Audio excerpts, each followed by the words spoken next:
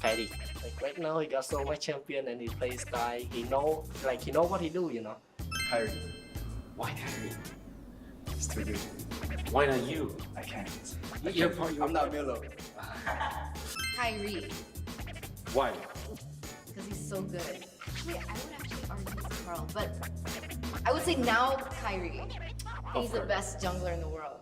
Lemon. Of course it's Lemon. Pride. The pride. Why Lemon? He's still playing from the first and MPL until now, even though he was break for a while, but he come back and his skill is just out of the world. Out Alien. of this world. The alien.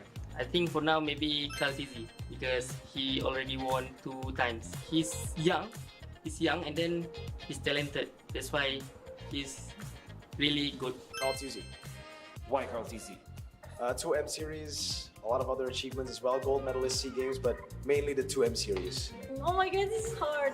I think still B. Oh my goodness. Oh my goodness. Yeah, why not? Yeah. A lot of achievements. But yeah, why do you think she's the?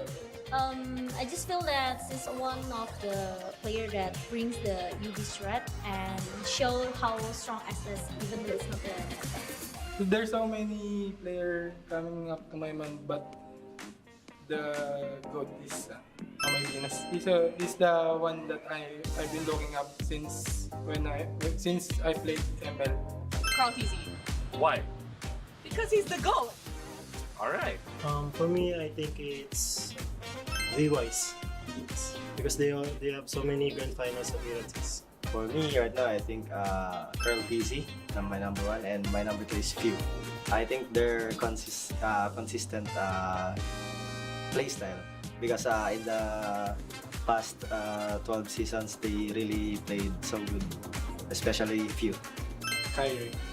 Kyrie, why Kyrie? He is a consistent player. Yeah, I never seen a bad game of Kyrie, and his micro skill is above the top. So to be honest, he's the greatest of all time. But there's also Carl TZ because of he took 2 world champions. Probably Carl TZ. His achievements are just, there. Shows a lot. In this age of technology, martial arts has evolved too. I won't rest until I crush the Trinity Syndicate!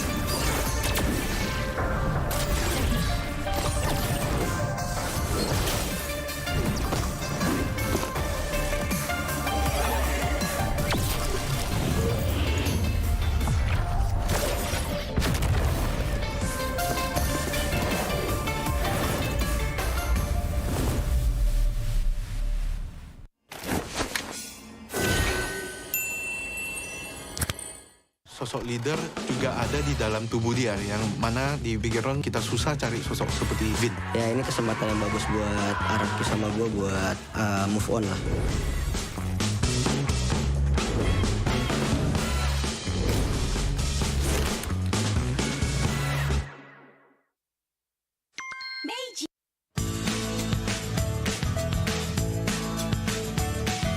Hello panda, semua suka biskuitnya. Biskuitnya enak, isinya lezat, rasa coklat dan strawberry.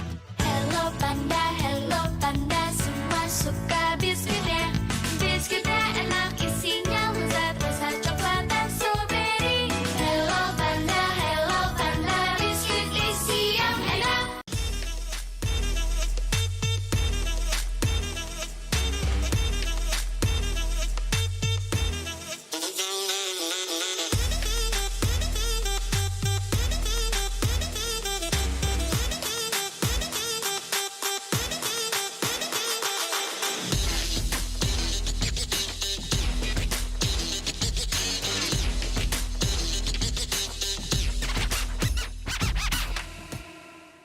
Hi, I'm Kaltizi. Hi, I'm Zon.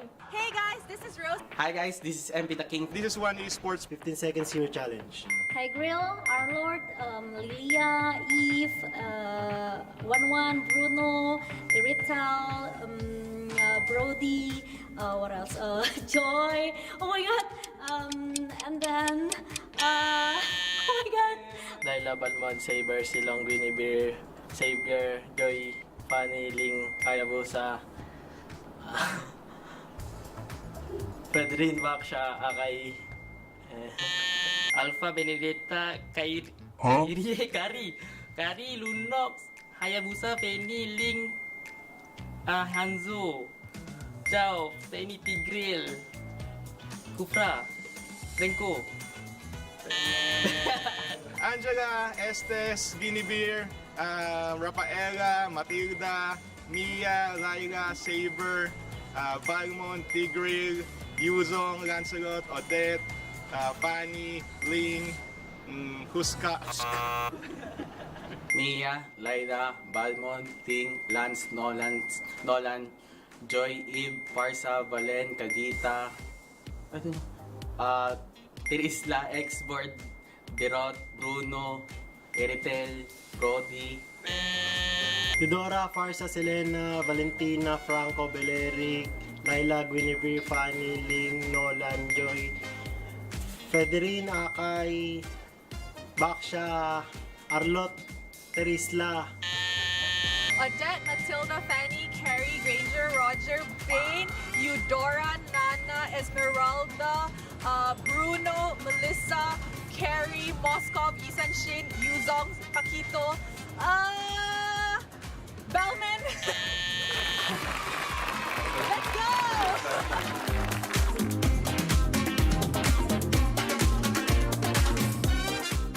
Sempet down karena kayak hal yang aku suka itu ternyata orang tua tuh kayak lebih khawatir kali ya. Aku sih lihat malah papa tuh nggak suka, ngapain sih, yang bener-bener aja lah.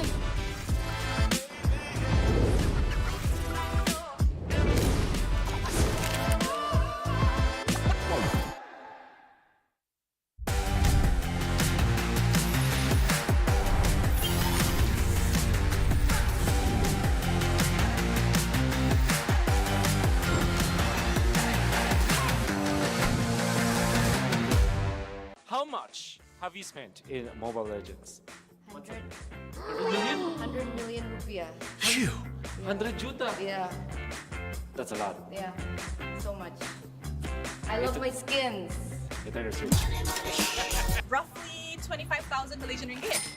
How much is that? 3 to 4,000 US dollar. No way! 3 to 4,000 US dollar? Is it? 25k ringgit. Yeah. 7,000! Whoa!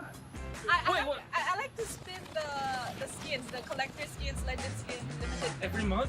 Not every month. I used to spin a lot more when I was still consistently streaming. Okay, Please give me bow like down, this. bow down. I've spent like roughly 30,000 in pesos for the skins and all of my account. This guy's rich. No. A lot. Estimate. Berapa juta ya? Oh, 80 juta. in 80. juta in million in Yeah. rupiah, but I got a lot from Munson, thank you, because I'm working in MPL. So I got free diamonds for my job. And then, yeah, with my money, I think it's 2 or 3 juta, 3 million. 30 million? No, only Just 3 million. 3 million. Okay. Thank you, Munson. Thank you, MPL. Let's say I could buy a car with that money. Really? I spent a lot. 30 million rupiah. 0. Yes, I just earn diamonds from events or when sometimes there's a bonus diamonds when we are winning some tournaments. Okay. So I spend 0. Maybe only 1 million because some of them sponsor from Munson. Thank you. Thank you, Mundan. Thank you. Small only because I'm on KOL, you know KOL. They give us free diamonds if we do live stream. $100 max. I think it's for change name. Only for change name. Probably like 2 million IDR. That's like what, 160 bucks? Yeah, that's a lot. Is that a lot? I mean, I feel like the other casters will spend more.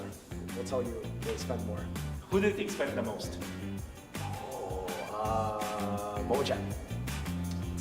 It's Eterna. I was about to say Eterna, but I said Momo-chan because she's been here longer, right? I never spend money at all. all my diamonds is supported by MPL Indonesia. Thank you so much because I'm the one of caster who never have skin at all. Really, totally before the MPLI support me. You can ask my friend. Who is the MLPP GOAT? I think you, because of the Philippines season 1 to season 12 he in the League of MPL page. This guy, his achievements as it all. I think few. I'm really happy, but I think I have a long way to go. Achievement-based Carl is the greatest, but in the current this time, I think Kyrie is the best. Kyrie. Like right now, he got so much champion and he plays Kai. He know what he do, you know. Kyrie. Why Kyrie? It's too good. Why not you? I can't. I'm not Milo. Kyrie, Why? because he's so good. Actually, I would actually argue it's Carl, but I would say now Kyrie. He's the best jungler in the world. Lemon. Of course it's Lemon. Pride. The pride. Why Lemon? He's still playing from the first and MPL until now, even though he was break for a while, but he come back and his skill is just out of the world. Out Alien. of this world. The alien. I think for now maybe Kaltizi because he already won 2 times. He's young, and then he's talented. That's why he's really good. Carl TZ. Why Carl TZ? 2M series, a lot of other achievements as well. Gold medalist SEA Games, but mainly the 2M series. Oh my god, this is hard. I think still B. Oh my goodness. Oh my goodness. Yeah, why not? Yeah. A lot of achievements. But yeah, why do you think she's the? I just feel that she's one of the player that brings the UV threat and show how strong SS even though it's not the There's so many players coming up to my mind, but the GOAT is my Venus. He's the one that I've been looking up since I played ML. Carl TZ. Why? Because he's the GOAT. All right. For me, I think it's V-Wise. Because they have so many grand finals appearances. For me right now, I think Curl PC, my number 1, and my number 2 is Few. I think they're consistent play style because in the past 12 seasons, they really played so good, especially Few. Kyrie. Kyrie, why Kyrie? He is a consistent player. Yeah, I never seen a bad game of Kyrie, and his micro skill is above the top. So to be honest, he's the greatest of all time. But there's also Carl TZ because of he took 2 world champions. Probably Carl TZ. His achievements are just, there. Shows a lot. In this age of technology, martial arts has evolved too. I won't rest until I crush the Trinity Syndicate!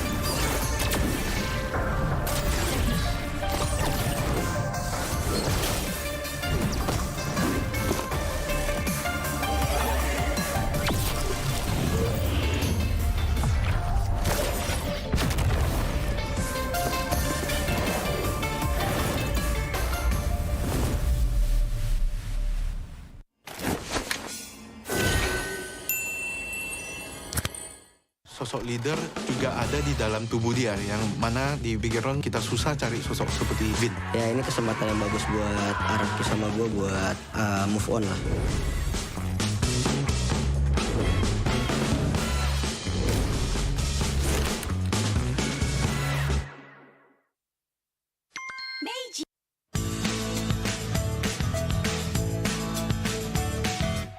Hello panda, semua suka biskuitnya. Biskuitnya enak, isinya lezat, rasa coklat dan strawberry. Hello panda, semua suka biskuitnya. Biskuitnya enak, isinya lezat, rasa coklat dan strawberry. Hello panda, biskuit isi yang enak.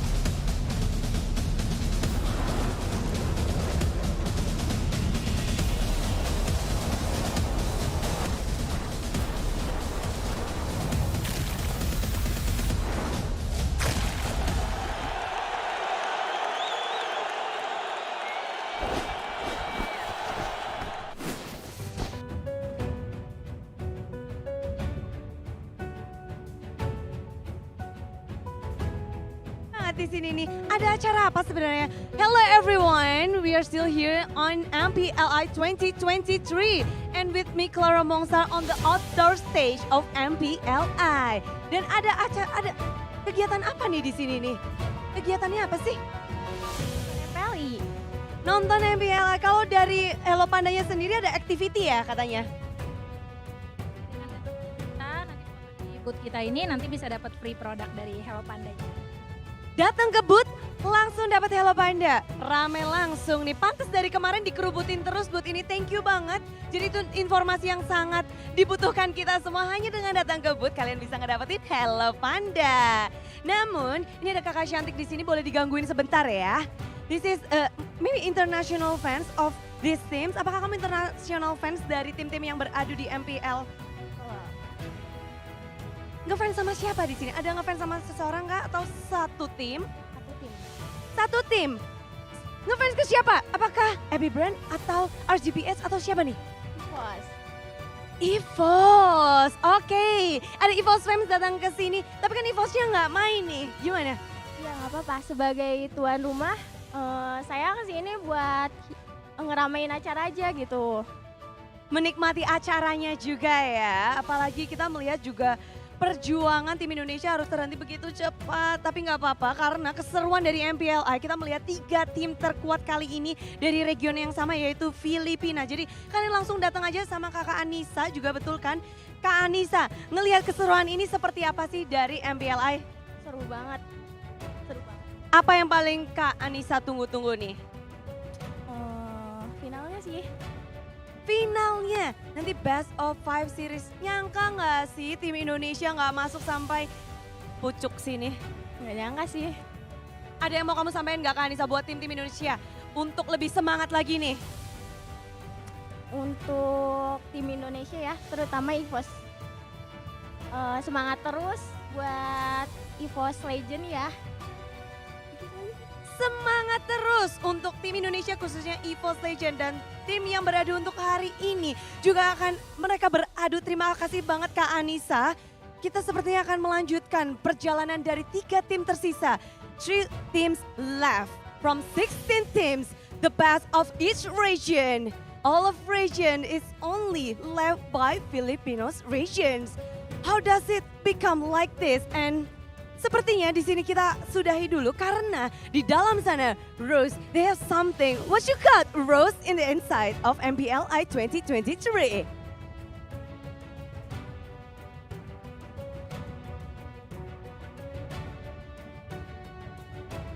Thank you very much, Clara. Right now, I am on the MPLI 2023 stage with the EXP laners from both teams in our lower bracket finals match. So over here beside me, we have Nats and of course, Flap TZ. Hi guys, kamusta kayo? We're good. Okay, ready na ba kayo? Are you guys ready for this? Because yesterday, diba, during the interviews, you guys kept saying you guys wanted a Filipino Grand Finals and now, nangyari na talaga. Isang region na lang natitira, 3 teams. So, how happy are you guys to be here today and anong pakiramdam nyo na puro Pinoy ang naglalaro ngayon? Masaya kasi parang like sa PH yung nangyari. Kalaban namin sila sa ng upper bracket eh. So talagang nag-looking forward akong makatapat sila ulit ngayon. Sobrang saya po kasi parang MPL Season 12 PH yung nangyari ngayon.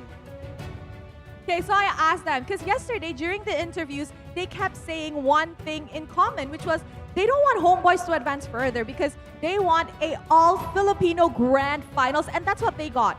From all our 8 regions, we only have 1 region left, which is from the Philippines, and 3 of those are technically AP Bren, Echo, and RSG Philippines. So I'm asking, how are they looking forward towards this match? And Nat said that they have met Bren in the MPL Philippines Season 12, which they lost, if I'm not mistaken. And they said it's like a rematch for them. They have been looking forward towards this matchup. On the side of Flap TZ, on the other hand, he said he's really excited because MPLI is like MPL Season 12 of the Philippines. Okay, so let me ask Flap. Flap, you were the finals MVP, diba, in the Philippines. So, you're an EXP laner. Nats is also an EXP laner. Nahihirapan ka ba pag kalinya mo siya? Opo, ano po, sa lahat po ng explainers sa Pinas wala pong madaling katapat. Lahat po mahirap sila kalaban. Alright, so I asked Flap, since he is the finals MVP of MPL Philippines Season 12, as an EXP laner who's going up against Nats, like, does he feel as if it's really hard to go up against Nats in the EXP lane? And he said, actually, all the EXP laners in the Philippines are really hard to go up against. O ikaw, Nats, extra pressure ba nakalaban mo ang finals MVP ng Season 12? Sakto lang po. Okay, sakto lang. Kasi parang feel ko kahit finals MVP siya, finals MVP yung last time. Oh, okay. So I asked Nats, does he feel extra pressured going up against Flap, the finals MVP of MPL Philippines Season 12? And he said, just meh, because just because he's a finals MVP does not mean, you know, I can't go up on par with him. Oh, naughty. Kanina sa backstage, ang kulit. Ang dami niyang sinasabi. Okay, last question. Anong gusto mong sabihin sa AP, Bren, bago natin simulaan ang lower bracket finals match na to? Good luck. Good luck tapos bigyan niyo sa amin to. That sounds familiar. That's what Carl told AP Brendan yesterday. Alright, so I'm asking Nats to say his last words to AP Bren before they start this match. And he said, good luck and can you please give this match to us? Sige, anong sagot mo doon? Good luck sa ating dalawa tsaka sa team mo. Galingan natin at bigyan natin ng magandang laban yung mga fans. Alright, so Flap said good luck to the both of us and let us give the audience a match worth watching. And I'm pretty sure everybody is super duper stoked to kickstart our lower bracket finals match. And with that, let us show it over to the casters to find out what's going to be happening and who will be advancing to the grand finals. Casters, take it away.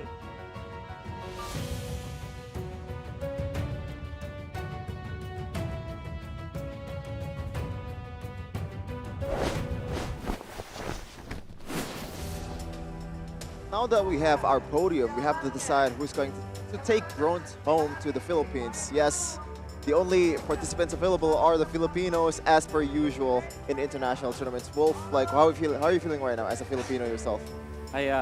Obviously I'm happy. I feel comfortable. I think the term is comfortable, you know. Oh, okay. No matter what happens, it is No a celebration. pressure. Yeah, no pressure at all. That's what I feel.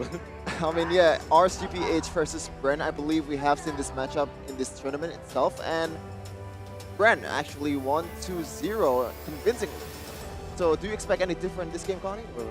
I expect RSG will make a lot of adjustments here going into this match. They definitely learned a lot, and I expect again from the side of RSG in particular to bring the same intensity, heat as per yesterday. Based on yesterday, I mean, Alights there, they performed extraordinarily well, and Bren, they need to figure something more. The Kajas, man, the Kajas were phenomenal. Same draft? Yeah, as phenomenal as Omni. If you want to learn what it takes to play MLBB at the highest level and inspire communities through gaming content, get inspired by the process. We have a lot of mini documentary, for example, the brand ambassador of EVOS, Una, and also BTR fan, and watch them, their journey through esports in Indonesia. You can also download them in the Play Store and Apple App Stores in Omni by FWD. I mean, again, ladies and gentlemen, please do check Omni out. And while you're checking it out, let's just check out a product from Meiji. Thank you, Meiji, for making Hello Panda, and of course, the tune as well. The Hello Panda tune. Hello, Panda. Hello, Panda. There you go. Spam in the chat, Hello Panda, Hello Panda. It's really is catchy, Connie. Like, I like the song, and it's started appearing in my dream more and more. Apparently, that's how human works, man. Like the memories. But yeah, one of the memories that I have about Hello Panda is the taste too. Like, my taste buds are, whatchamacallit? I want to say violated, not Triggered. violated. Violated is a bad thing, right? Yeah, triggered, I guess. Which, with a lot of various flavors, yeah. But you also have various information that you can access with One Esports social medias. Follow One Esports to stay updated with all the things MLBB. There is TikTok, Instagram, Discord, X, Facebook, YouTube and also Twitch. A lot of social media to follow to make sure that you are catching up on the news in MLBB. I mean, Wolf follows it, so you need to be influenced by Wolf. That's true. There's a lot of like good stories around there, especially because what I recently read, which is interesting, is that Nats, one of his hobbies are collecting spiders. Collecting spiders. Actually, collecting is not the word. I think it's, taking care of spiders as pets. Wow. And sometimes there is I don't know if it's allowed in Indonesia or somewhere else, but sometimes you kind of pit two spiders against each other. Right? Okay. So again, I don't know if that's allowed somewhere else, but I think that Nats has a tarantula, if I'm not mistaken. So yeah, that's one of his interests. And if you want to know more about those kind of stuff, for example, if you want to know what the top 5 anime is for Kyrie or for Dilar, it's out there in one esports. One OES.gg, one esports.gg. Right. Interesting information, but yeah, we do have this kind of petition, but it's kind of dying down right now. People start to realize that it's not probably the most ethical thing to do. There's a lot of entertainment out there that you can consume, especially MPLI 2023, presented by Wolf. I mean, One Esports. So you have to follow the social medias, man. But we are on to the lower bracket finals. Correct. Actually, there's some history too in MPLPH in the regular season. They actually won 2-0 RCPH, sweeping Bren, I believe, which is something that a lot of people cannot do because this is Bren. We're talking about one of the best teams in the world currently. And in the playoffs, somehow, some way, they lost 3-2 against Tucky's Bren. That's right. There was there's a lot of I would say hardships that RSG had to go through. But the thing is, RSG is a team where it's so weird because in the early stages of the regular season, they lose to teams that didn't make it to top 3. But when it comes to like the top 3 teams in MPL, that's Echo, that's Bren, and Blacklist, for example, they take away games and even defeat them in a series. They are actually the team that snapped the winning streak of Echo in the regular season of MPL PHS 12. So there's something about the RSG Philippines where they strive harder when their opponents are also more difficult to deal with. Set to score, and they aim for more. They won't surrender, and that's for sure. One step closer to the finish line. Let's welcome AP Bren. The title holder so far in the Philippines. SBS, IESF, SEA Games, you name it. MPLPH Season 12, I believe. They collect them all, just like you're collecting. You know what? I can actually say that. Collecting spiders, yeah. Spiders. Yeah. Golden Goats for AP Bren. They have been representing the Philippines for so many international events already, outside of Huntan events as well. Oh, it's been a while since the last time they lifted the trophy. Now the band reunites, and their victory is within their sights. Here to play on this glorious MPLI day, it's RSG Philippines. Riding the momentum from the previous games, 25-0, something that we have never seen before done in an esports scene. Absolute dominations again against homeboys, but they're looking to continue it against the mighty Bren. It'll be a difficult task, but we know for sure that there's championship blood that's running through their veins. And it wasn't at all a very clean execution from the previous days. But yesterday we saw a different brand of RSG Philippines where you saw how perfect they played against homeboys. Literally perfect, 25-0. No turret damage whatsoever.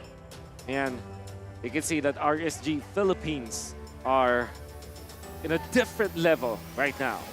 Coach Fred and Coach Theo. No Panda and also Ducky. Look at that in the middle. The trophy of MPLI 2023 looking mighty fine. Like, I like the color, man. The blue. Oh, it's like a big chalice, like a big cup. And again, RSG AP Bren, they need to, I guess, they know I know they know each other very well, I think.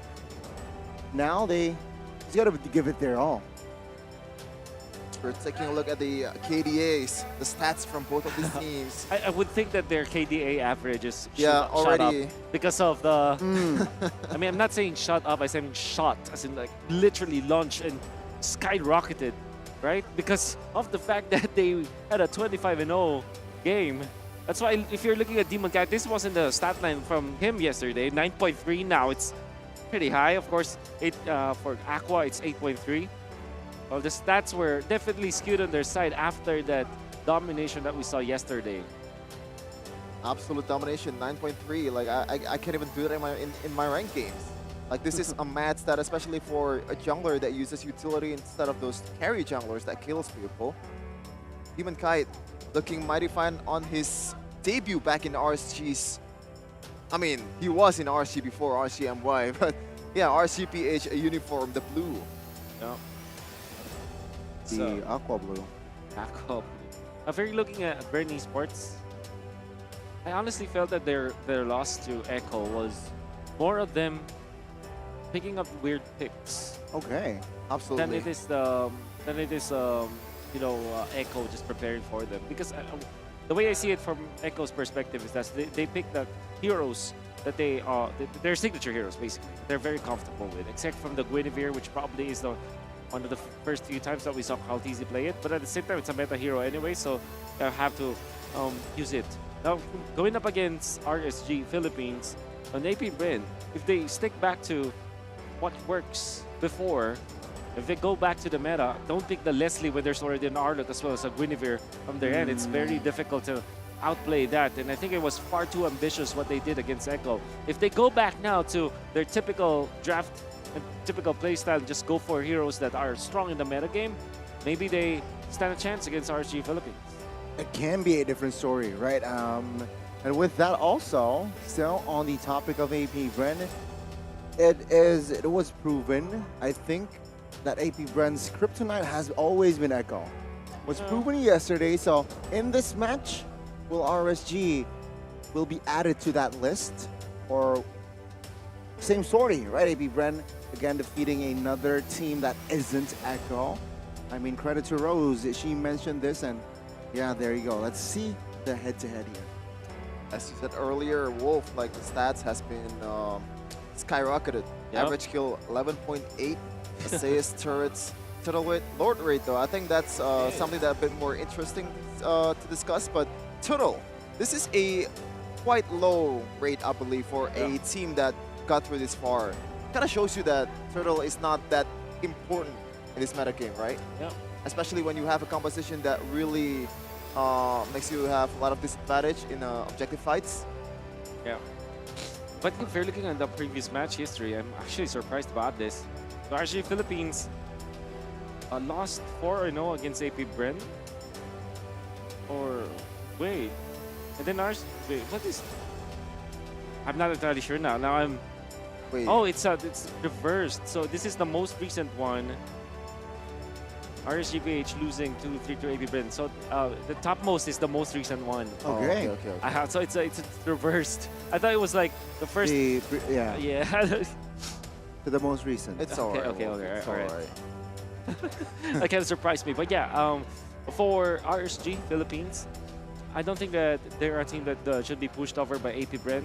I mean, now at this point, like, this is the top 3, right? They're battling for the start of the grand finals. When it comes to our votes, wow, I didn't think that Sheffin will actually vote for RSG. I mean, I've seen what AP Bren did last match, and I'm thinking probably what you're thinking, Wolf. No, I'm thinking like it's because of their dominant match for RSG Philippines, and I think that there was a certain point during the MPL PH playoffs where I thought that okay, it's RSG's time already. Then they lost the game because of a very weird draft where they picked both Karina as well as the Baxia, quite controversial in the Philippines. And you think that if you put that into factor, maybe RSG Philippines is a team that can actually defeat AP Bren. Well, let's see, right? Again, a very tough battle ahead. And it's still a best of 3. So it won't be a quote unquote long series where you get the best of 5. So they need to, again, just reset quickly, I think, is another factor. Yeah. Unfortunately, I think that RSG, or if you think about it, both of them, now that I think about it. So what I'm trying to say is, both of the teams are momentum based. That means that if they have a little bit of a warm-up, for example, this time they're playing in the lower brackets, right? And now they get into the grand finals. They have played some games, they're more ready to face Echo in the grand finals. And in a best of 3, I think it's a bit more interesting because if you win the first game, that's already match point. Yep. So that's a huge momentum compared to a best of 5 when you win a single game. But that's very interesting, Wolf. A ban, Paramis ban, when RCPH is on the first pick. Yep. Because you saw RSG Philippines put a lot of emphasis on the Paramis just before. I mean, I think it was one of their first pick, and again against Homeboys. But this time they don't want to give it to AP Bren. Yep. Pick Guinevere pickup. Will AP Bren consider getting the 1-1 earlier on? I mean, or a Valentina? It is an option, but I think Light probably would have locked a Kaja too, or maybe they want to go for a different route, as we said yesterday. Yep. Obvious is a 1-1 counter, but if you have Light with the point of position, divine judgments that he has, with 1-0-18 something KDA, To me, I think that's all right. fun is all that matters. There's the 1-1 and the Arlot. And We talked about this 1-1 though yesterday, Yeah. right? Third pick, you prefer to be third pick. Yep. I still feel that way. That's why I kind of understand though, because they don't want to give it to RSG Philippines. But then again, there's a lot of answers now. Without the Bruno, you can think of worst type of marksman to kind of deal with this 1-1, like Ixia, for example, but knowing that there's Arlot already, and then a Filipino team will win MPLI, that's very risky. RSG Philippines, I think that they might consider getting the Farsa already for Aqua. I'm thinking Farsa or Valentina. And a Kaja? And a Kaja to go with it. Time and Yes. tide wait for no man. Your team Oh, it's there first and Beatrix, so no Kaja just yet from Light. And we're talking about like the pure counter of 1-1 that can lock 1-1 up. There's only two, it's Kaja or the Franco. I think Franco is a bit more risky. Yeah. But let's see though. Does AP Bren want to ban those? Yeah, especially with Edith, I think there's a lot of value if they get the Edith now, because it's also still a flex. And this Arlot, think about it, it's also a flex because it can be played by Flap, can be played by Ogwen, we did see. And picking up the Edith now means that you have a... Oh, yeah, I was gonna say that. Oh, I was gonna say that. Wait, where's Angela on the banning list? Yeah. Did we miss Angela? And this is a pretty lethal combo. 1-1 and Angela. That's if you, right. You know, one of the main problem with 1-1 is you need a setup. But if you don't have a setup, you can kind of buff the 1-1 up. Yeah. So she is able to make a play for herself. Yeah. Thinking about the Kajas was the Franco ban now for AP Bren. They have to respect Light no matter what. But then again, this Guinevere can also be played by Light. I am the power I guess of it's light. just, crossing your T's, dotting your I's. Go for the Kaja ban for AP Bren. And also, what I feel like is an underrated value with this Angela pick is it still can be flexed. It can be placed in the mid, and that Arlot can be placed That's in the true. roam. So maybe that is not going to happen. But if RSG lets their composition to be quote unquote weak on that mid, that Angela mid can be a possibility for AP Bren. I think it is a huge possibility, Connie, especially with Kaja is out of the table. If you wanna, like, usually when you play an Angela mid, you wanna put something, all of the X to one basket that is the 1-1. Yeah. And without the Kaja, it makes it even easier for Eman, or I mean Super Marco, to be able to pop off. The AP Bren, yeah, the Franco or the Cho could be a good hero for Light.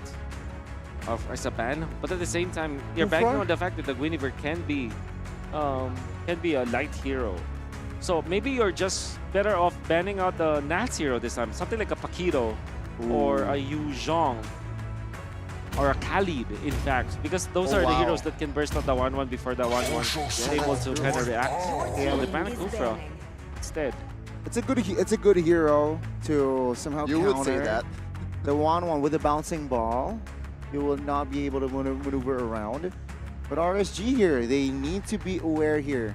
Benedetta can also be. That's true.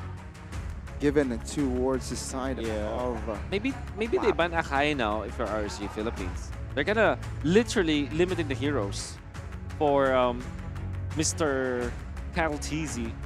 You're seeing the Nolan, the Joy, Guinevere exchange, and without the Fredrin and the Baxia, Akai is the only hero left. Sir, But what's your instead, command? Fanny, Your of course, team it's a is Calteezy hero. Forgot about that. Yep. A lot of jungle bans from RCPH. In fact, there's 4 of them. Yep. Limiting the option for Calteezy. If we're talking about the options left for Calteezy, like what is it? The Lancelot. Yeah, Lancelot. Oh yeah, is Lancelot. still. The Angela. Yeah. For sure, with Angela. Against the Beatrix, I think the Beatrix is much more helpless. Yep. Thinking about Edith now for AP Bren. It's a flex hero once again. Incredibly solid, yeah.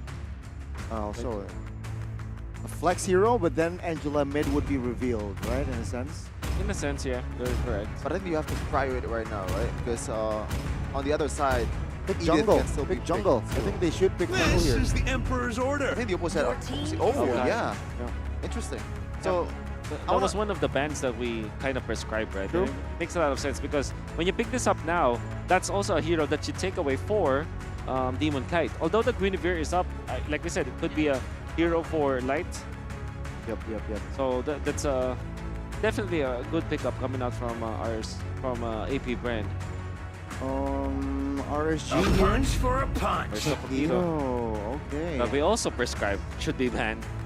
Yes. It's now gonna be picked up. Looking for a roamer now, or Raw maybe a control? jungler. there's yet nobody on the front from RCPH. Do they don't want to go for like an actual tank in the front? Like a Barret? Nah, just kidding. absolutely. yeah. Absolutely not.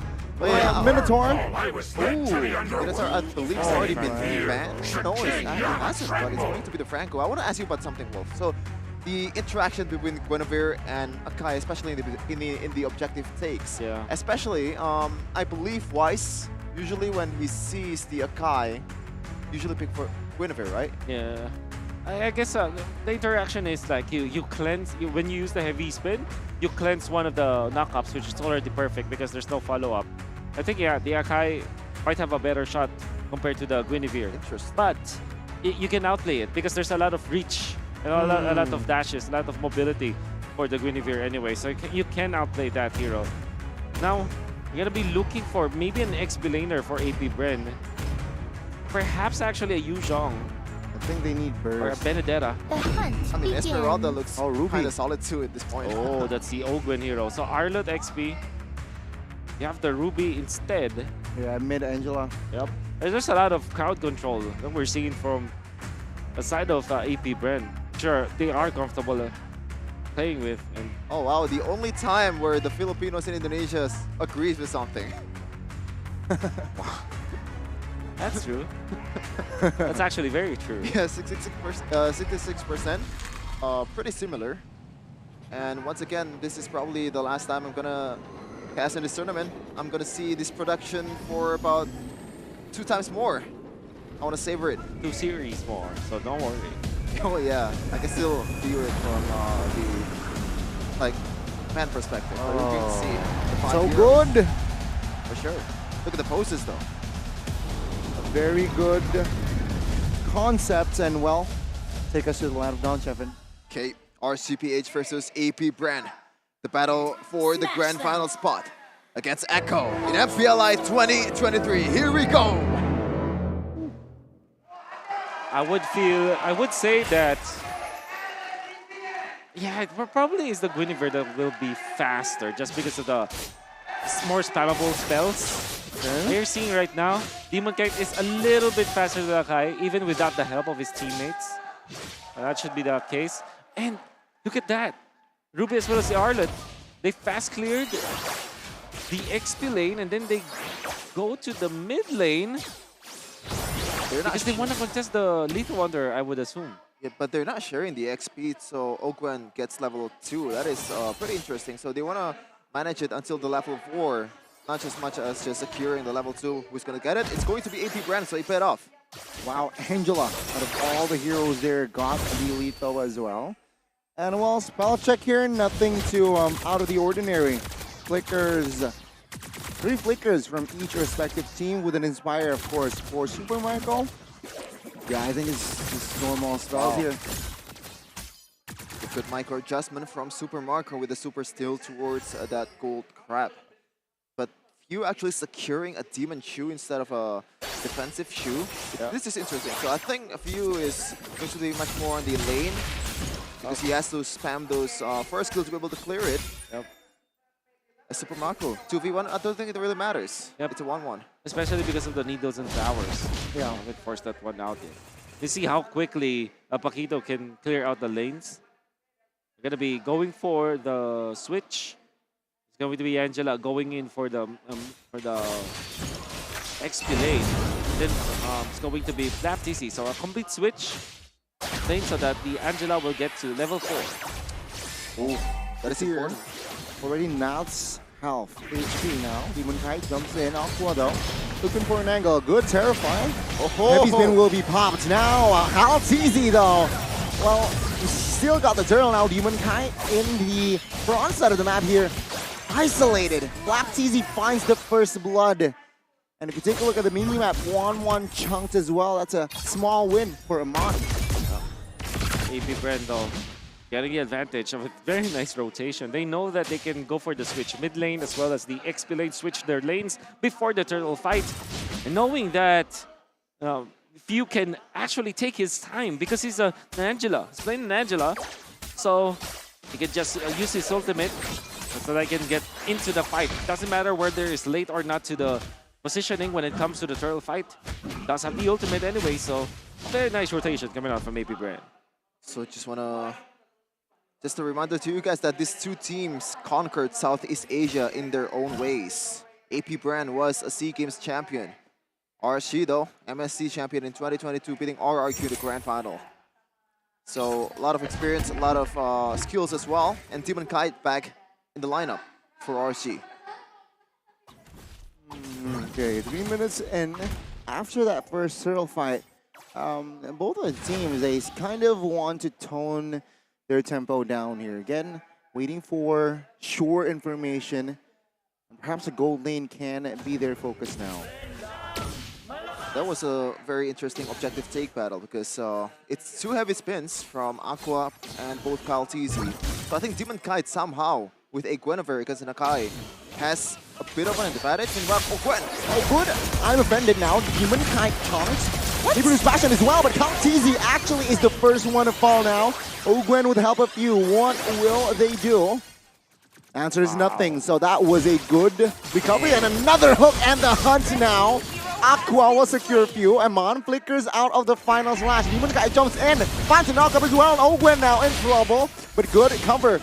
They regroup as RSG. They will focus on the turtle. Interesting. So, like, I was thinking, like, where's the damage from the Beatrix?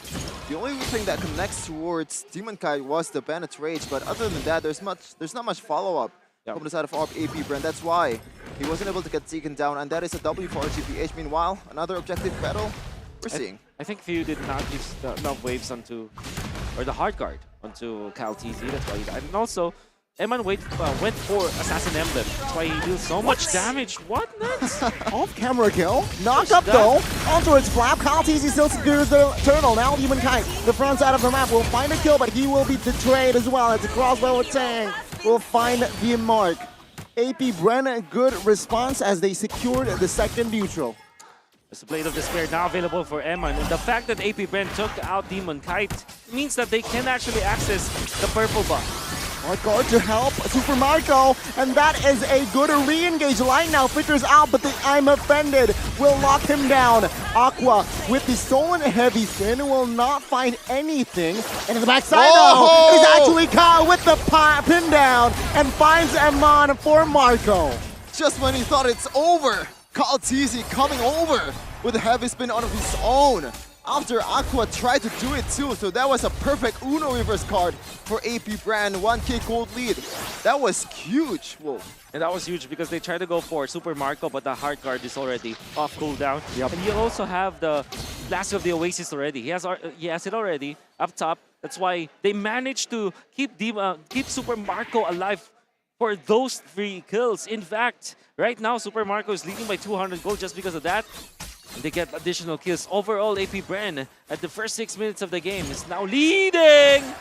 It's the Franco players in MPLI, man. They always pop off whoever it is.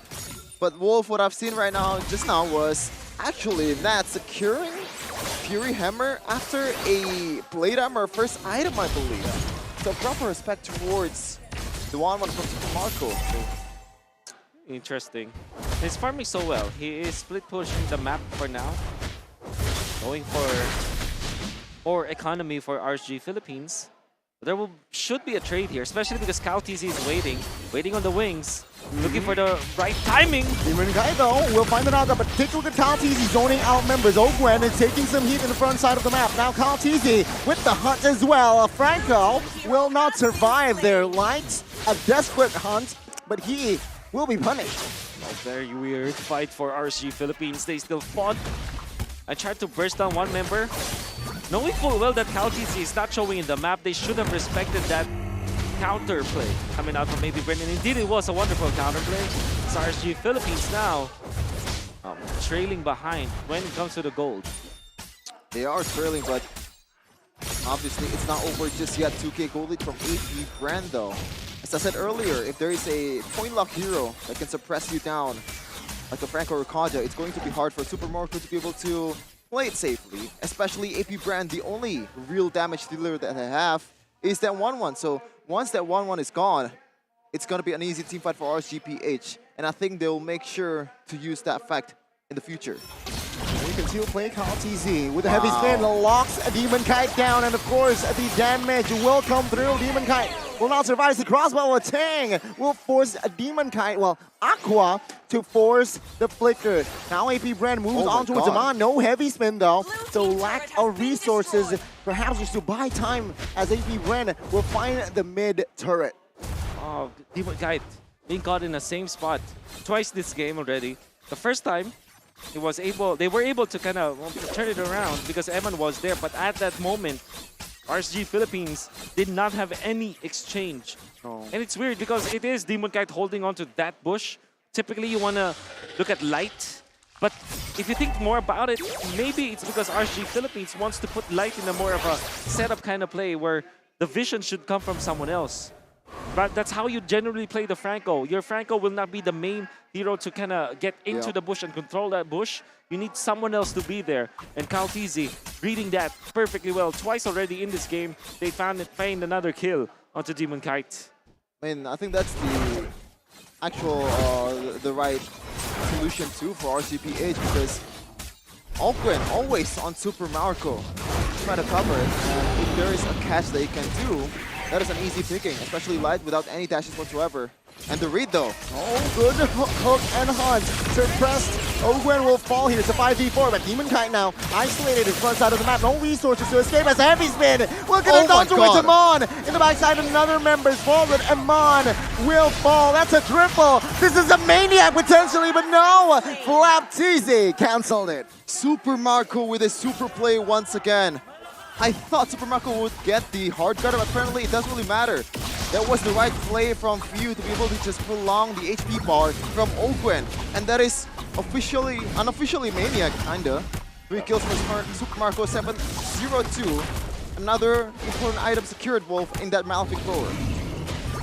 Gonna be a big problem now for RSG Philippines. In that particular fight as well, there is the orange Soul of Lava available for Super Marco. That's why he actually hit like a truck against the members of RSG Philippines. And AP Bren, they have recovered even after Ogwen died, knowing full well that there's no control anymore for the 1-1. There's no suppression that will be applied to the 1-1. So technically speaking, there's nobody that can contest Super Marco during that moment. And Super Marco read that perfectly. Looked for the targets into the backlines and then utilized the crossbow of Tang to destroy RSG Philippines. until he's not mount to anything just yet here. Oh, good knock-up on towards zero. It seems like now Ogwen caught. Kyle TZ survived, but Ogwen will fall. Kyle TZ will...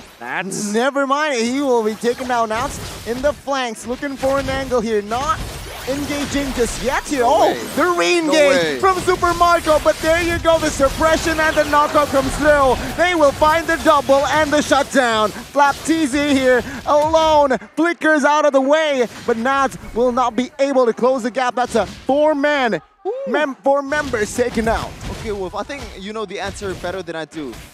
Did Light didn't pop the Bloody Hunt in that siege situation just now, or the Bloody Hunt cooldown is already over? Well, we'll see through the replay. I think it's the best way to look at it. But yeah, it was eventually just available at that specific moment.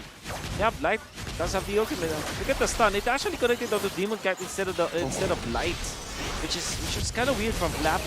And I think the call here for AP Bren is that they have the crossbow of Tang anyway, so they can fight. Flap TZ, he stunned Demon Kite instead of Light in that moment. I kind of, if you think about it, yeah, sure, it makes a lot of sense because Demon Kite will be a problem eventually. But what generally happened is that they didn't have a stun to kind of supplement Super Marco getting the stacks.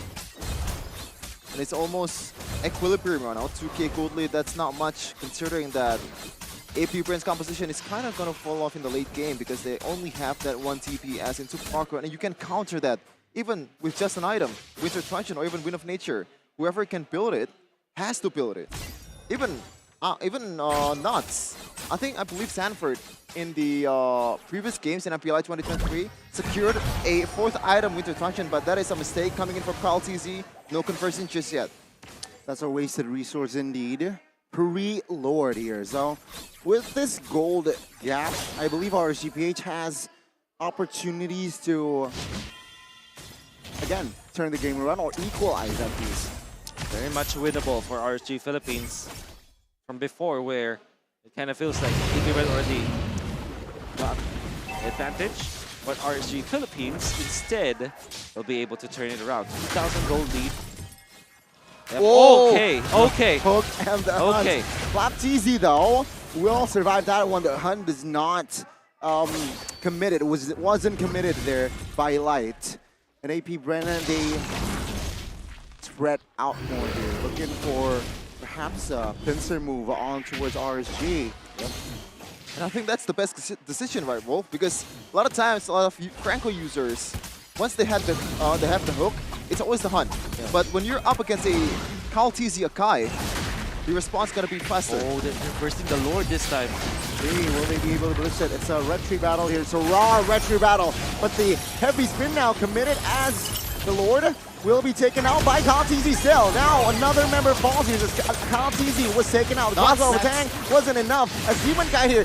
Oh my god, Flap TZ soaks all the damage. Light though will not lose his immortality. But in the backside, it's Nats taken out. AP Bren, they move onwards as RSG, they're running for the hills. Great dance coming up from AP Bren. You see the side lanes. The long lane was actually pretty even. Nobody touched upon that, so that is probably going to be a very 50-50 kind of lane. But up top, it was a slow push from AP Bren. And then, while they were doing that, Kyle TZ already got the aggro of the Lord, pull it towards their side, and then tried to burst it. And RSG Philippines, after the moment that they saw that the Lord is being taken out, they fought, and they got baited in. Oh, no! The knocked up as well! Ogwen will lose his immortality alongside Flap, but the suppression now. What a Winter Truncheon! For Demon Guy, no, he will still fall. It's a 5v4, but Ogwen will fall now. It's a 4v4 as, take a look at the health bars for Flap. They will not engage more. They only got a base turret in the mid. Wow, Light saves the day.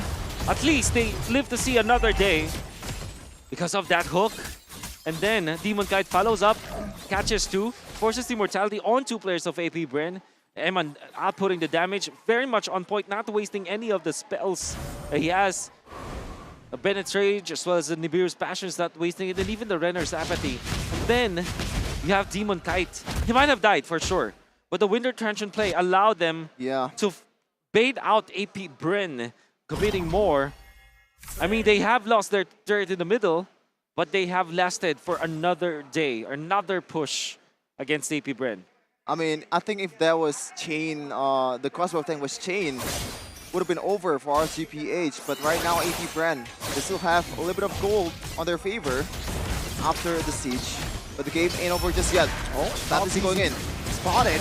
Oh, good final slash onto it, Aman. Aman might be in trouble as no members is there to cover him. And the pin down on towards Light. That means he will fall, he will lose his immortality as well, and that is RSG. A little too overzealous. AP Bren with the perfect setup. A wonderful find from AP Bren. It's a disaster for RSG Philippines. They put Eman in the middle. Understandably so, because they want to clear it out. And that's going for the Hail Mary defense. Cutting the waves. You'll be able to chunk it down low, but Super Marco and the gang, here they go. Aqua with the heavy spin. It's a 5v3. Good final slash, and Marco will take Aqua down. Now AP Bren again, they will look for blood. Winners run to the buy time. Will it be enough? The answer is no. Eman here, 1v5. Can he do it? Light will accompany. Mid-wave crashing down. AP Bren, can they secure No this? way. Hard guard, popped as well. Got the penetrate, but it Oh. won't be enough. There's a Mon Wow. will fall as well. And there you go, RSG will crumble. It's a wiped out, and AP Bren will secure the first game. AP Bren, they're done playing around, man. After the loss, the brutal loss against Echo. They're coming in hot. But shout out to Light, that was genius actually. Genius. Yeah. But wasn't enough in the end. For sure, 1-0. The first blood goes to AP Bren. They're looking for another victory after this to secure the grand final spot. Obviously, Coach Bren, one of the happiest guy in the building. Unbelievable find onto Eman. I gotta say though, the Lord Dance was well done coming out from the side of AP Bren. The way that they devised it, they managed their lanes properly and they positioned themselves well. They got the Lord aggro and then eventually won the fight afterwards. They unfortunately fell down and stumbled because Light was on point with the hooks. But then the mid lane push, RSG went out of their base, understandably so, but because of them showing some information to AP Bren was able to find Eman in the middle. Yeah. Punish him with the final slash. And even after the flicker, they didn't have anything. Wonderful fight coming out from AP Bren. Yeah, that was the winning play, right? Flap TZ with a flicker final slash. Yeah. And I think Eman kind of, I would say, kind of disrespected the potential from Flap TZ himself. You should know like how much range that they can cover, especially with this kind of composition. And you have to know that Kyle TZ as an Akai too, he has the retribution, he has the heavy spin, a lot of movement ability boost, and that is trouble for a gold laner, any gold laner out there. But man, oh man, this was very competitive in the start. Yep, it was very, very close. And most importantly because you already feel that AP Bren are taking over the game, but then just, you know, some simple hooks. There could be a good engage coming out from RSG Philippines. And one thing that I also found very interesting is that even when they're struggling to find the openings in the early stages, they didn't give up easily. Yeah. In fact, even after trailing behind with a tremendous amount of gold, about 4,000 gold, as AP Bren was ahead, and also all of the waves are crashing against them, they still manage to get some team fights. So they still fought. And that's one thing that's very commendable about RSG Philippines, despite them losing this game, is the fact that they are looking for plays, despite the fact that they don't have enough gold. The hooks almost caused a chain reaction for RSG there, but it was actually AP Bren that manages to, again, they did not panic after the almost turnaround play from RSG. So yeah, I mean, credit to both, but again, 1-1 will grab the MVP. So one good play that Super Marco did that I will not forget in the middle when Ruby was caught. That was Ogwen already taken out of the picture. Technically speaking, you don't have the best engage anymore because you're gonna have to rely on the Akai. But AP Bren read the room. They know that RSG Philippines didn't have any more resources to make it difficult for Super Marco to find the crossbow of Tang. Because the Bloody Hunt was no longer available, he went in for the play, get 3 kills, almost a maniac. with the orange buff as well. The timing was so perfect coming out from Super Marco, and eventually was the MVP of the game. Way that he handled himself, only dying once, and obviously making it so difficult for RSG Philippines to team fight. And I still stand by what I said during the group stages. 1-1 is the strongest hero now, at least in the gold lane. I think I would have to agree, especially in a 5v5 situation, like a proper party or proper team. Like if you can enable the 1-1, I think that's an easy way to victory. And shout out to the enablers as well. Every four of his teammates was the enabler for Super Marco. Ruby last pick was genius. Yeah, you have set up from both of your three frontliners, Akai, you have Arlen, and also the hooks from Ruby, and also the buffs coming in from Few, I believe, Naokwen. I do like how they approach this, going for the 1-1 as well as the Akai eventually. We did say that it should be one of the bans, right? Yep. For RSG Philippines, but then they gave it up, and what the Akai was actually able to do is to force out this Guinevere to kind of panic, because you know that there's always that ultimate that could be a threat for the Guinevere, and they space it out properly. Also, the heavy spin usages was pretty good because they found a lot of opening. This is what Super Marco, even Aqua. Look at the Akai, Kyle TZ, already looking for the angle, finds Eman and then pushes him back to the hands of Super Marco, who gets the double kill. And now, watch out for Super Marco. This time, no more hard guard, right? But Kyle TZ and Super Marco, look at how aggressive he is. He knows that he needs to just attack light at this point, and Aqua taken out easily, gets the triple. Because of the lack of Bloody Hunt, it's like a green light for Super Marco to just fly. Shout out to the he actually goes for light instead of Demon Kite that's already in front, so he knows that he can take the risk, and that was the best play available. Going into Maniac almost triple kill, and that was probably one of the most game-changing plays or like game-changing team fights in the game. Pretty much snowballing the heck out of AP Bren. And now seeing the composition of RSG, actually, they are no proper. They have lights who can cover the Beatrix, but apart from light, there's no proper cover for this Beatrix. And I think that's not a cover either, Sonny. The main job for Light is to get Super Marco, because he's the only one that can go out there when Super Marco has the second skill. We'll just lock him down with a Bloody Hunt, and with Nuts, with some of the burst damage that they have, especially Eman with the Renner or like Bennett's Rage. We actually have seen some of the plays from Eman with the Bennett's Rage and also the combo from the hooks as well, but unfortunately it doesn't convert to the right target so far in this game, especially Super Marco. And way that they handled Eman this time with the Blade Armor, very early Blade Armor pickup coming out from Flap TZ. But at the same time, that's also true with RSG Philippines. However, Aqua going in for the Durans. Oh yeah, first item actually. Yeah, first item. Unfortunately, you felt that Aqua didn't deal as much damage as he would for a normal Valentina. And like, if you think about it, the only spell that usually what he steals is what he copies actually. Heavy spin as well as perhaps the final slash, but mostly just heavy spin.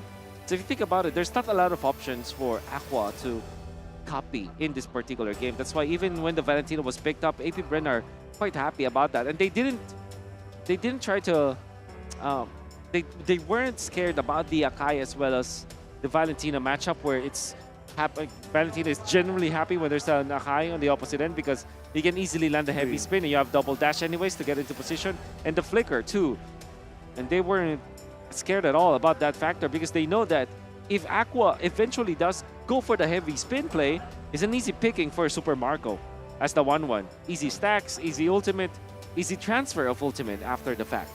For sure. And I think even if you go for the hard guard from Few, as sad as it is, I think if you wanna like imagine a long team fight from both of these teams with the composition that they have and the gold lead factored into that team fight, I think AP Bren would have won. Yeah. Because the crossbow tank will be available much faster than, that's right, for example, Eman popping off with the Husk Loss. I really thought, well, in hindsight at the very least, AP Bren would have lacked damage in a sense of they don't have burst in their composition. They only have a huge DPS in 1-1, but they made it work. Yeah. I can see some of the other stats. Teamfight participation, that's 100% for Eman. I mean, say what you will, but I think he played so well in this game. Right? I think that Eman would have been the MVP of the game if had RGSG won, but it wasn't the case. AP Bren going towards Super Marco, but I do feel that it's FlapTZ that kind of won them the last few clashes, especially with the final slash, and most especially the way that they found Eman in the mid lane, going for the final slash 2. It's actually pretty good. And also, if you think about it, because Ogwen is holding onto the Ruby as well as Flap holding onto the Arlot, they aren't the best targets when it comes to the hook. In fact, in the latter portions of the game, come the mid game, you saw that the bushes were held by Arlot and Ruby instead of the Akai. Instead of something like the Angela, right? The Angela actually sat back so much. If he was on defense duties, like you see the side lane pushes. But when it comes to holding onto the bushes and checking those, it was actually Arlot as well as the Ruby, which are both not the best targets for the set of RCPH. Yeah, and I think one of the hardest part of Light is when you hook someone, everyone covers another one. Yeah. Even Super Marco, as a marksman, can punish you with a easy crossbow tang chain. Yeah. Like if you're any of the frontliners, for example, Akai gets hooked, you can still stun it with the Arlot, also the Ruby. So there's no good target, probably except Super Marco, if there's enough bursts to be able to play around that. But that is asking too much. Perhaps that is asking too much, but we will ask you guys to name a hero, name a certain hero, and that is, there you go. Yeah, there you go. What is it? Balman. Oh, Bellman. Okay, so we're still sticking to the memes, but yeah, if your It's not eyesight. him. What are you talking about? It's actually Balman. Okay. Okay. Is your eyesight as good as Leslie's? You have to prove it by identifying these heroes to stand a chance to get 4,000 diamonds. Contest ends at November 19th. You can scan the QR code right there on the bottom of Wolf. 4,000 just by naming a hero. I'm sure it's pretty easy. 4,000 diamonds awaits. Check it out. That's all I can say. That's all I can say.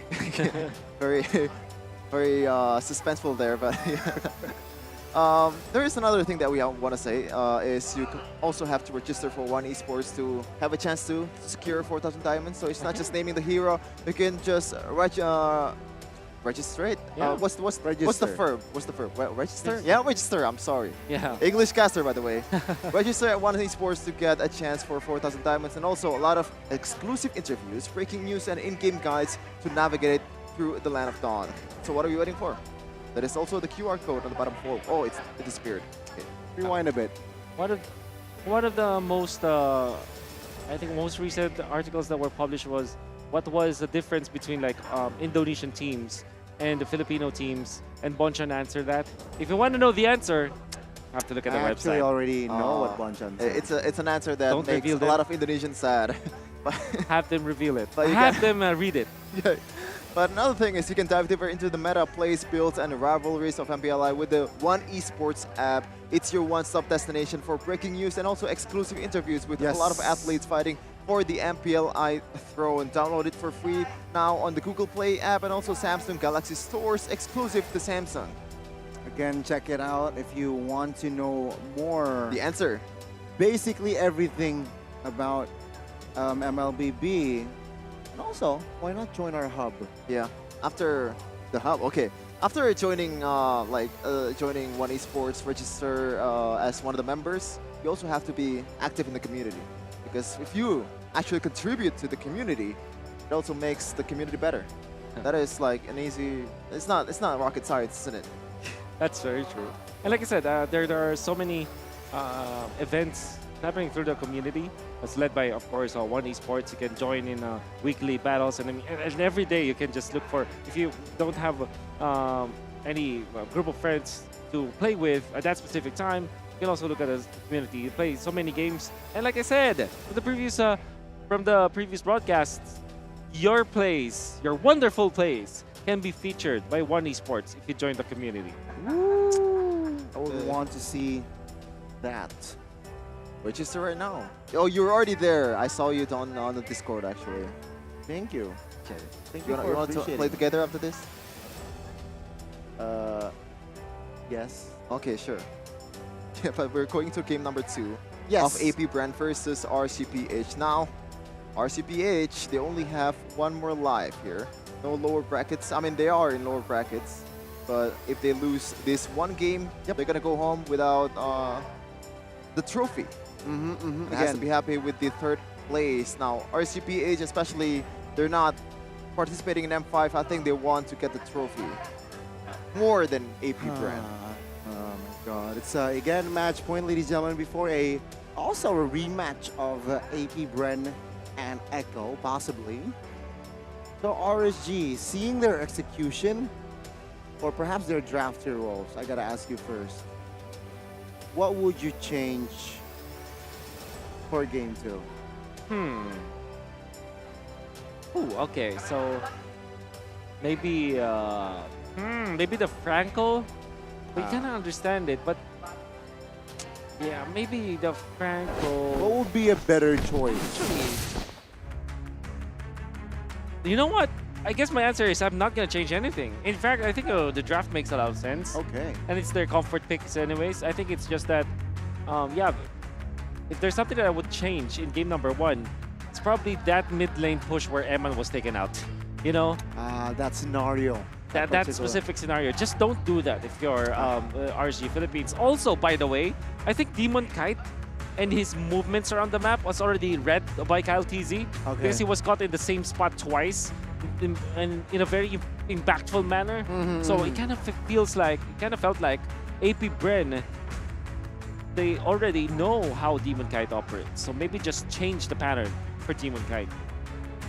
I mean, this guy was one of the best junglers in the world, especially in MSC 2022. But if you're asking me, Connie, about the change, something that I want to change in the draft earlier is to prioritize the Kaja more than the Franco, especially before the second banning phase begins, because I think Kaja brings a lot more variety in the pick-off strategy that they have compared to the Franco. Okay, with no Angela, the 1-1 should not be the choice here. I think they want to go for a Guinevere for sure, and then the Arlot because it still is a flex pickup for AP Bren.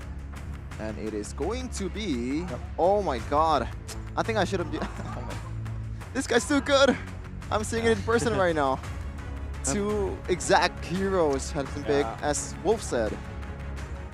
Might still go for the Beatrix, RG Philippines. Let's just shut up Why not Connie. Claude here? Very hard to catch. Yeah, I think the Claude is still pretty good. Claude, Feramis, very good. I'm just thinking that at least for RSG Philippines, they are a Beatrix first kind of team, you know. But obviously the Claude is good. Okay. Or Martis instead. If you're up against this multiple CCs, Martis might be the best jungler for it. But there's some pros and cons, obviously. We can see what is going to be the 3rd pick for RCPH. And Mathilda is still somehow open. This is a very insane combo. We have seen a lot of Feramis Mathilda in MPLI 2023, and I think I cannot remember this combo losing once. Or have they lost before? I don't think so. I think it was even Blacklist wins with this kind of combo. I mean, Echo for also sure. won with this combo. Wow. So, yeah, it's very difficult to defeat. Are you interested in Claude or Irithel if you're AP Bren? Or do you instantly go Ixia? Because I think Ixia actually looks good on the RSG Philippines. Ixia, ban out the XPs, yeah, why not, right? Yuzong. And Paquito. Okay, let's see. It's gonna be Valentina, though. Obviously. So you ban out Ixia. And obviously one more. RSG Philippines might look to... Sir, what's your command? Look to ban Cow TZ Heroes. Lancelot should be also a ban for RSG Philippines. So they're kind of forcing this Guinevere on towards Ogwen. Yeah. Yes, and also because you don't want to be a spot where the Martis will be defeated when it comes to like farming because of the Lancelot. You kind of just want to make sure that you check out everything because again, Kyle TC is a good Lancelot player as well. But so far in MPLI 2023, a lot of teams has been prioritizing other heroes more than Lancelot. Do you know why that's the case, Wolf? Obviously, the Lancelot is a farm-dependent hero. That's a skill-based hero as well. You can mess it up very easily. It is like one mispuncture and you're dead. Yeah. But if you're building a bit of more tanky items, I think kind of deters some of the threats from the opposing team. But still, it's not as easy as that. The last ban from RSGPH, is it still going to be a Call TZ ban? Yeah. After knowing Guinevere might be going to the jungle. Like, this is the beauty of AP Bren's draft. Still a lot of flex. Either be Claude or Lancelot, I think the ban would be for RC Philippines. The Claude is a hero that is okay when there is the Faramis and you can dive. If eventually RSG Philippines wants to go for Ixia, Claude is an answer in the latter portions of the game. You prefer Ixia over Bruno for RSG? I think so. Okay. But obviously the Arlot plus the Guinevere is scary if you think about it, right? But you have the Matilda and you also have the Faramis. They have so much protection on you and so difficult to deal with. I'm surprised they picked up this Uranus. I think they might go Phobius actually for RSG Philippines. Wow. But I'm thinking the best option is like Terizla plus the Ixia. And maybe the next best thing for RSG Philippines is to just get the Iriko. This is my tempo. Okay. So they go Brody. Man. Okay. They want to leave the gold lane alone, I feel like. They do not want to rotate towards the gold lane often. Yeah. So it will be a farming hero for Kyle TZ, so it seems to me. Phobius.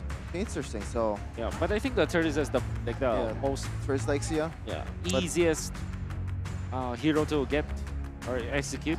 Maybe next is Edith. Exorcist of the Dragon. I mean, that's kind of the same thing, right? Terizla and Yuzhong. Backline threat. Yep. And also Yuzhong is perfect against Brody. Yes. Gonna be a good hero to go with that. And also is a Petrify holder, which is instant stun versus the Brody as well as the Guinevere. They still go for the Claude. Okay, I think interesting choice. This is a bit dangerous too for the Claude. Yes, it is still a decent peak, but in laning phase, you're gonna lose against the Brody.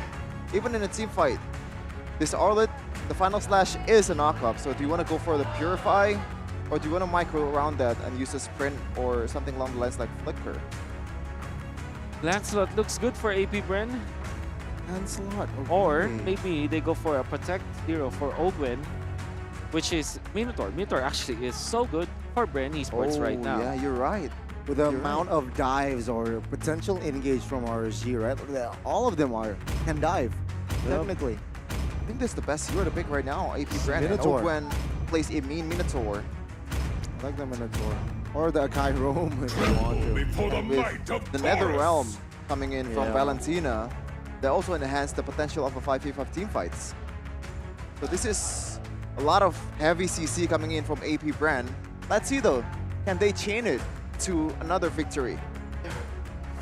I am scared about the RSG Philippines lineup. I understand why they went for the Claude, because they have the Martis, but they might run out of steam. Surely they have a lot of protection, but the heroes that they have might struggle from the general idea of AP Bren. However, I think this is early game versus late game, where the composition of AP Bren just destroys RSG Philippines in the early stages.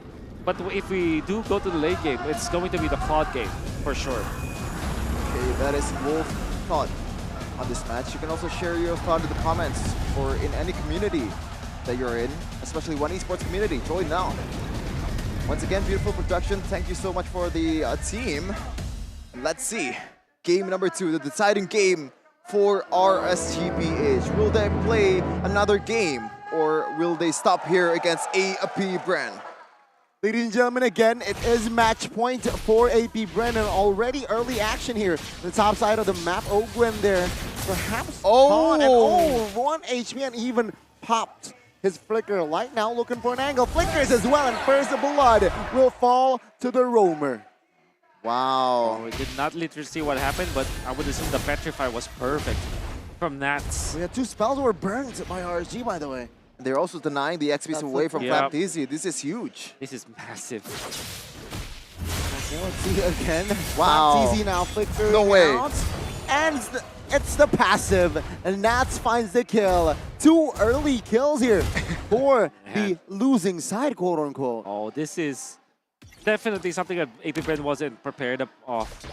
Who would have thought that it will be Light plus it will be Matilda plus Yuzhong with the proxy moves up top. This is a rotation that's not seen yet. You know, this is the first time I've seen it. They forgo for some of the control of the jungle. They gave the Little Wanderer, but at the same time, they still got 2 kills anyway. So it's a very good trade for RSG Philippines. I mean, it's really good trade. It can't really get better than that. And that is also an advantage that you can bring towards the first objective fights, which is going to dictate the mid-game too. AP Bren, though, in the back foot already. About 700 gold lead for RCPH. Still a lot of time to recover. Okay.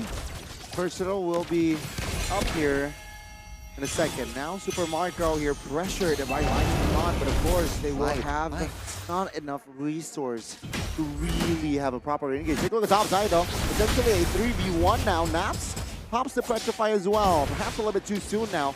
Few looking for level 4 for that IMU. Gets it and instantly rotates towards the turtle side of the map.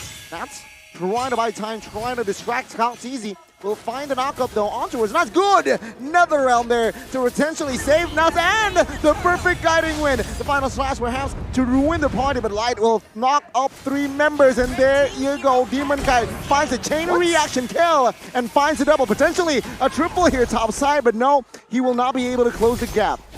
That's 2K in 2 minutes, Wolf. Amazing plays coming out from Light. And he took advantage of the early game when they got 2 kills. Gets the farm, became very aggressive, forcing AP Bren to react. They get a full set of outer third energy shields, and that will inflate their lead by 2.8k and completely destroy the laning stage that should have been AP Bren's. And Light is just everywhere, man. When Nats hit him in the early game, he contributed to 2 kills in the early game. Even in the bottom lane, when Emma needs him to pressure the laning phase against Super Marco, he's always there in the perfect placement and the perfect target in the early game. So let's see here, it's a 4-0 line. Okay, now as you can see why that Yuzhong still hurts a lot, but now knocked up on towards Gwen here. Oh, Gwen will be able to escape, but the knockup is huge!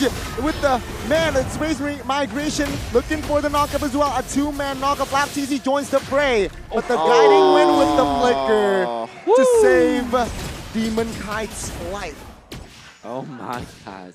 That is Light Airlines for you with the flicker as well. But I think Gwen could have timed that better, right? Yeah, that was perfect timing. Unfortunately. Bot side of Blazing Duets. Super Marco will still hold his flicker there. Good calculations as Turtle now spawn again, favoring the side of RSG. RSG Philippines have an immense amount of lead now, especially with their ultimates up. Ogwin still doesn't have Minoan Fury. I wonder what Few will copy. If Few will go for the NetherRealm at this point.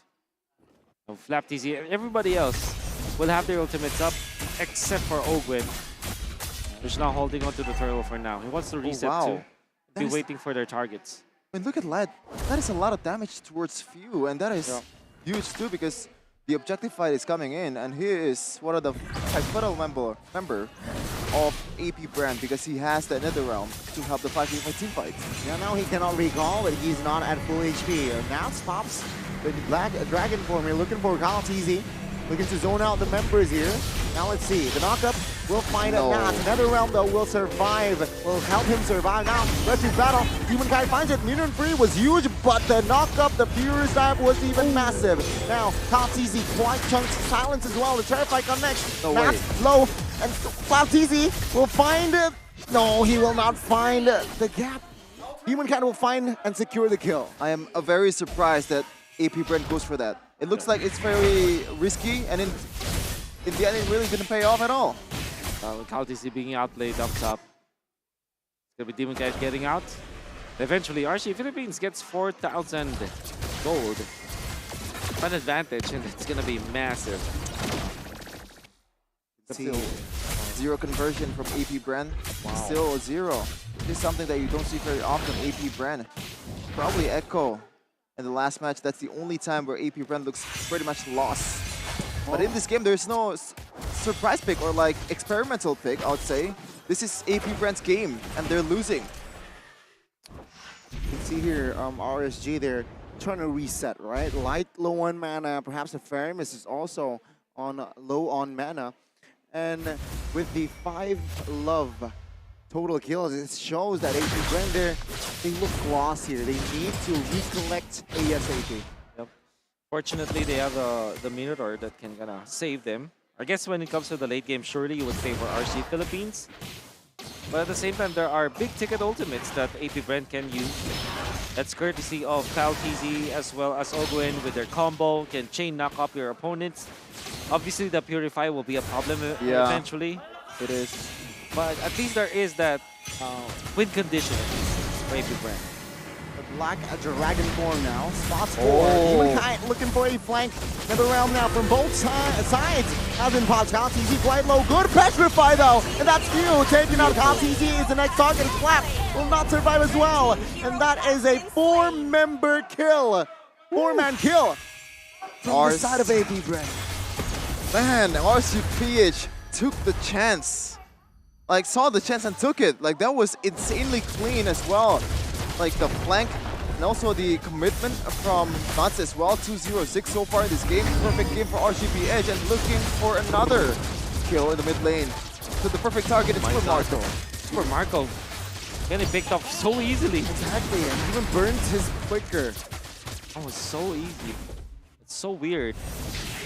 Unfortunately, CalTZ still managed to secure his orange buff. AP Bren are going to be struggling. And dare I say, every time that Nats is playing so well that he's on point, is in the zone, RSG Philippines just transforms into a different kind of beast. And you saw how on point his usage of the Yuzhong is. The timing as well as the Petrify, perfectly played by Nats. Here circling Eagle, not yet committed, but it will help RSG claim the third top lane.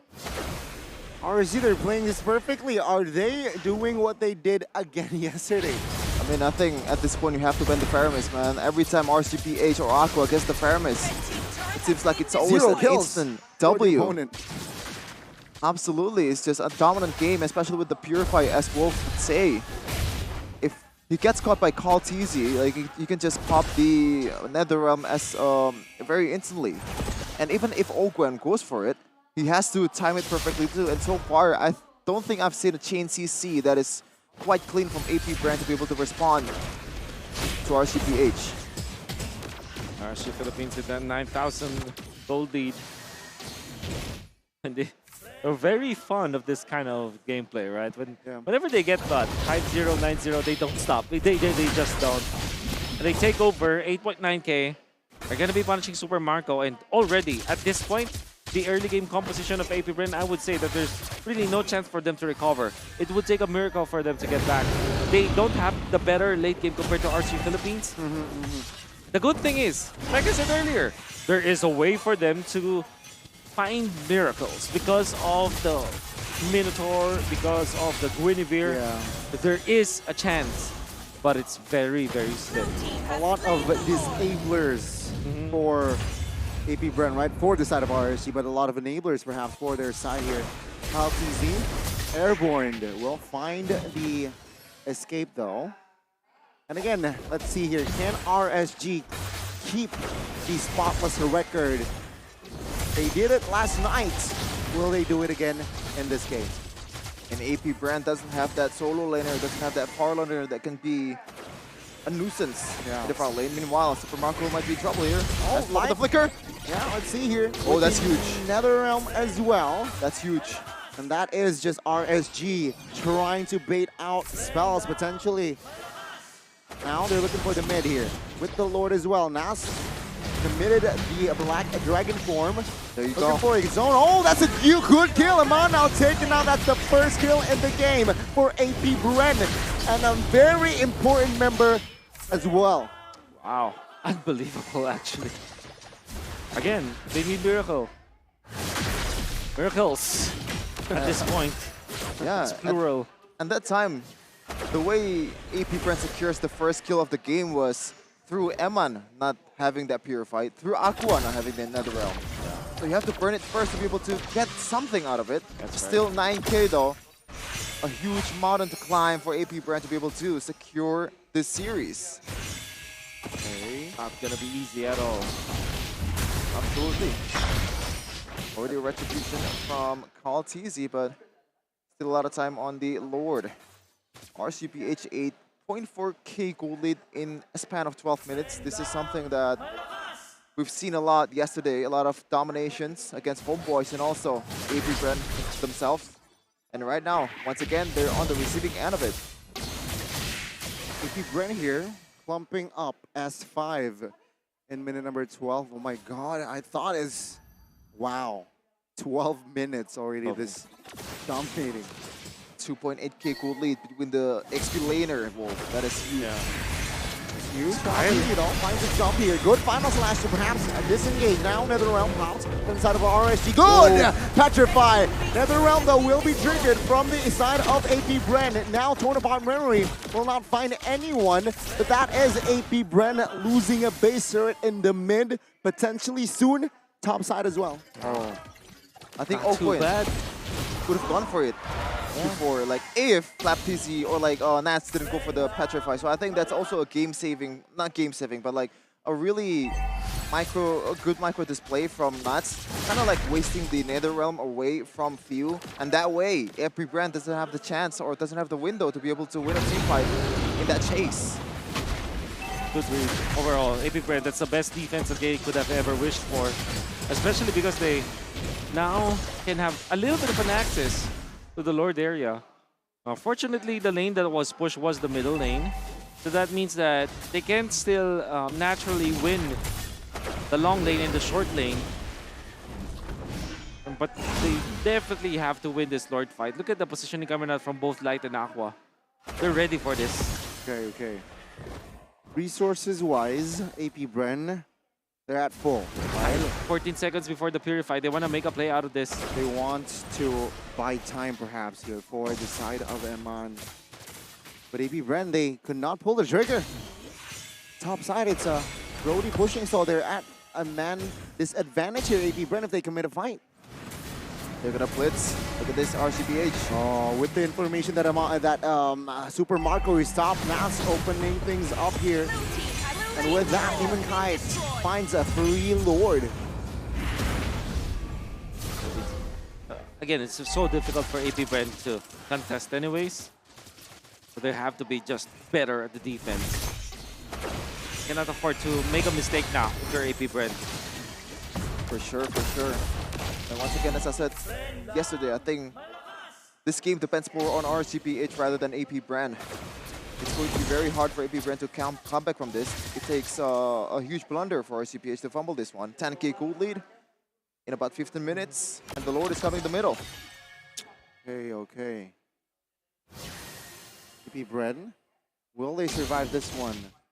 All spells are on the board, are all active. Lord, though, will be lured to the top side of the map now. Bottom side will be the focus. FlapTZ looking for a good final slash. Perhaps Nats, though, will focus down on the turret as Humankind finds that. And top side will surely fall here as AP Bren desperately looking for a clear. No, Lights will find secure. RSG still very much in the winning side. Good Petrify on towards you. NetherRealm popped by both sides here as Carl TZ looking for a good angle. But in the backside of the map, and that was a huge 3-3, but Flap will fall, and they look for the collapse. Ogwen falls next as Carl TZ will not survive this one as RSG Philippines. They will force this series on towards the third game. They will not go down without a fight. Ladies and gentlemen, welcome to the climax of the lower bracket finals. We're going to see a game 3. RCPH strikes back behind Aqua's signature Paramis pick. Unbelievable start coming out from Team RSG Philippines as they went in for the play onto the XP lane instead. And that allowed them to give a lot of momentum to Nafts, getting 2 kills or at least 1 assist, 1 kill up top.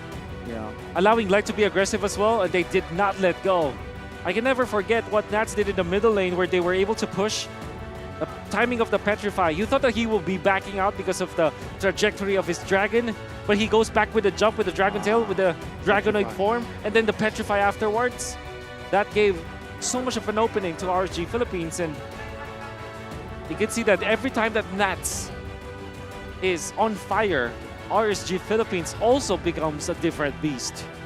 And also, I cannot really forget about the early game pressure that they have in the top lane. 2 kills in the first 30 seconds. That was huge. Denying all the XPs away, denying all the potential in the early game away from the XP laner and also the roamer of AP Bren. And that is why they were able to get some objectives quite easily at that. Light, always everywhere, man. Like as I said earlier, when he needs the first play, when he needs the early pressure, he's always there. Whether it's bottom lane or top lane, Light will perform. And we saw this one coming in a sense, right? Because mobility, I mean, you picked up the Arlet and Guinevere first.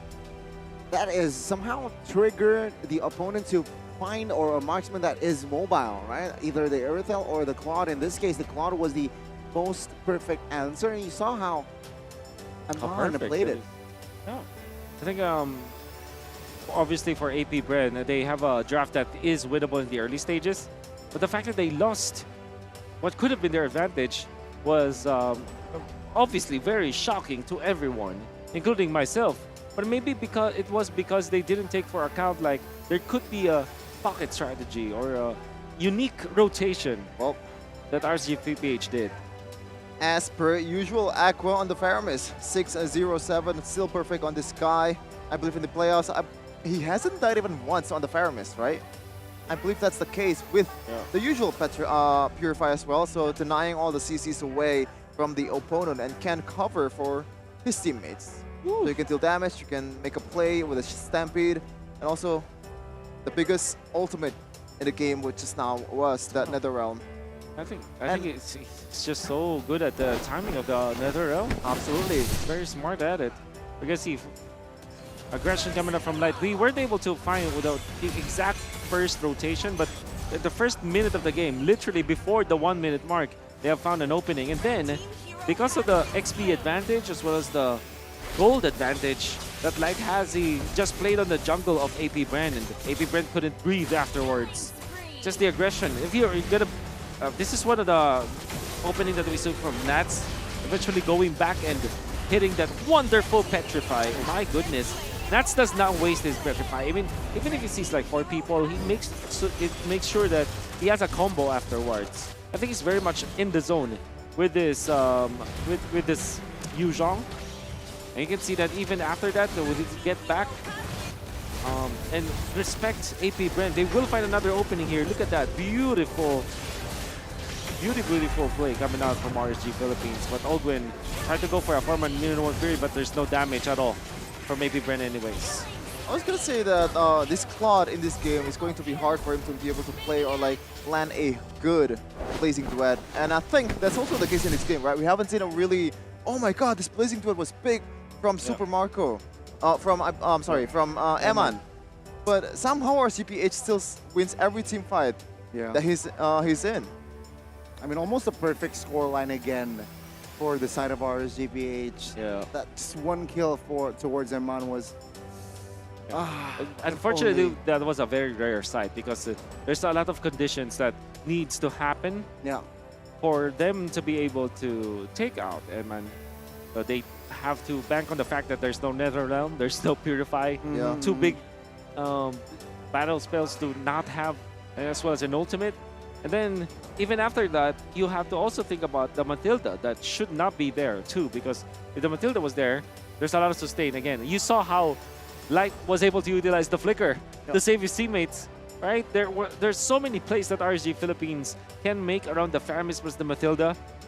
And obviously, we know that RSG Philippines took advantage of one of the strongest combos that we have on a supporting role.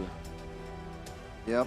And look at the items. Light going for Enchanted Talisman. Flash of the Oasis going for the Holy Crystal, knowing that he is snowballing in this game. And he is definitely balling. A lot of damage has been poured. 1-0-14, a perfect KDA for this guy. Doesn't really matter if you put him on a pick-off hero, he's still gonna perform. Yeah. A healing hero or support hero is still gonna perform. That's right. Can do it all. It means that AP Bren will have to look towards game number 3 with a different idea. Surely, you don't wanna. I think the Arlot is a good pickup first.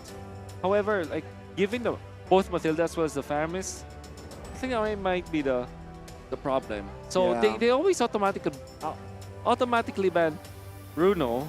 That is very interesting. So maybe next game is the game where, okay, how about we give the Bruno, because RSG Philippines, they're a Beatrix first kind of team. We saw that, right? Yeah. And to add to that, I think they will switch sides as well here for the third game. Most likely. So again, totally a different approach here, perhaps from not just one but both of the teams here. As we take a look at the post game. Wow, Aqua is the carry, 77k damage. Specifically in that last push, I think that his usage of the Ghost Bursters were so on point when it comes to like min-maxing the range as well as the radius of the area of effect of the pull, and also of the Ghost Bursters with, hitting so many heroes and the minions all together. There was even a time where he eventually got the kill onto Flap TZ. And for obvious reasons, RSG Philippines are winning so much when Aqua is playing this Faramis, because it's a different kind of hero in a way that you can support your teammates, but also you can be aggressive. And Aqua kind of likes those kinds of heroes. Obviously, when we saw them become the champions, Aqua's hero pool was all about like, your Nook mages. They're sitting back like the Xavier, the Farsa, the Eve. This time the Faramis is a in-your-face kind of mage, but he can still play it conservatively just because of the ultimate. So it's like a mixture of both worlds that Aqua can play around with. To take a look at the goal difference over time, I believe when it goes down, it's when Eman was taken down, the only kill the AP Bren has. And I think this is interesting, right, Wolf? I think, okay, in terms of the composition, the supposedly proactive team was forced to be reactive. Meanwhile, the reactive team is the proactive one. Yeah. Why is that the case? It's mainly because of the 2 kills up top that really set the tempo for RSG Philippines. From the get-go as well. Change it up. Exactly. And obviously, Nats, I think that it's now time for all of you guys to look at the games of RSG Philippines and kind of review it. Because I think that Nats, whenever he's on fire, he's unstoppable. He's like a Super Saiyan. Yep. Or I don't know, the Spider Nats when he transforms, Spider. SSN, Super Saiyan Nats? No, that doesn't work. Super Nat Saiyan? I don't really watch Dragon Ball Z very often, but we're going to see though. We're going to see what our host has to say about these 2 games just now. So, Rose, Clara, it's your stage.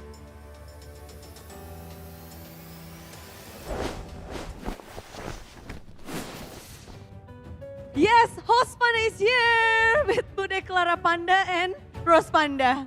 Why are we pandas? Because of the Indonesian talent. They call us Panda. Wah, okay, tapi menarik banget. This is 1-1. This is final lower bracket, so anyone who wins goes to the grand final slot. Yes, we are still in our lower bracket final matchup between AP Bren and RSG Philippines. We are still looking for one more team to fill in the last grand final slot. Betul, di tengah-tengah kita mencari satu slot terakhir, namun ada orang yang hadir, tentu saja salah satu teman dari kita semua, one of our friends. He come not from Jakarta. Can you guess where he is from? I'm not really good with places. Oh, he fly from far away. How far are we talking about? Further than Super me? far. Further than me? I don't know. How long is the flight? 1 hour. No, I came from Satu jam. further. 1.5. 2 hours. 2 hours. Okay. Anonym from Surabaya. Piye kabarnya, Nim? Api. Ape. So ya, gimana kamu nonton ke sini? Datang ke sini. Bagaimana kamu melihat MPLI 2023, Nim? Seru sih. Sebenarnya saya dukung ini kan tim Indo kan otomatis ya. Cuman waktu nggak ada tetap melihat yang tim-tim lain dari luar seru banget. Masih seru banget. Actually, he came here for Indonesian team, but unfortunately, no Indonesian team. But he watched the match and it was so epic, and he amazed by the teams. Yes, I agree. The Filipino teams are definitely putting up an amazing show for all the audience here on ground and of course online. All right, Anonym, I want to ask, since you're already here and you're watching this battle, in this match, okay, this lower bracket final match, who's your pick? Is it AP Bren or RSG Philippines? I kind of like AP Bren, I think. You like AP Bren? Why? In game 1 especially, I like how they play. I like how confident they are, even though the second game is not so much. But I'm really rooting for AP Bren right now. AP Bren. So you want to see AP Bren and Echo again in the final. So technically it's like a rematch of yesterday's upper bracket finals match. Sorry? You want to see AP Bren and Echo again in the finals? Yes, I hope so. I hope so. Oh, okay. Oh, yeah. If it's Echo and AP Bren, who do you want to win? Still AP Bren. Still AP Bren. Wow, AP Bren fans here. Jadi dia melihat bahwa permainan dari AP Bren, mereka begitu percaya diri. Di game pertama walaupun game kedua terlihat agak sedikit shaky, namun dia masih melihat kekuatan dari AP Bren. Dan bahkan dia berharap AP Bren bakal bertemu lagi dengan Echo di Grand Final dan AP Bren akan mendapatkan Grand Final itu dan menjadi juara. Yes, okay, now let's talk a little bit about the second game. You said that the second game AP Bren was a little bit shaky, but I feel like RSG Philippines performed really, really well. Now, we even ended the game with a Faramis Maniac, which doesn't really happen often, right? And like, if you saw on the stats on this LED just now, it was what, 7,000 damage per minute. What do you have to say about like a mid laner getting a Maniac to close off such games? That was definitely a crazy gameplay, like the Paramis, like, yeah. What steps do you think AP Bren needs to take to make sure they get Game 3? Because RSG Philippines in Game 2, they were on fire. I think it's a lot about early game, I think. They fail so much in the second game, in the early game, losing kills after kills, and really hard to come back after. I think the early games will gonna be really crucial. Oke, jadi kalau dari Anonim sendiri, apa yang dibutuhkan sebenarnya untuk tim beradu di game yang ketiga, khususnya tadi RSGPH begitu mengerikan, AP Bren butuh early game yang kuat. Namun kayaknya it's not about AP Bren only but also RSGPH. So early game is so important right now. Penting banget berarti Nim, early game. Iya, karena susah banget kalau udah ke snowball kayak gitu buat game keduanya tadi. It will be hard if the snowball cannot be stopped. Yeah, I mean, I agree. We all saw RSG Philippines really, really snowballed in that early game, which gave AP Bren actually a run for their money just now. Ya, jadi memang kita ngelihat banyak banget yang didapatkan dari early game. Namun Anonim, game ketiga apa yang kamu ekspektasikan untuk match lower bracket ini? I hope there will be a really close game, a really crazy one, comeback after comeback maybe. And whoever wins, I think they really deserve it. Oh, he wants an action-packed final game, lower bracket final game. Pengen yang seru, kepengen yang bener-bener game, close game, dan membuat hati kita berdebar semua. Yes, exactly. Now I'm pretty sure everybody is excited for the third game because we will be finding out who will be our second grand finalist. So guys, I think everybody is ready. Are you ready? You ready to see AP Bren win? You ready to see? Of course, we are ready here. All right, since he's Team AP Bren, I'll go for Team RSG Philippines. You go for? For the win. Who's gonna win? Let's check it out together on the final lower bracket. AP Bren, and also we have RSG Philippines. All right, casters, take it away.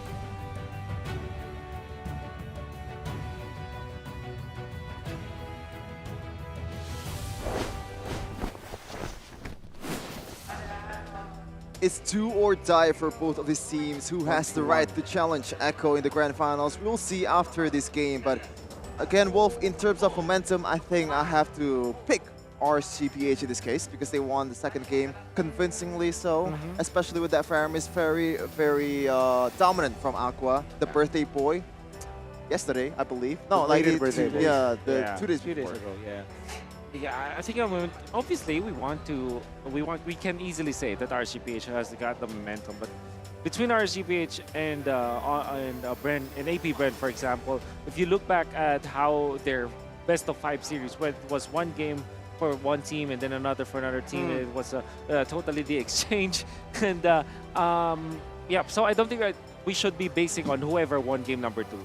This is literally the best of 1 now for both teams that might only adjust to whatever happened for game 1 and game number 2, maybe just change a little bit. For example, maybe the Bruno will not be the ban anymore for AP Bren. Okay. And for RSG, maybe they just want to secure the Demon Kite hero as soon as possible.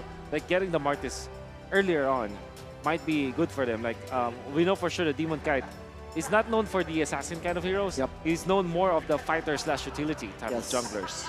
Yeah, so again, it will be I think those notes will definitely be noted coming game 3.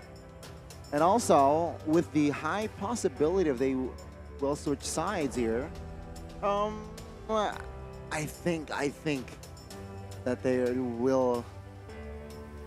new heroes will surface in game 3. New heroes? Those heroes outside of game 1 and 2. Okay. I mean, we have the best Paramis user in our CPH. On the other hand, though, in AP Bren, we have also the best Leslie user in this tournament. Technically, because that's the only Leslie game we've seen so far. Yeah. We will see. Will we see those kind of picks in this game? For AP Bren, I think that they still have nightmares about that Leslie, so probably not. Yeah. I think overall, AP Bren will just stick to what works in the metagames. Like very simple. They're going to be approaching it very simply. Yep. I think it's still proven that Brody is not a hero that can win you a series or a match in the playoffs. I mean, I like that hero a lot. Don't get me wrong. But I think that a lot of people will share the same sentiment to me. Like, if you want to win championships, maybe the Brody is not the way to go. It's not that kind of hero, right? But if you're looking at something like Claude, for example, you can turn things around. If you're looking at Bruno and Ixia, these are the heroes. Are 1-1, right? These are the heroes that can turn fights around no matter what the result is. For Brody, it's very one-dimensional. You have to win your lane, win the early game, snowball from there. Come the late game, you don't have any more strength.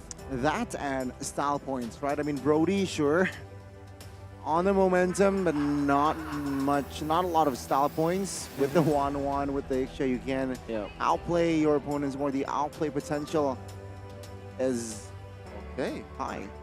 So that means flashy equals victory for the championships. If timed perfectly, of course. Yeah, but we're gonna see the last drafting phase before the grand finals of Echo versus one of these teams. Already second pick. Oh, they will not switch sides. Or like 2 picks from the both sides. There it is. They break up the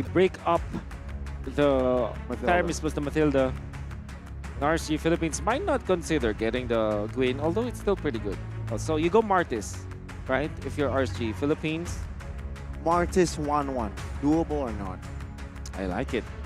Especially because you already have the Paramis for yourself, which means that you can kind of secure that ultimate crossbow attack happening. So I'm thinking like 1-1 plus the Martis or 1-1 plus Gwyn for RSG Philippines, but that might be too risky because AP Bren is a team that can play the Phoveus. They definitely can. And that is going to be a Martis and Guinevere. So I believe Guinevere has been flexed to either Roamer and EXP lane in this tournament, but that is AP Bren against Nova Esports, and they are picking Gushin to the mid lane. So I'm not really convinced that it is doable in this match. And still, that Claude, as you said, Wolf, this is the hero that won you championships. Yep. So what's interesting is that AP Bren decided to go for the Claude instead of the 1-1 despite them having the Matilda. And one thing that I wanted to say to all of the viewers out there why they didn't do that is mainly because of the Paramis. I think I've been talking about that all week long. Like, don't pick the 1-1 when there's the Paramis. So they will just not pick that up. And I like this Yu Zhong as well. And the thing with AP Interesting Bren, ban, though. Yep, because they know that Nats is just a strong player with that hero. It's Yeah. just a specialty at this point. Or does that signify a possible Now, marksman Kai in the enters the jungle? scene. Your team No, is banned. Mike? I don't think so. I think Yeah, I AP don't Bren think will just get an early game jungler, utility jungler. But with the Akai being banned out, what will be left for Kyle Teasy? And the genius one Sun is rises when I when give the Martis is word. gone, the counter for Guinevere is not there. When Akai is gone, that's also the case. Yeah. Now, if you're going for, like, what is the utility jungler that's left for AP Bren? Almost nothing, right? Yep, nothing. Do you want to go for something along the lines of Fanny, or will it get banned by RCPH at this point? It's safe to ban the Fanny because it's Kyle Teasy's hero anyways.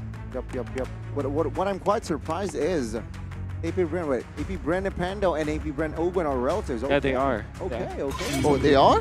They're cousins. Your Oh, they're first cousins. Yeah, I think so. Okay. But yeah, AP Bren does not ban the 1-1. So the 1-1 is still on the board here for RSG PH to pick up. Because they will pick up the Phobius anyways last pick, so they're not that scared. Thorns remain. There go Lancelot. Oh, man. So Matilda mid Arlet Rome Phobius EXP is Matilda. Did they pick up the Phobius in the middle? Or a few? Nothing beats the adrenaline rush. There's the Benedetta. Oh, so divey here Yeah. from side of AP Bren. Also, RSG. Big shot. I think it's good. But then again, if you want to go safe, you can go for something like Irithel for RSG Philippines. I just Or realized a that. Beatrix, in fact. I just realized that, man. Wolf, because so far, before this MPLI 2023, Irithel has been one of the best marksmen in the patch. And it also is the safest pick, right? One of the most standard pick in the my gold lane. tempo. But why is that not the case in MPLI 2023? Well, it's a very safe pick. That's it. I mean, and because of it's just mainly because they're overshadowed by the 1-1, for example. Yeah. AP Bren, they gave the Brody. So now we're looking for a mid lane. The Farsa looks so good for AP Bren now. Even when there's a Benedetta here, Wolf. And Or also an Guinevere. Eve. Sorry?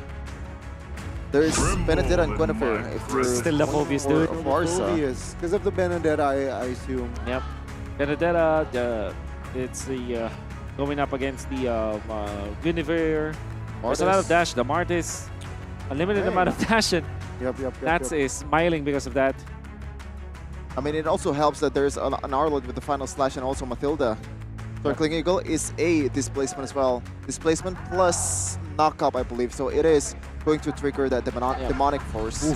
Yeah, that was literally their combo in MPL playoffs. You have the final slash that literally displaces 4 members already. So you have, no matter what, you can chain your ultimate up. And you have constant source of damage. I'm just scared about the Brody, but if there is any player that I can entrust with the Brody, it's actually Eman. He played the Brody and won with the Brody, despite the Brody being not the best pick at all. That was the group stage match, their first one. So this could be a winnable game for the Brody. But we'll have to wait for a second. Because there is a pause in this early game. We have to prepare for more of a interesting match, and that is one of the way to do that is to eliminate those external factors that hinders this player's movement or player's comfortability. Comfortability. Oh my God. Okay. That's hard to pronounce. Let's see. Again, let's talk a little bit more about the compositions here, right? Who really favors the early? Who really favors the late? Of course, with the Brody in your hand, it's a safe gold lane here, at least for the side of RSG, unless crazy setups were to happen from the side of AP Bren. Can be said, but then again, you have Matilda to go with the Phobius. So that's very strong when it comes to early game team fights. But I would say like early game laning stage, like anything that's in between the turtle fights. Yeah. I would put my money on RSG because they can easily control the side lanes. Like for example, the Benedetta can clear the lanes fast, so you can get into the lanes faster. If you're looking at the Guinevere, you can roam around because this is a roaming Guinevere anyways. You also have the Martis, very quick when it comes to clearing out the lanes. I still feel though that the Lancelot is better than the Martis. But overall, you have the Brody still. So early game, that's not about the team fights. You would give that to our RSG Philippines. Okay. But now when the team fights do explode, right? It's scary to face the lineup of RSG PH because of that Phobius. Oh, AB Bren. Okay. With that in mind here, I think it's going to be a very, very intense. Because now this is the last game for both teams. One of them will not be making it to the grand finals. One of them will be ending their MPLI run. And that's exciting to see because both teams have that caliber for wonderful plays. For sure. High-level players plays high-level games. That's right. We're going to see the crowd for a second. This is the situation here in Basketball Hall Jakarta. Yeah. If you haven't been here before, you have to come here because there is still a chance for the grand final after this. Echo versus one of the teams that's going to advance from this match, and it's going to be decided with this very single game of RSGPH versus AP Bro. It makes an actual sandwich. I don't know why, but CITB. Every time I see somebody like munching on Hello Panda, I kind of wanna do it too. Especially because I have like 5 boxes of Hello Panda in front of me, right? To snatch it. Do you think that they'll be? I mean, there's no one that can say we cannot do it. That's So, also true. Yeah. That's also true. Why not? I think I kind of want to do it, honestly. I think Sheffin wants to sing the tune of Hello Panda. Can you do it? You can sing, right? Hello Panda, biskuit isi yang enak. There you go. Isinya lezat. Sorry. I think that's enough. I wish I could help you, but it's in Bahasa Indo. Rasa coklat dan strawberry. Oh, that's such a good voice. Oh, the homeboy's in the building. The HB. Everyone is here, man. Homeboys is here. Yesterday, RQ Akira is here. Shout out to the whole team. Luis Takashi, Gusta Lagusta. Who else is there? I forgot. I'm sorry. Now, I didn't mention 2 of them. Now, I feel like I'm disrespecting them. But I'm sorry. I really cannot remember. We will not try to save you now, Sheffin. Looking at that, most picked heroes are Paquito as well as Yu Zhang. Are really good at it. Very good. Because that's actually, I don't see him playing Paquito very often in Philippines, or even Paquito is not really a Philippines hero overall. Do you have some kind of... It is? It is actually a Filipino. No, literally. Okay. That, like in MPL playoffs, ID, okay. Paquito is usually... banned out. Pick and ban. Yeah, that's for example, Yota. So I think you did not see it often because of the fact that it's banned out. Oh, okay, yeah. This it's very unique, the meta game, because you can split push. Yes. And the next best hero for that is the Benedetta. So you can see now the general approach of RSG Philippines in games. They want to split the map and win the economy. It seems like we are ready to witness the final game in the lower bracket finals of RSGPH versus AP Bren. Again, ladies and gentlemen, it's the best of 1, but take a look at the Petrify Baptiste. This time again. This time with 3 members of RSG rotating towards the bottom side of the map. Man, what a rotation coming out from RSGPH. Take out Flap. That's the thing. And you're giving so much. Ogwen will be able to at least maintain lane equilibrium down bottom. But wasn't able to do so in the early game. In a previous game, I mean. Yeah, I like the respect coming in from AP Bren. 3 purifiers, especially from Few. He realizes that if he's got knocked out by a light or like getting chain CC'd by Demon God, he can't really get away, even with the demonic force. The shield is just not there for him to be able to get away from those kind of barrage. They both use their retributions, but of course, will be spawning in 16 seconds. Well, they will have the repeat in time, but RSG Philippines already loving their early game. Very much so. Almost level 4 for all the guys in the game, except the roamer. Meanwhile, the top lane, Super Macro. Obviously, as implied in the early game, you're gonna lose out the laning phase just a little bit until you unlock that blazing duet to be able to just help clear the lane. Another objective fight in this match. Let's see what's gonna happen. Yep, let's see. Demon Kite here already within the vicinity of that turtle. Kyle TZ now rotating towards that side, but oh, cancelled out by Light there. That's a good cancel, but oh, Demon Kite finds the retreat. Good Phantom execution, but Flat will find Demon Kite. Oh, That's wow. might be the first next one to fall. The Demonic Force triggered, but the damage will be enough to take Light down. Wow, it's just few. It's not even a really high skill-based hero. You just press tap, tap, tap on the Demonic Force and that gets you the W in this early game. There is some retaliation though on that turtle from Demon Kite. And well done coming out from a set of RSG Philippines to secure the turtle, because what they did was they utilized Nats and his aggression to invade the purple buff instead of trying to play around the turtle. And the result was they got the turtle uncontested, but AP Bren changed the dynamic. Like we said, right, in the when you ask me who wins the early game, AP Bren for sure wins the team fights more than RSG Philippines. But when RSG Philippines goes for the laning as part of the early game, they do win the matchup. Oh, that's an opening there by Lights. Circling Eagle will be committed. But yeah, nothing more here. And 3 Purifies, right, brought by the side of AP Bren. Yeah. Let's see here, how clutch or how useful will that Purify be? Ooh, look at that. War Axe for Kyle TZ very early this game. Didn't go for any Molten Essence. Not a utility Lancelot at all. All right, two now, Chunks. Good at Guiding Wing, but the range from Brody will be enough. Now let's focus on the mid, well, where it's just a clear from both teams. That was very unfortunate for Wolf because you actually saved that Purify until the last second and it turned out he's going to go down anyway. Super Macro though, knock up in the air will not pop the Purify, and that is the good decision because Filed Requiem is not there. Another turtle. How will RSG approach this? They have to utilize Nats. Maybe call on to the Brody. Call on the Brody. But the Brody is too far away. There is the Blade of Despair, however. First item, Blade of Despair for Eman. That's not your typical Brody. That's ambitious indeed.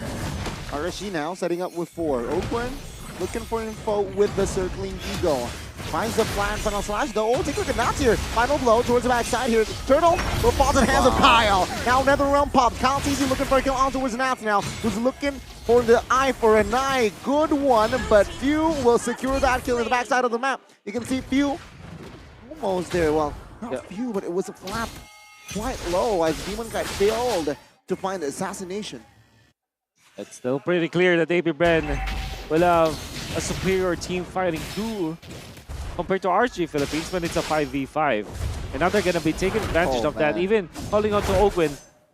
And this is how the Lancelot naturally wins against the Martis. Yeah. Even when the Martis snowballs, the farm on the jungle is way, way easier for the Lancelot. Well, it's not quote-unquote easy, but more like it's faster. So you can invade, you can call your Matildas to make it even more quicker for you to take down the enemy jungle creeps. And now AP Bren are winning when it comes to the gold. And I think we might be looking at one of the only bad Benedetta game in MPLI 2023 so far, because so far Few has been absolutely neutralized the expectations from Knots. 0-1-1 in this early game. Still a lot of time though. Oh, Gwen, no problem. That's a knockup, and again, I mean, it's still quite early here for the side of RSG. They have multiple ways to neutralize this situation, but AP Bren a very comfortable lead coming into the mid game now. Going up top for sure. On the other side, look at the collapse. And AP Bren going in for the pinch. Lancelot already going for the backlines, while all the rest will just go straight up top.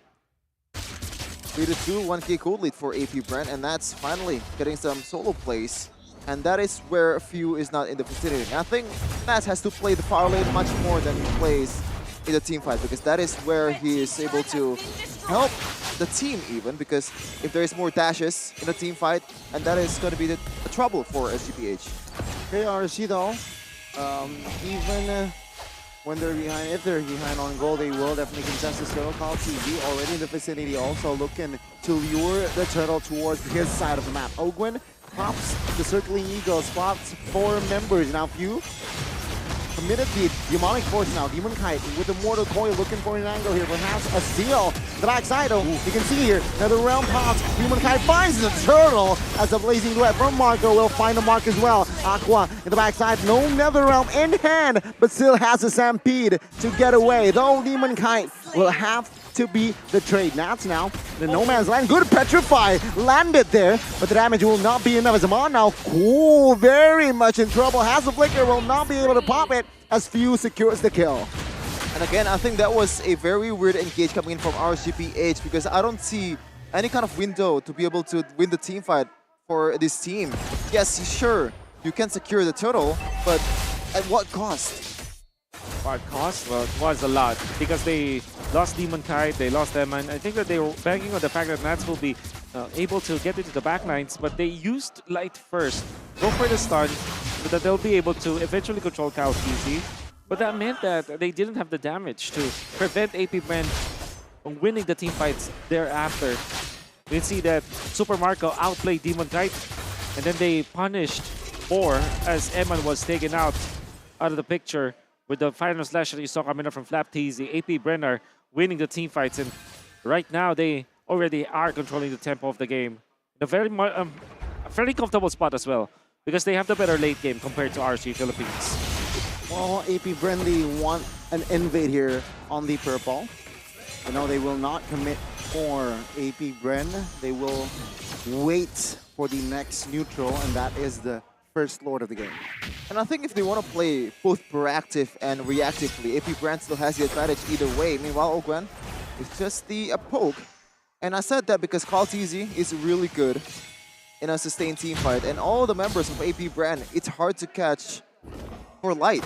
You have the Purifies, you have Lancelot, who's gonna dashing around here and there. Like, what are you gonna do about it? There you go, another Purify.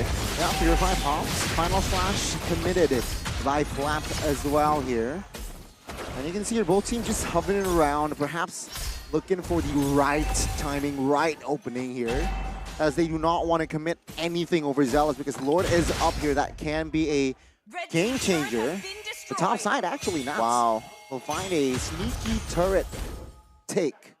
This is an interesting far lane wolf plot against a Benedetta. Will we see like a solo kill from one of these guys?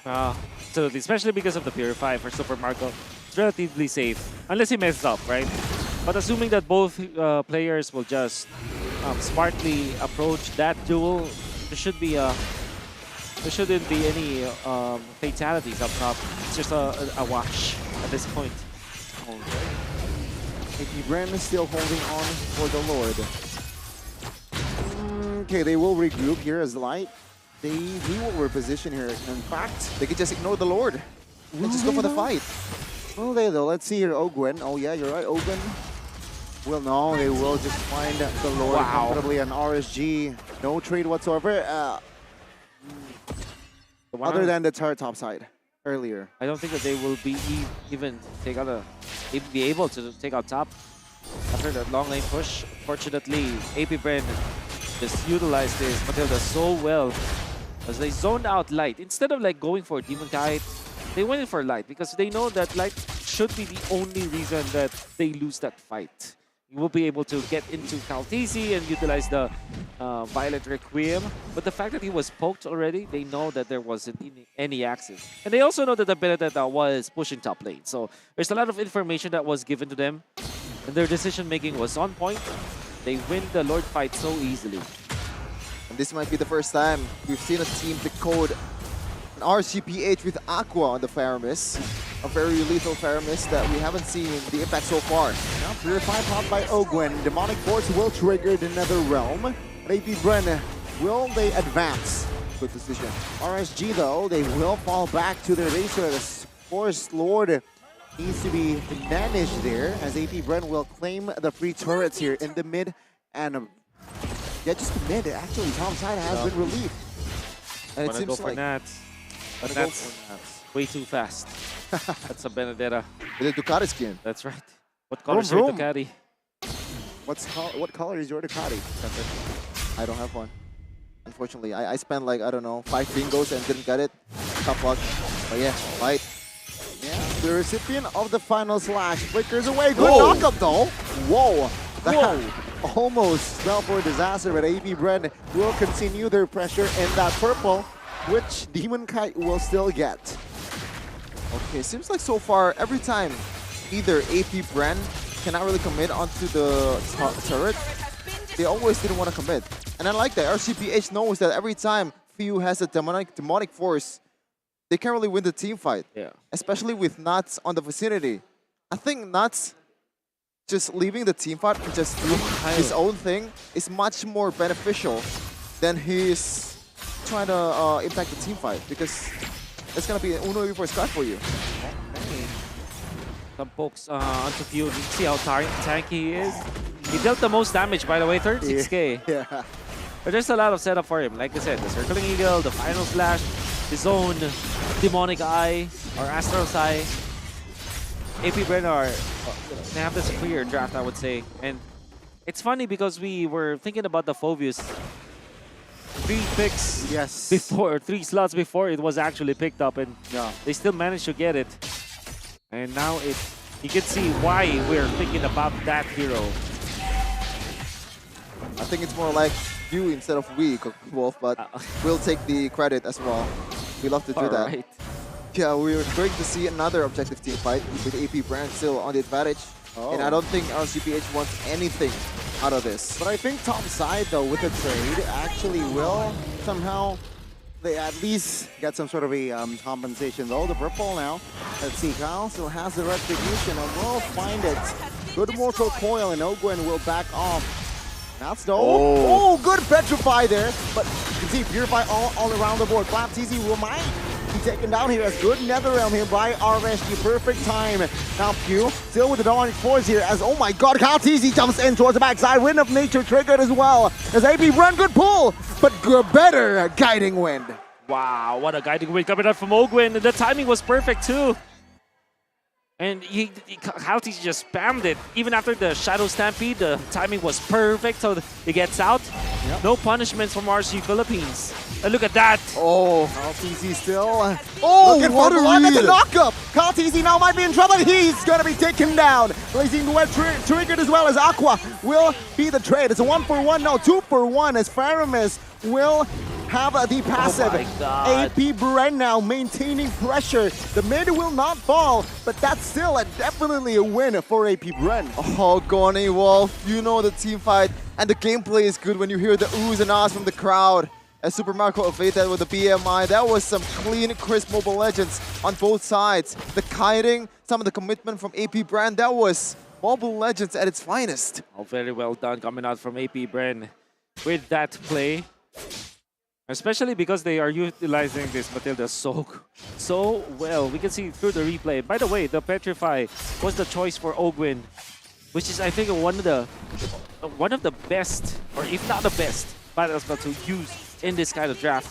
You can see the saves. And then eventually, they will be able to get more as Few just dunks it home. It destroys the entirety of RSG Philippines and then becomes saved by this Matilda. And that's been the story so far for AP Bren, right? Just Few putting the whole RSGPH on a poster. Yep. And yeah, like what is the counterplay here? Because so far that's probably the best team fight that RSGPH has done so far. What was different at that one? Did they actually, I think the initial play that made them able to gain some advantage at the time was the read to Kyle TZ. Yep. But that was like some miraculous gameplay from Light. Can they replicate it though? That's the question. Oh, Light! Light now isolated. Perfect time as well. Kyle TZ and the gang will find a very, very sneaky kill. I'm gonna Mr. Jigsaw, yeah, I'm man. gonna just shut up right now. But now up top, I think they're waiting for the next Lord. No reason to dive RSG and make a mistake. Just control the Lord as they have done before. The third Lord of the game will be one-sided once again. I like that pickup for coming in from Light. Immortality, he knows that he's the most vulnerable member on the team. He's the main engager, and there's way too much damage from AP Bren as they just blitz the Lord, even without Nats converting to anything. He's contemplating whether to recall or to just continue his onslaught on towards the bottom lane, and he decided to continue. Well, 17 minutes in. You see here, this is the longest game duration series-wise out of the 3 games. But it's still not another, like, the most competitive one. It's still another, unfortunately, very dominant showing from AP I mean, Bren. it's not over yet. Yeah, it is not over, but we'll see, we'll see. I don't think, again, as just how usually it is, I think this game depends more on AP Bren rather than RCPH. Let's see, though. It's already chunking a lot of HP from, or a few, chunking a lot of HP from Nuts. That is not good. This Fovies already has Oracle too, that's more utility, more sustainability. Meanwhile, Nats is trying to make a play. Nats looking for the clear in the mid though. They will sacrifice the base turret here. Maybe Bren, good final slash here. Let's see. Will the demonic force come through? Good purify. Flap TZ looking to hold on to the backside. Super Marco will lose his immortality. But Phil with the windmill 360 doesn't find the kill just yet. Cal TZ finds a kill. And look at that. AP Bren, they will back away. Oh, Nats is on a different level. Okay. Yes. Nats literally saved the game for RSG Philippines. Without the Claw, there's no push for now for AP Bren. And my oh my, all of the hope is already gone for RSG Philippines, but somebody will make the hero play. This time it's Nats with a beautiful Benedetta play. He might have died afterwards, but he saved RSG Philippines. Okay. Humankind now though, isolated. Good final slash. Oh, the knockup from Light will find the 2-man knockup. Now you can see here, Few trying to hold on, but damage will come through. Will be enough as Aqua claims the kill and Amon shut down. Light again with the flicker play. And now AP Bren, will their momentum be taken away? RSG clearing out the mid. Ogwen, Kyle TZ backs away. They still want more. Will they claim the inner? Blazing Duet is in within Super Marco's hand. But Ogwen with a knockup as well. They will claim the base turret. RSG will find the neutralize. And let's see, can they force this one out? Do they want to force it? 5v3. It's a 5v3. 5TZ in 10. Let's say AP Bren, can they do it? Minions though is there, but no, it won't be enough. AP Bren will have time to breathe. Oh my goodness. The mechanics from both teams. And Kyle wants to go for Eman. If only, if only. Oh, RCPH found the light of hope in the hands of Light over and over. The catch, the flickers, the micro from this guy. You thought he can only play those Kajas? Chow? That's cool for us? No, this is a Guinevere on the roam. We did say that this hasn't been a close game, but we are expecting it to be a close game. Now it is, actually. Yes. Adu mechanic, I think. It's a Adu mechanic. And Adu Retri as well, even Kyle TZ. It's a duel. And Demon Kite. Mechanic duel for both teams. Nats will clear the mid, I believe. Relieving off pressure. AP Bren, what is their next move? Flap down will commit on towards a move here. Ogwen. Okay, repositions. Nats. They have to clear. They have to clear. They have to clear, and they'll reset. The RSG was unable to keep the Lord there. Oh no. Oh, they will sacrifice it now. You can see here, Nats jumping in. No way. No way it ends like this. Oh my Absolutely Lord. not. Minions will come. Final blow popped as well. Now let's focus down on the Lord. RSG with a regroup. Now NetherRealm popped as well. The field taken out. That's a knockup as well. Flap falls and RSG. They are on a roll. Ogwen fall next here, and that is a 1, 2, 3 kill for the side of RSG. Oh, they want to end. They're letting go of the Lord. They will. They can end here. It's a 5v3 again. Super Marco, Kyle TZ, and Ogwen. Can they do it? Humankind jumps in on towards Hal, forcing him back. But the minions again to buy time for AP Bren. Final blow. Oh, Gwen, no. Immortality. Super Marco, though, receiving a lot of gems. It is all over. Not yet. Not just yet as AP Bren. Next minion comes in, though. Easy looking for the clear. It's over. It is all over. RSGPH, they advance to meet Echo in the grand finals. How in the hell was that possible? Nuts! Light! Everyone on RSGPH popped off in the last minutes of the game. AP Bren, they found the chance. They didn't took it. My goodness. Went nuts, literally, with the play of the Super Marco in the middle. Took him out with the immortality. And then he went for the push. Do you know what the effect was? When they went in, Kyle TZ went to the base, and they didn't have the retribution, they didn't have the damage. That was such a crazy game. Oh my god. We mentioned it's not over. Jeffin. Oh man, I mean it went as I predicted before, but I didn't really predict that AP Bren would fumble this. What I thought when Carl TZ goes back to the base, they can still somehow win the team fight with few on the lineup. 4v4, they have the Demonic Force, they have the sustain. All they have to do is execute. But it turns out the Faramis is just way too much trouble to deal with, especially with that Nether Realm. Aqua still sits as the god of Faramis in MPLI 2023. Oh man, what a story! Oh my, Super Saiyan Naps. And it, man. AP Bren's streak unbelievable, actually. ends here. Unbelievable. Unbelievable, man. Imagine controlling the game for 17 minutes, but then somebody makes a miracle play. Was on point and oh goodness. That's the ripple effect, okay? Like the siege before, I believe Super Marco got taken down, and Nats was the MVP. He's the one who chased Super Marco till the end of the BMI. Even though he has the immortality, actually last by immortality at the time, somehow still win that one. And they actually just steamrolled the middle lane, and I think that was the game turnaround play. For sure. Yeah. The balls is suddenly unbelievable on RSGPH court.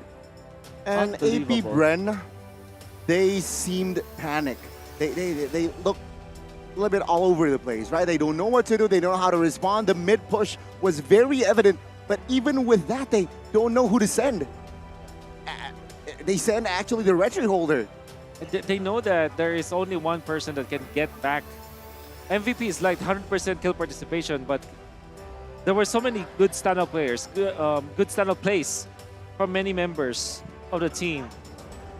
We see Guinevere. Oh my god. Eventually with the flicker play that did not actually convert into any kill. But at the same time, the presence was there.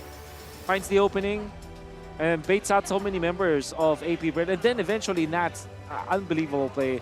I mean, Aqua, you could say that he also played so well in this game, right? For sure. But I'm still in shock. And we can see it through the highlights. The highlights of this game. And as you can see, AP Bren just steamrolling RCPH in the early to mid game. In the hands of Few, dunking all over RCPH.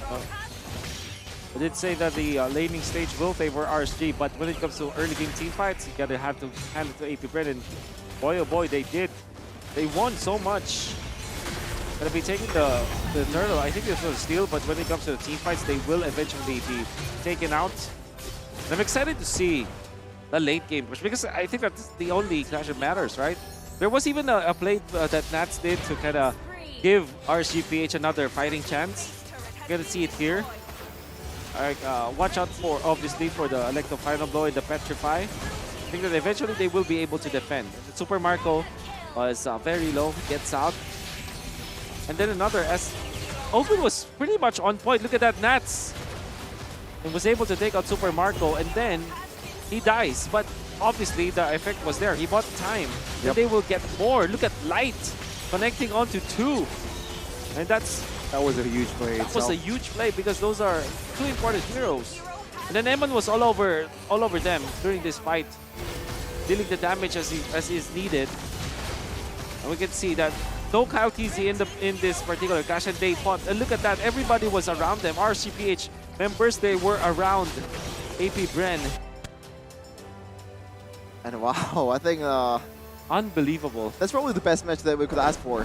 I'm glad I jinxed it when I said that we might be looking at the very first bad Benedetta game in this tournament. And somehow I think Nats is the MVP. I'm still It's okay a with personal MVP. Yeah, Light being the MVP because some of the game-saving play that he did was very much important, especially against 5 members that is I did hard to not catch. expect that one. These I did- heroes, Yeah. a lot of dashes. Even Flap TZ, the one that doesn't have a Purify, is also hard to catch. Yeah. And I want to add as well, you jinxed a lot of things today. Well, in this particular game, you jinxed this might be the worst Benedetta performance in this tournament. We might be seeing, okay, we might be seeing because the early game, it makes sense, right? View in the early game was very much the trouble for Nuts. Yes. Even I said that it's better for Nuts to not join the team fight because he's not gonna make the team fight better. But it turns out he somehow did. I'm sorry, I ate my words. Yeah. I'm still in disbelief, but because of this game, right? Your AP Bren, they're doing the correct things. It's just it took literally one miracle play coming out from Nats for them to crumble, and that's the thing with AP Bren, right? I think we talked about how they're not a team that's good at long games. They're very good at short games. They're very good at dominating their opponents, but when it comes to games where it is prolonged, you're gonna be surprised. AP Bren kind of struggles, and in this particular match, game, they didn't struggle per se, right? They didn't make any bad calls. Yeah. They literally were just outplayed, and there was a miracle that RGPH did. And I guess that's something that AP Bren needs to solve, the way that they should look for recovery when it comes to their momentum and when it comes to their decision making. I'm speechless. Like this, I don't really feel like breaking down the stats because what just happened is obviously much more important. Exactly, it's not about the stats. Yeah, it goes beyond stats. Yes. Because in the early game, I believe it was like it was all AP Bren. Yeah. It was all AP Bren. It doesn't matter where you started, how you finish, and this is also another example of don't give up. Yep. Too early. That's 17 minutes. Wow, Kyle TZ is the rich guy, Few is the most damage taken, but when it comes to like the carry of the team, 102 damage from Eman as the Brody. Yeah. And what did I tell you? If there is somebody who can win with the Brody, that's just Eman, exclusively Eman. And somehow also break your statement. Can't win on a Brody. Yeah. No. Yeah. Wolf, let me prove you wrong. I did say though that if there is someone that can win with the Brody, it's Eman. You So saved it's it. You still saved pretty it. correct, you know? True, but He again, plays it so both ways. differently. Imagine, like, typically when you see a Brody, they pick up Heptasis, first item. Yeah. You see this guy, BOD, first item. And rarely do we see a comeback game from a Brody. Brody. Right. But I think that they utilize the Brody in the late game much better than any other team would, because he's literally in the middle of the fight. It's like a walking, it's not even a tank, it's like a walking trap, right? And you kind of dial in and you kind of tunnel vision into going for the Brody. And I think that the only reason why they were able to win this game is because of the fairness with the Brody, because you kind of use your marksman as a trap. The more that you put the Brody in the middle of the fight, the more stacks you make, and then eventually you pop the turn apart memory, you destroy everyone, right? Late game Brody is not as strong as the Claude, but if you land all of your stacks and you have the turn apart memory, it hits like a truck. And it also helps that the only 2 people that Few cannot get to with the Demonic Force is that Brody and Aqua, right? They don't have the natural dashes that Few can utilize to be able to deal some damage, and that is just easy pickings or like easy target for this Brody. Even though we haven't seen like a big like, oh my god, what a play from Eman. It's still the silent killer, right? He still deals the damage, he still puts some pressure on towards the opposing team, and that is why this is the only guy that can play the Brody in this kind of situation. It's again a great example here, Wolf, right? What a game, what a treat we have. A reverse sweep from RSG. Yep. Where we thought AP Bren was got the bag, got in the bag, won the first game. They will take that momentum, but no, with the adjustment that they make with the same sides as well, right? Blue side RSG, red side RSG deserved the grand finals. I mean, it's still kind of fair, right? That RCPH and Echo is Can the I one open who one? qualify. Yeah, you sure. That You game can was, eat it right now. That game was so intense. I need this. You need a sugar rush. You need some sugar to flow through your brain. Yeah. Listen, all right. You guys talk. That one was my plan. Okay, fine. I'm gonna solo cast probably here. I mean, So we yeah, can- you can rise above the pang of hunger and unlock the full flavor of MPLI with Hello Panda, Hello Panda. From creamy chocolate to several other kinds of flavor goodness. This is the Unbelievable. double chocolate. This is the original chocolate. This is cookies and cream, vanilla, strawberry, and we also have cream cheese apparently. And I think they should add matcha or something because a lot of Indonesians love matcha. You love matcha. Yeah. You don't love matcha? I don't want to say it on stream. Oh, okay. But I don't like matcha. I'm gonna say it. oh wow. Okay. But it Just- doesn't matter. I mean, after what Nats did and what RSG did, I feel more confident with taking risks, you know? Yeah, for sure. But yeah, you can also get this outside of the arena, actually. There's outdoor activity here in Basketball Hall, Senayan, Jakarta. And there's also a meet and greet with homeboys in one esports booth. I'm sure all of you Filipinos out there would love to see that. So what are you waiting for? Order a flight here. Now. Right now. Right now, you can still make it to more homeboys. If possible, teleportation. Take some pics with Sorn, your favorite player. I love Soren, man. And also watch your favorite tournament, MPLI 2023, with another, as per usual, a full Filipino Grand Finals. Yes, and also, by the way, I've been eating Hello Panda. No residuals, no mess. Perfect snack for whatever you're doing. That's Working, right. playing, chilling. Yeah. I can't recover, dude. You can't recover from that game. From that Yeah. game. It's too insane. You have to recover. I mean, But this I'm is- also enjoying it already, so. This is the way to recover, eating Hello Panda. One. Hello Panda, Hello Panda. Spam it in the chat, please. I'm sure, I think Reptara Leo actually made a story about it. It's stuck in their head. Stuck in their head. Everybody is. And I said And earlier, everybody's craving Hello Panda now. Yeah. you have those in Philippines too? We do. Oh, okay. Yeah. That's one way to market your product. Yeah. And by the way, we recently just released a video. Please don't watch it. Nah, just kidding. Watch it. Okay, watch it. But yeah, that is the end of the lower bracket finals. In the end, RCPH a triumph over the M5 representative of Philippines, Bren Esports. Now, what's going to happen in the grand finals of Echo versus RCPH? Let's see that in a second, but we're going to have to take a break first for us to recharge and to be better at viewing the game after this. So stay tuned and watch the grand finals after this.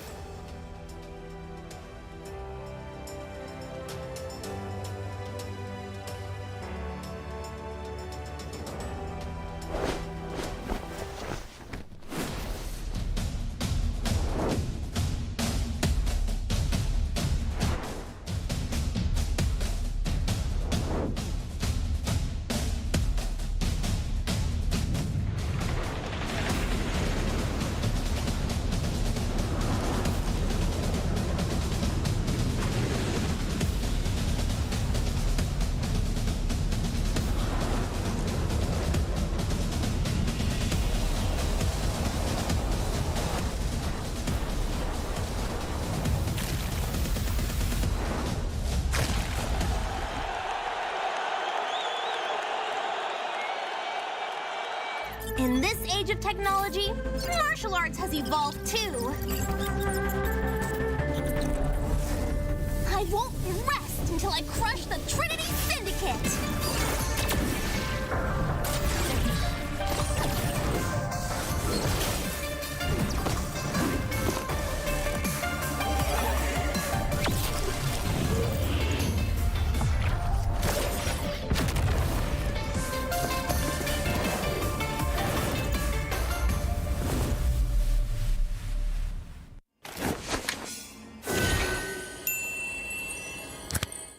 sosok leader juga ada di dalam tubuh dia, yang mana di bigger round kita susah cari sosok seperti Vin. Ya ini kesempatan yang bagus buat Arab sama gue buat move on lah.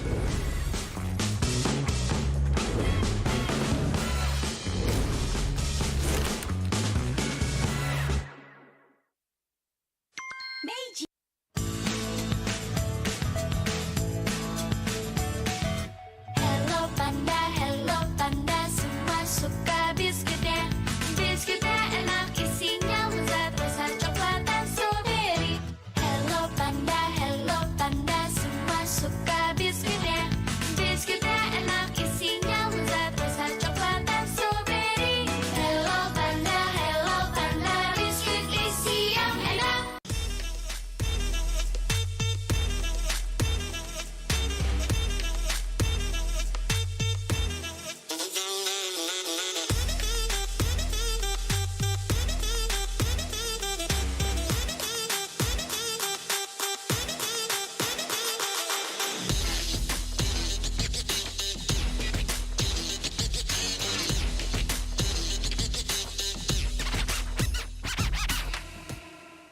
Hi, I'm Carl Dizzy. Hi, I'm Zon. Hey guys, this is Rose. Hi guys, this is MPL King. This is One Esports 15 Seconds Hero Challenge. Hi Grill, Arlord, Lilia, Eve, 11, Bruno, Irital, Brody, what else?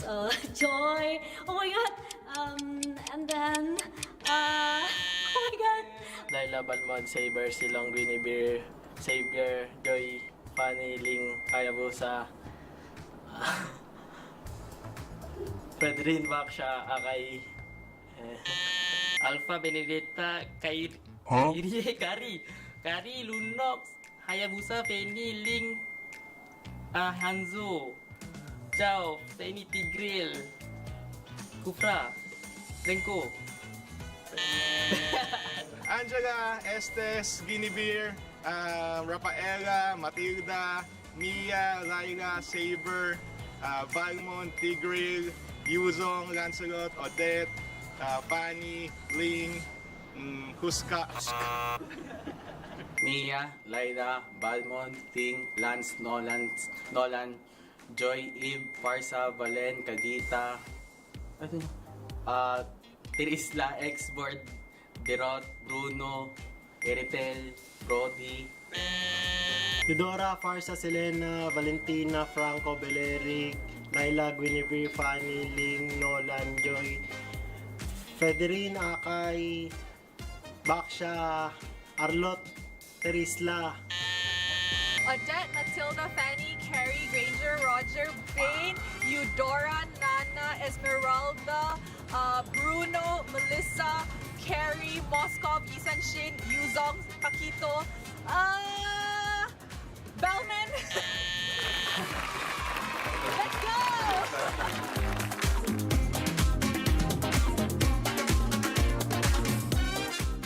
Sempet down karena kayak hal yang aku suka itu ternyata orang tua tuh kayak lebih khawatir kali ya. Aku sih lihat mau papa tuh nggak suka, ngapain sih, yang bener-bener aja lah.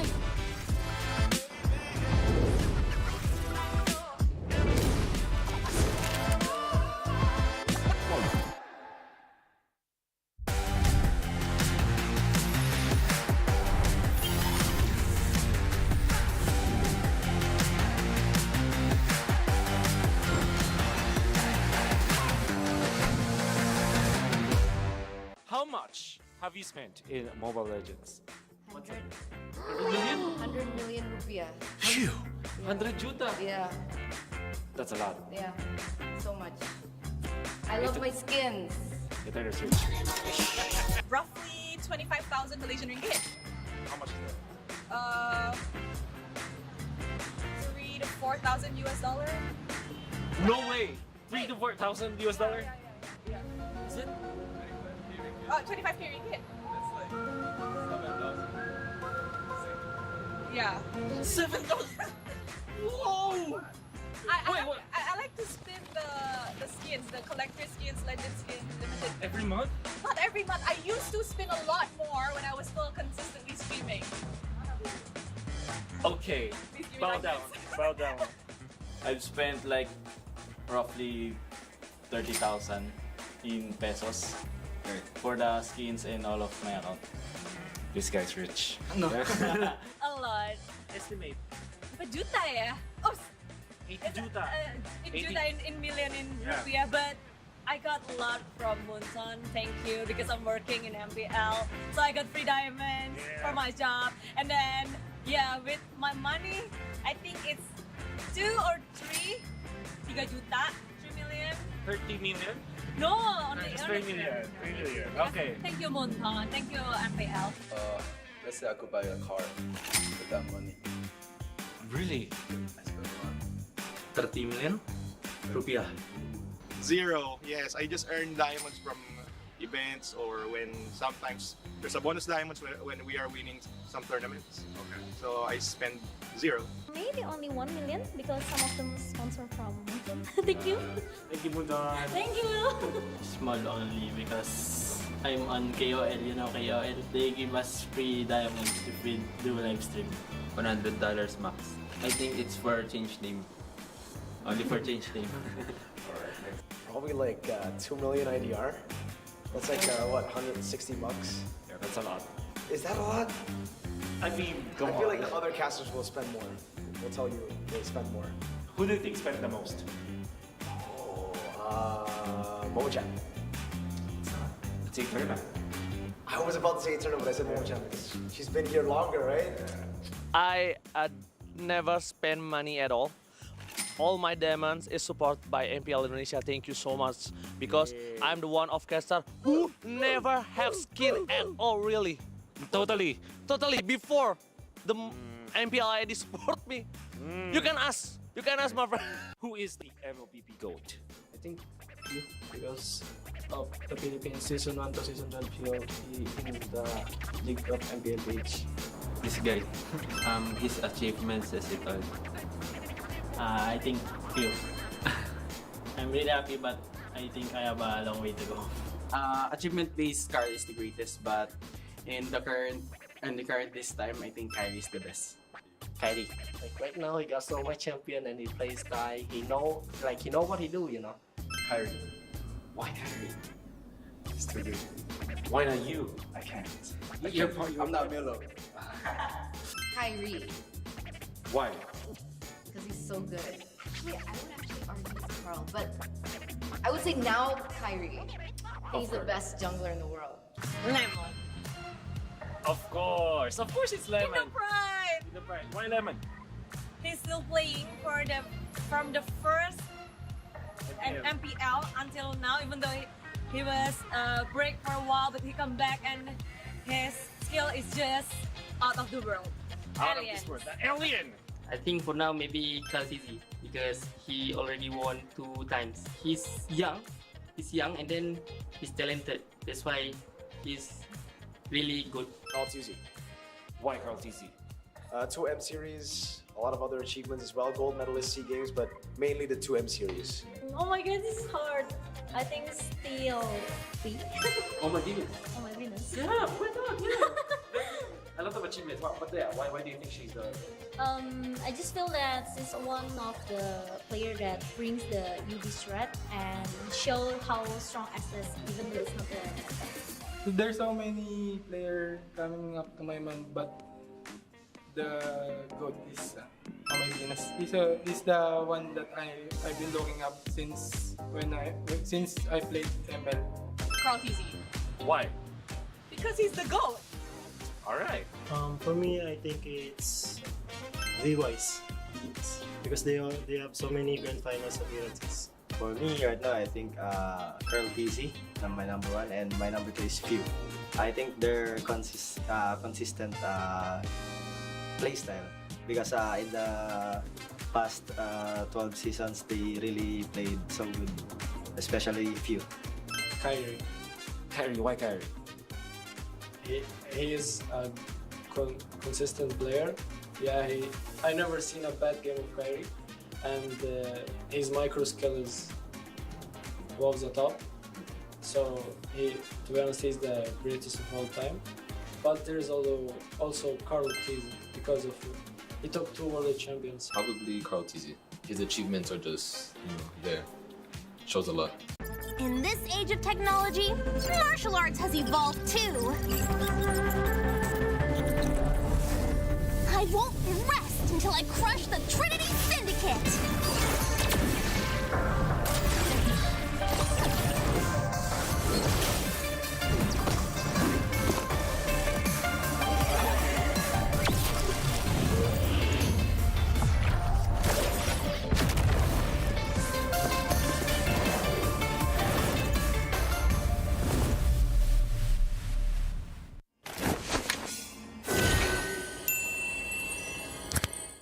Sosok leader juga ada di dalam tubuh dia, yang mana di bigger round kita susah cari sosok seperti Vin. Ya ini kesempatan yang bagus buat Araki sama gue buat move on lah.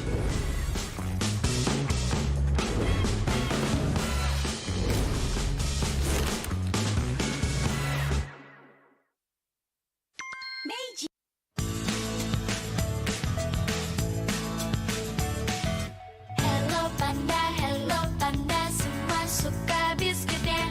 Biskuitnya enak, isinya lezat, rasa coklat dan strawberry. Hello panda, semua suka biskuitnya. Biskuitnya enak, isinya lezat, rasa coklat dan strawberry. Hello panda, biskuit isi yang enak.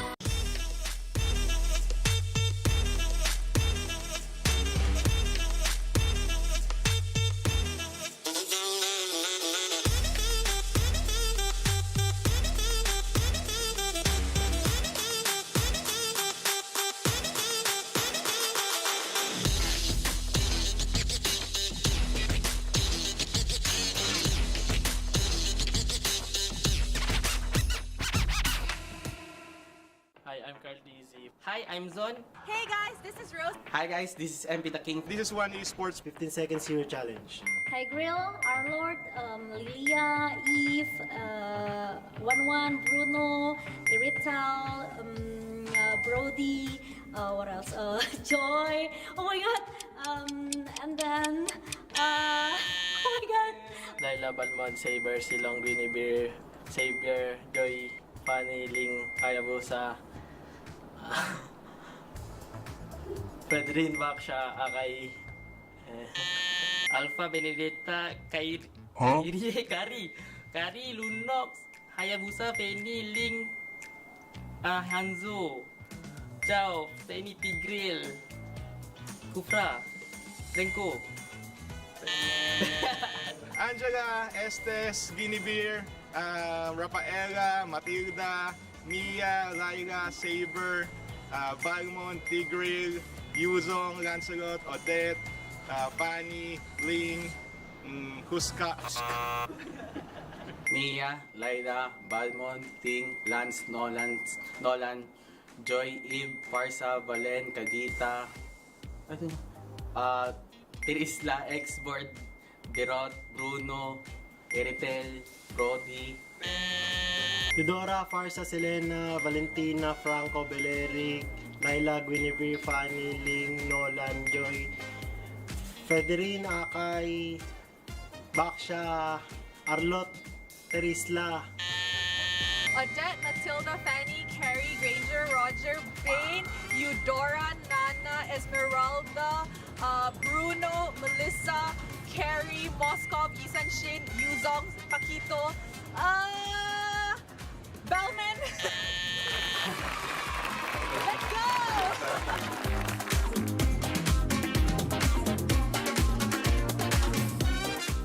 Sempet down karena kayak hal yang aku suka itu ternyata orang tua tuh kayak lebih khawatir kali ya. Aku sih lihat malah papa tuh nggak suka, ngapain sih, yang bener-bener aja lah.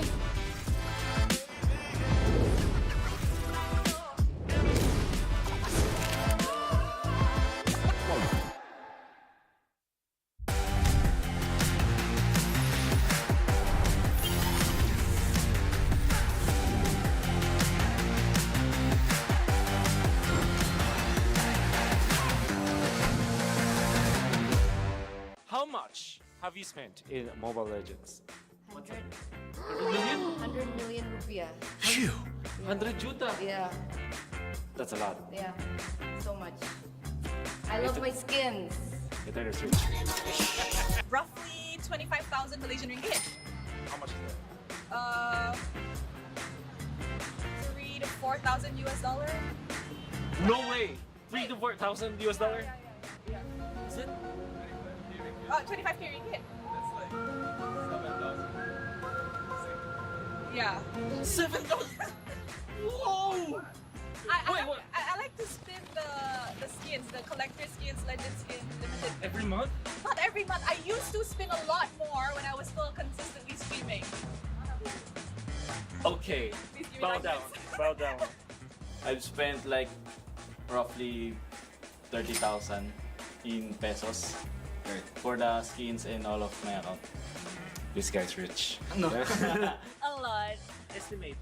Berapa juta ya? Oh, 80 juta.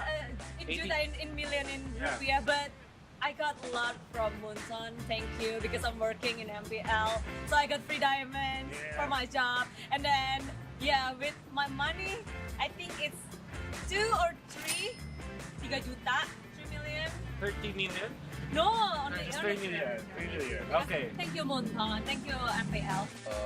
Let's say I could buy a car with that money. Really? I spend a lot. 30 million rupiah. 0. Yes, I just earn diamonds from events or when sometimes there's a bonus diamonds when we are winning some tournaments. Okay. So I spend 0. Maybe only 1 million because some of them sponsor from Munson. Thank you. Thank you, Munson. Thank you. Small only because I'm on KOL, you know KOL. They give us free diamonds if we do live stream. $100 max. I think it's for change name. Only for change name. Probably like 2 million IDR. That's like what, 160 bucks? Yeah, that's a lot. Is that a lot? I mean, come I on. feel like other casters will spend more. They'll tell you they spend more. Who do you think spent the most? Mojang. It's Eterna. I was about to say Eterna, but I said Mojang because she's been here longer, right? I never spend money at all. All my diamonds is supported by MPL Indonesia. Thank you so much because I'm the one of caster who never have skin at all, really. Totally. Before the MPLI support me. You can ask my friend. Who is the MLPP GOAT?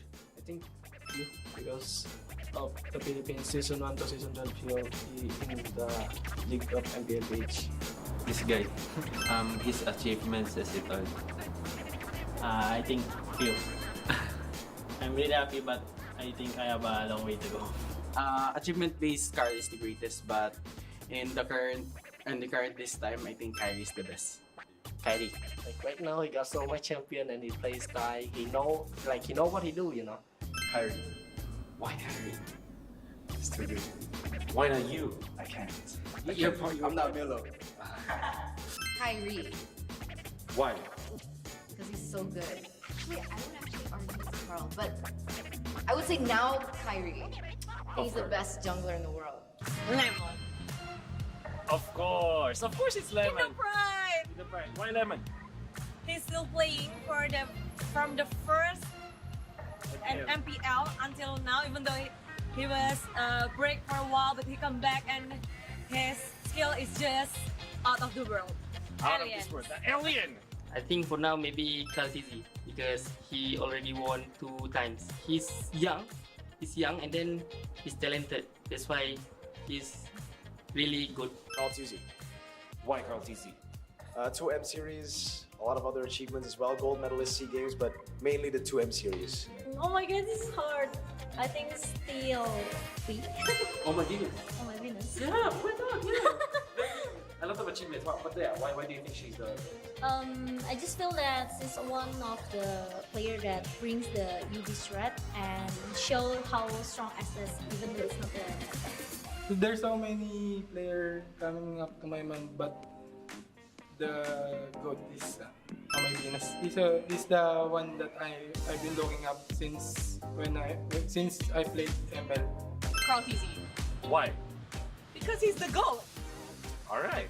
For me, I think it's V-Wise because they have so many grand finals appearances. For me right now, I think Curl TZ, my number 1, and my number 2 is Few. I think they're consistent play style because in the past 12 seasons, they really played so good, especially Few. Kyrie. Kyrie, why Kyrie? He is a consistent player. Yeah, I never seen a bad game of Kyrie, and his micro skill is above the top. So to be honest, he's the greatest of all time. But there's also Carl TZ because of he took 2 world champions. Probably Carl TZ. His achievements are just there. Shows a lot. In this age of technology, martial arts has evolved too.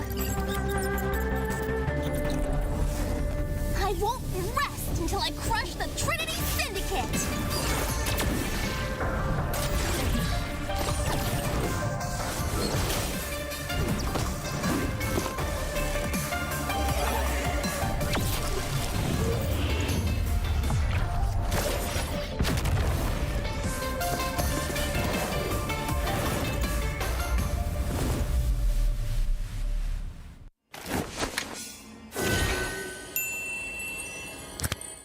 Sosok leader juga ada di dalam tubuh dia, yang mana di Big Round kita susah cari sosok seperti Vin. Ya ini kesempatan yang bagus buat Araki sama gue buat move on lah.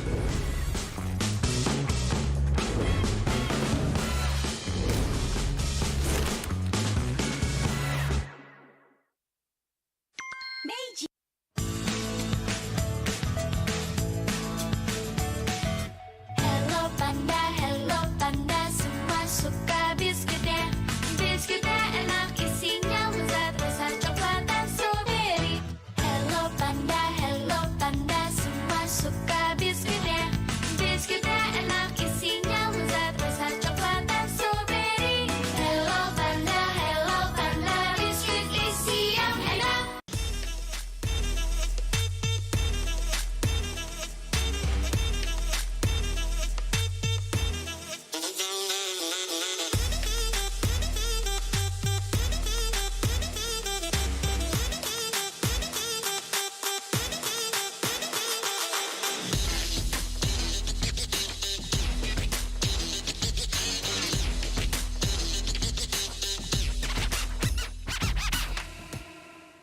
Hi, I'm Carl TZ. Hi, I'm Zon. Hey guys, this is Rose. Hi guys, this is MP the King. This is One Esports 15 seconds hero challenge. Hi Grill, Arlord, Lilia, Eve, 11, Bruno, Irital, Brody, what else? Joy. Oh my god. And then, oh my god. Laila, Balmond, Saber, Silong, Guinevere, Xavier, Joy, Fanny, Ling, Hayabusa, Pedrin, Baksha, Akai, Alpha, Benedetta, Kari, Lunox, Hayabusa, Penny, Ling, Hanzo, Chao, Penny, Tigril, Kufra, Renko. Angela, Estes, Guinevere, Rafaela, Matilda, Mia, Lyra, Saber, Valmont, Tigril, Yuzong, Lancelot, Odette, Fanny, Ling, Huska. Mia, Lyra, Balmont, Ting, Lance, Nolan, Joy, Eve, Parsa, Valen, Kagita, Tirisla, Xboard, Derot, Bruno, Eritel, Brody, Eudora, Farsa, Selena, Valentina, Franco, Beleric, Laila, Guinevere, Fanny, Ling, Nolan, Joy, Federine, Akay, Baksha, Arlot, Terisla, Odette, Matilda, Fanny, Carrie, Granger, Roger, Bane, Eudora, Nana, Esmeralda, Bruno, Melissa, Carrie, Moskov, Isan Shin, Yuzong, Paquito, Bellman. Let's go!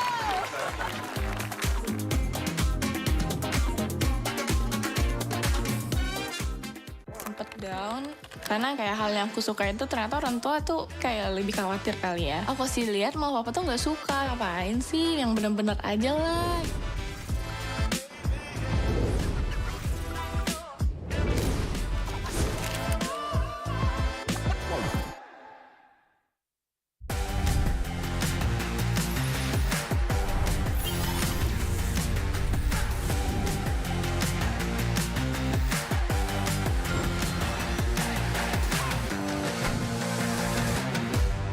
How much have you spent in Mobile Legends? 100 million? 100 million rupiah. Phew! 100 juta? Yeah, That's a lot. yeah, so much. I love my skins. That is rich. Roughly 25,000 Malaysian ringgit. How much is that? 3 to 4,000 US dollar. No way! 3 to 4,000 US dollar? Yeah. Is it? 25k ringgit. Yeah. 7,000. Whoa! I like to spin the skins, the collector skins, legend skins, limited. Every month?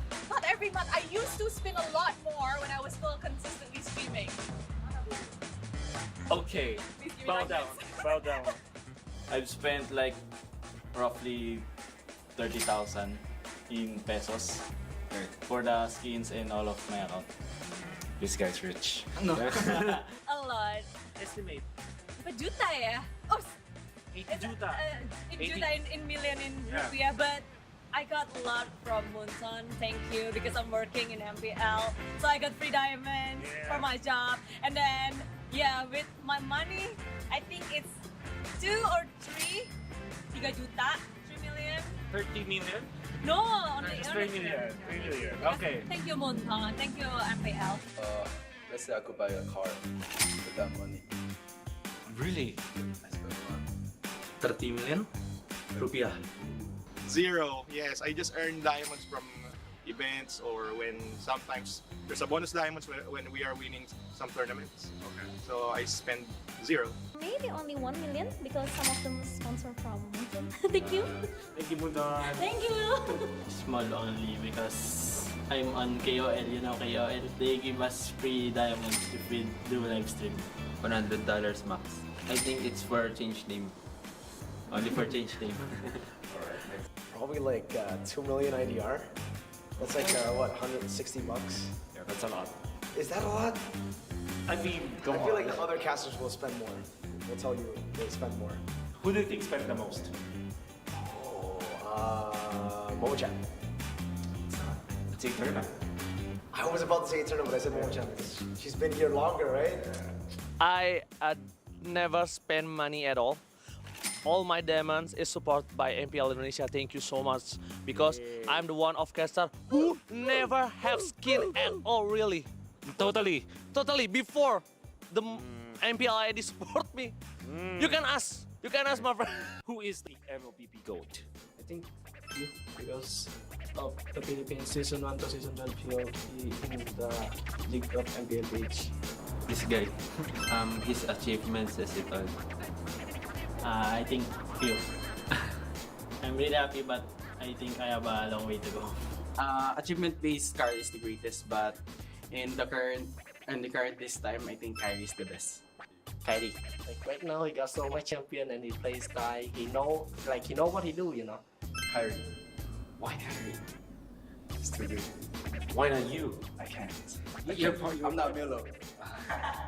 Kyrie, Why? because he's so good. Actually, I would actually argue it's Carl, but I would say now Kyrie. He's the best jungler in the world. Lemon. Of course it's Lemon. Kingdom Pride. Kingdom Pride. Why Lemon? He's still playing from the first MPL until now, even though he was break for a while, but he come back and his skill is just out of the world. Out Alien. of this world. The alien. I think for now maybe Kaltizi because he already won 2 times. He's young, and then he's talented. That's why he's really good. All easy. Why Carl TC? 2M series, a lot of other achievements as well, gold medalist SEA Games, but mainly the 2M series. Oh my god, this is hard. I think still three. Oh my goodness. Oh my goodness. Yeah, why not? Yeah. A lot of achievements. But yeah, why do you think she's the... I just feel that she's one of the player that brings the UV threat and show how strong SS even though it's not the There's so many players coming up to my mind, but the GOAT is my Venus. He's the one that I've been looking up since I played MPL. Carl TZ. Why? Because he's the GOAT. Alright. For me, I think it's V-Wise. Because they have so many grand finals appearances. For me right now, I think Curl TZ, my number one, and my number two is Few. I think their consistent play style because in the past 12 seasons they really played so good, especially Few. Kyrie. Kyrie, why Kyrie? He is a consistent player. Yeah, I never seen a bad game of Kyrie, and his micro skill is above the top. So to be honest, he's the greatest of all time. But there is also Carl TZ because of he took 2 world champions. Probably Carl TZ. His achievements are just, there. Shows a lot. In this age of technology, martial arts has evolved too. I won't rest until I crush the Trinity Syndicate!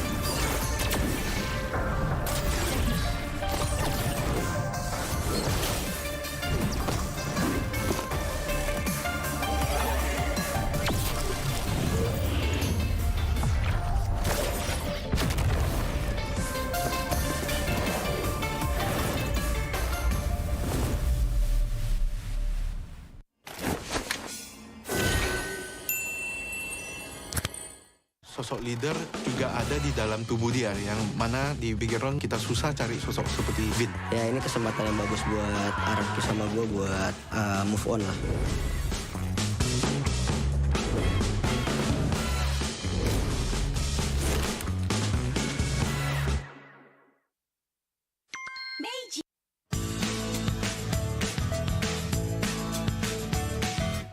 Hello panda, semua suka biskuitnya. Biskuitnya enak, isinya lezat, rasa coklat dan strawberry. Hello panda, semua suka biskuitnya. Biskuitnya enak, isinya lezat, rasa coklat dan strawberry. Hello panda, biskuit isi yang enak.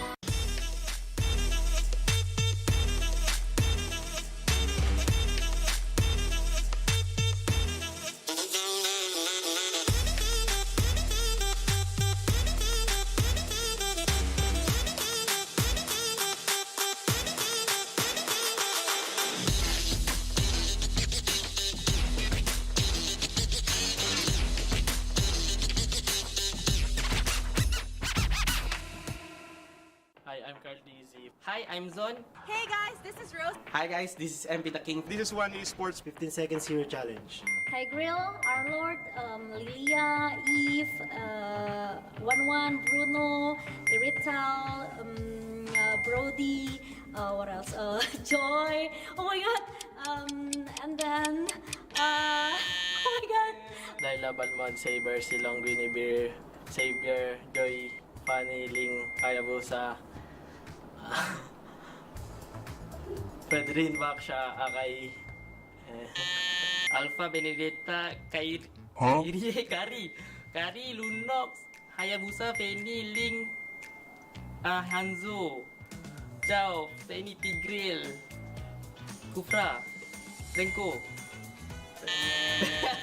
Angela, Estes, Guinevere, Rafaela, Matilda, Mia, Laila, Saber, Balmond, Tigril, Yuzong, Lancelot, Odette, Fanny, Ling, Huska. Mia, Laila, Balmond, Ting, Lance, Nolan, Joy, Eve, Parsa, Valen, Kadita, Tirisla, X-Board, Derot, Bruno, Eritel, Brody. Eudora, Farsa, Selena, Valentina, Franco, Beleric, Laila, Guinevere, Fanny, Ling, Nolan, Joy, Federine, Akay, Baksha, Arlot, Terisla. Odette, Matilda, Fanny, Carrie, Granger, Roger, Bane, Eudora, Nana, Esmeralda, Bruno, Melissa, Carrie, Moskov, Isan Shin, Yuzong, Paquito, Bellman. Let's go!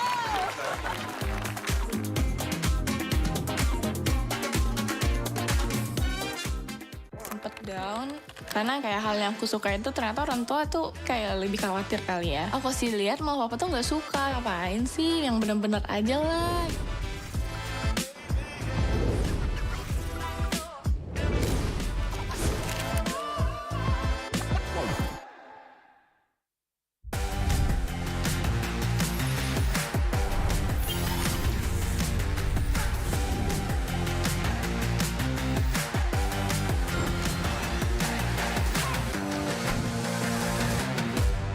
How much have you spent in Mobile Legends?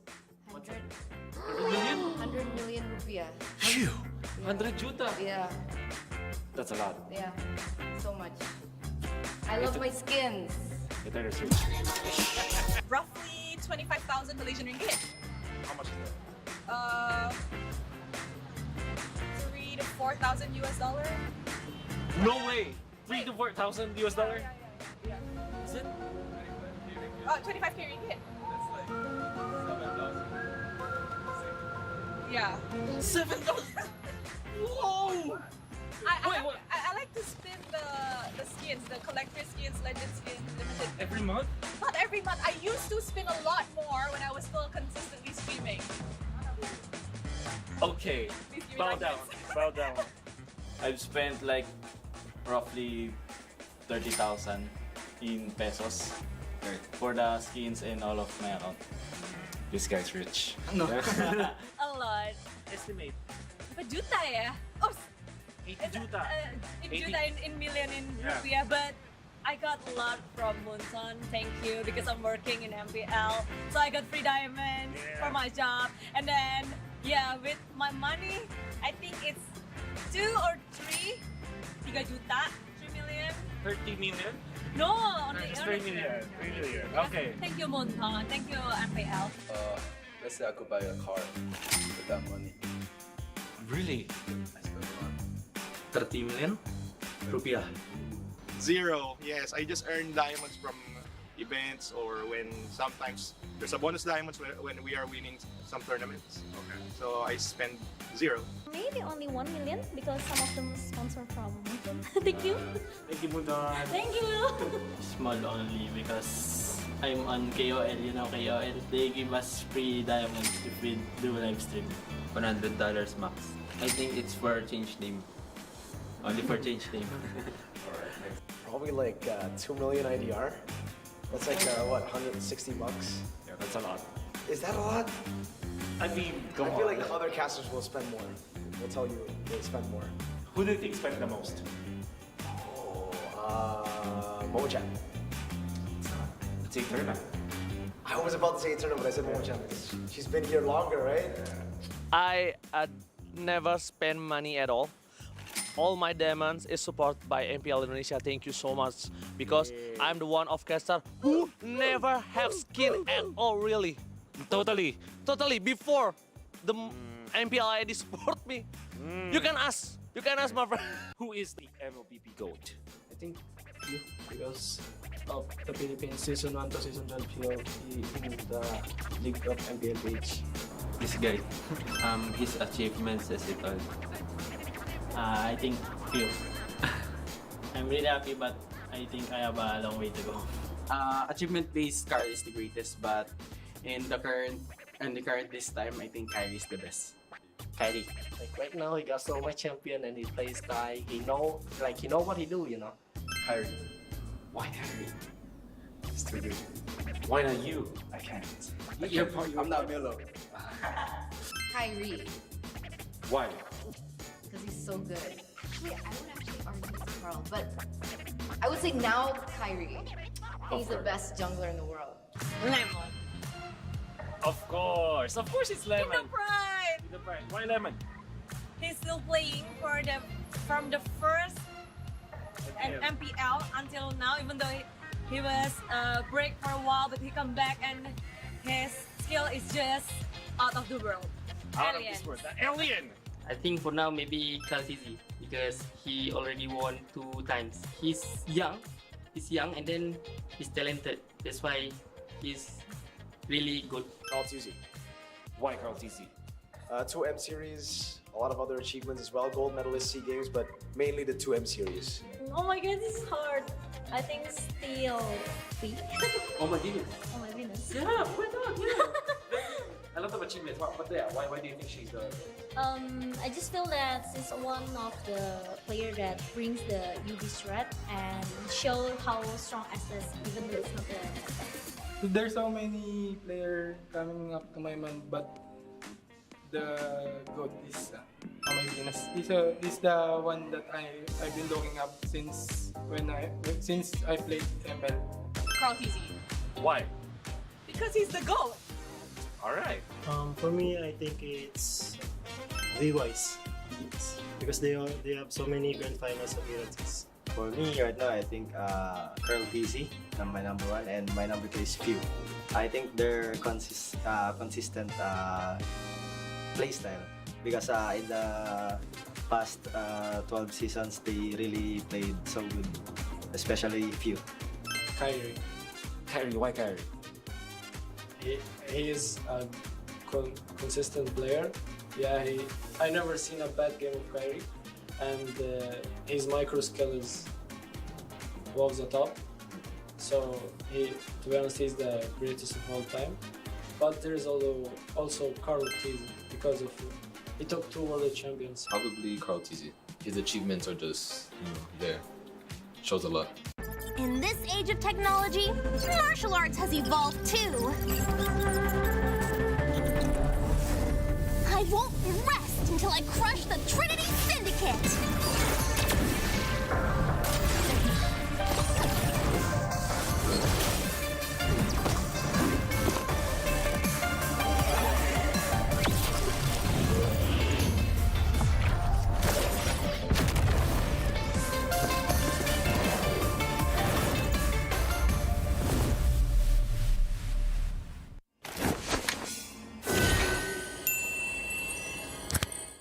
Sosok leader juga ada di dalam tubuh dia, yang mana di background kita susah cari sosok seperti Vin. Ya ini kesempatan yang bagus buat Arabku sama gue buat move on lah.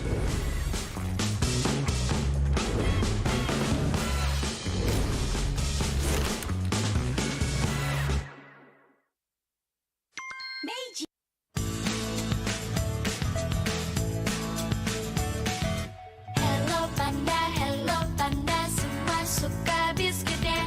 Biskuitnya enak, isinya lezat, rasa coklat dan strawberry. Hello panda, semua suka biskuitnya. Biskuitnya enak, isinya lezat, rasa coklat dan strawberry. Hello panda, biskuit isi yang enak.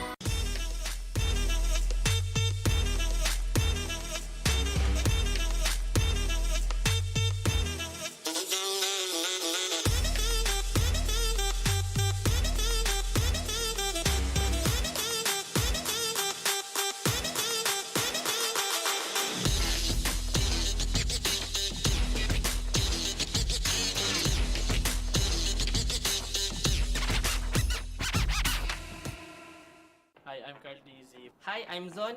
Hey guys, this is Rose. Hi guys, this is MP the King. This is One Esports 15 seconds hero challenge. Hi Grill, Arlord, Lilia, Eve, 11, Bruno, Irital, Brody, what else? Joy. Oh my god. And then, oh my god. Dahil laban mo Saber, Silong, Guinevere, Savior, Joy, Fanny, Ling, Hayabusa, Pedrin, Baksha, Akay, Alpha, Benedetta, Kari, Lunox, Hayabusa, Feni, Ling, Hanzo, Chao, Feni, Tigril, Kufra, Renko. Angela, Estes, Guinevere, Rafaela, Matilda, Mia, Laila, Saber, Valmont, Tigril, Yuzong, Lancelot, Odette, Fanny, Ling, Huska. Mia, Laila, Balmont, Ting, Lance, Nolan, Joy, Eve, Farsa, Valen, Kadita, Tirisla, Xboard, Derot, Bruno, Eritel, Brody. Eudora, Farsa, Selena, Valentina, Franco, Beleric, Laila, Guinevere, Fanny, Ling, Nolan, Joy, Federine, Akay, Baksha, Arlot, Terisla. Odette, Matilda, Fanny, Carrie, Granger, Roger, Bane, Eudora, Nana, Esmeralda, Bruno, Melissa, Carrie, Moskov, Isan Shin, Yuzong, Paquito, Bellman. Let's go!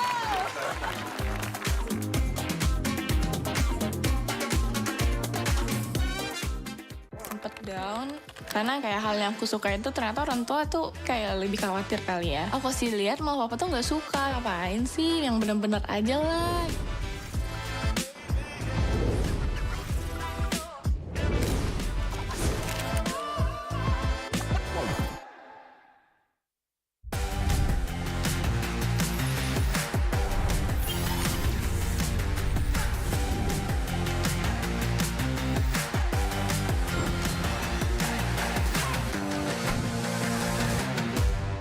How much have you spent in Mobile Legends? 100 million? 100 million rupiah. Phew! 100 juta? Yeah, That's a lot. yeah, so much. I love my skins. Nintendo Switch. Roughly 25,000 Malaysian ringgit. How much is that? 3 to 4,000 US dollar. No way! 3 to 4,000 US dollar? Yeah. Is it? 25k ringgit. Yeah. 7,000. Whoa! I like to spin the skins, the collector skins, legend skins, limited. Every month?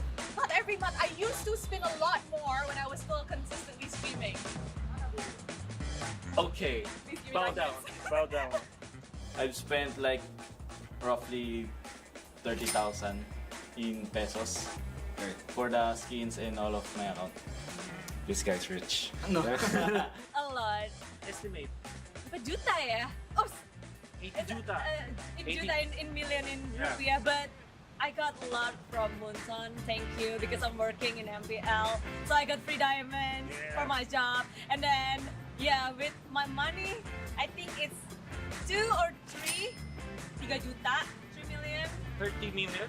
No, only Just 3 million. 3 million. Okay. Thank you, Munson. Thank you, MPL. Let's say I could buy a car with that money. Really? I spent a lot. 30 million rupiah.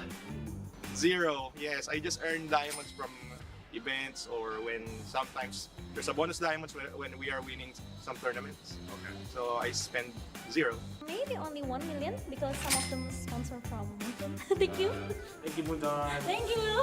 Small only because I'm on KOL, you know KOL. They give us free diamonds if we do live stream.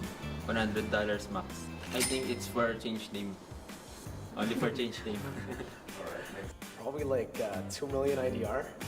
That's like what, 160 bucks? Yeah, that's a lot. Is that a lot? I mean, I feel like the other casters will spend more. They'll tell you they spend more. Who do you think spent the most?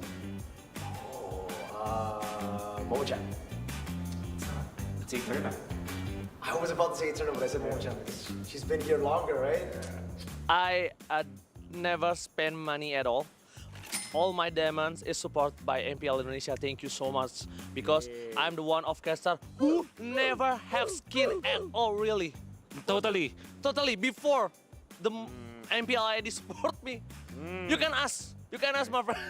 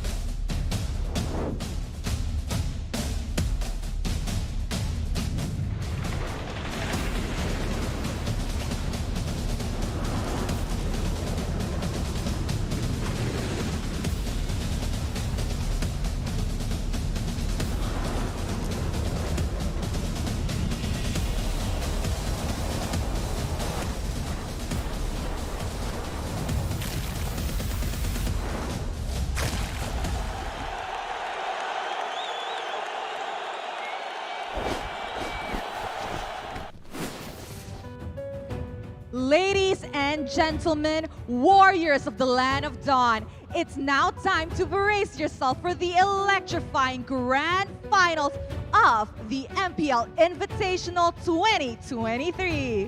Panggung telah siap dan arena pertempuran pun menanti. Kita akan menyaksikan sejarah baru yang akan terukir dari tim yang beradu. Untuk kali pertama, kita akan menyaksikan bahwa tiada powerhouse dari MPLI yaitu Indonesia yang telah tersingkir. Dan akan seperti apa sejarah baru yang akan terukir. In a fiery competition, both these teams have faced trials, conquered giants, and has etched their names into the world of esports. Malam ini bukan hanya tentang skill, namun kita akan melihat bagaimana semangat dan energi mereka yang akan dipecerahkan, yang akan dicurahkan, yang diberikan untuk pertarungan yang begitu luar biasa. To the fans worldwide, your voices matter. Who are you rooting for in this grand finals of MPLI? Use the hashtag RiseAbove and be part of this history. Dan jangan sampai lupa untuk mendukung semua tim yang kalian sedang dukung. Tulis dengan hashtag dan berikan energi kalian karena energi positif kalian tentu akan kami rasakan. As the clock ticks, the tension mounts, and the virtual arena is about to erupt. Behold the beginning of an odyssey, the grand finals of the MPLI 2023. Bersiaplah dan saksikanlah, inilah dia match penutupan, match puncak dari Grand Final of MPLI 2023. Will the Orcas be echoing in the MPLI arena tonight? Or will RSG Philippines will take their second trophy, international trophy that they want to achieve? We all know that this is a battle between the powerhouses of the Philippines. We have Echo as our M4 World Champions, but we also have RSG Philippines as the MSC 2022 Champions. Kita akan menyaksikan pertarungan yang begitu dahsyatnya dari dua tim yang punya histori dengan sangat banyak mereka terus kehujanan dari trofi yang bergulir di tangan mereka. Dan kita pun tahu bahwa semua fans di seluruh Indonesia bahkan dunia yang sedang menantikan akan seperti apa pertarungan dari kedua tim yang begitu memukau. Perjalanan mereka begitu panjang dari 16 tim yang beradu. Kembali menjadi 8, setelah hari pertama menjadi 8, kembali menjadi 6, dan yang terakhir hari ini kita melihat ada 3 tim yang beradu dan menyisakan 2 tim terbaik di MPLI 2023. We started off with 16 teams from 8 regions, down to the 8, down to 6, down to 3, and now the final 2 from the Philippines. I am sure not just the Indonesian fans here in the MPLI arena is ecstatic, but the Filipinos, the Malaysians, everybody who are watching worldwide are just as ready for our MPLI Grand Finals. Yep, dan ini adalah yang dinantikan pastinya. Semua orang mungkin terkejut bagaimana dua tim ini berperforma. Dari kita lihat grup stage yang begitu hebatnya, mereka masuk ke dalam upper bracket dan membuktikan diri. Dari Filipina, kita melihat betapa kekuatan mereka dan hari ini hanya akan ada satu tim saja yang akan mengangkat piala dari MPLI 2023. Yes, Clara, only one will be champions of MPLI 2023. So for those of you guys who are watching at home, don't forget to use the hashtag RiseAbove on social media and under the comment section of this live stream to let us know who your pick is and why. Yep, and I know everybody is ready to watching to witness the greatest battle of MPLI 2023. This is the grand final. So it is time to see MPLI 2023. It's time to rise above.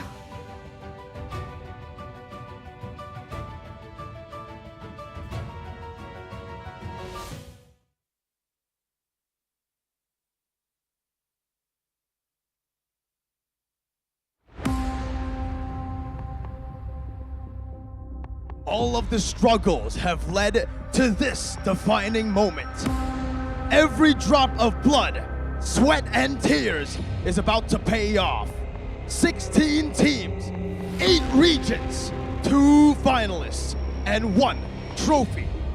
Who will raise the trophy and rise above at MPLI 2023? It's time for the grand finals between Echo versus RSG Philippines. The mid laner from Echo, number 2 top KDA in MPLI 2023, Sanji. And from RSGPH, number 4 top KDA, Aqua. The XP laner from Echo, the player with the most MVPs in MPLI 2023, Sanford! And from RSGPH, the Week 4 MVP in MPL PH, Nat! The gold laner from Echo, the M4 World Championship Finals MVP, Betty QT! And from RSG PH, the MSC 2022 Finals MVP, Eman! The roamer from Echo, number 4 top assist in MPLI 2023, JP! And from RSG, number 1 most assists in MPLI 2023, Light! The jungler, the GOAT, the 2-time world champion, Carl Teasy!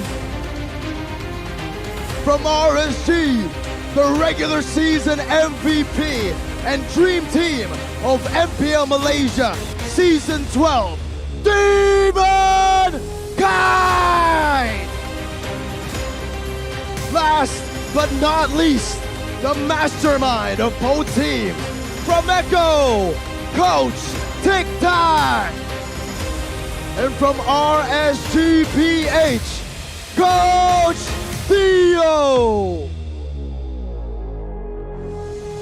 The journey is nearing its end. Finally, we will be witnessing the birth of a new champion. Who will claim the MPLI throne? Will it belong to Echo or perhaps RSGPH?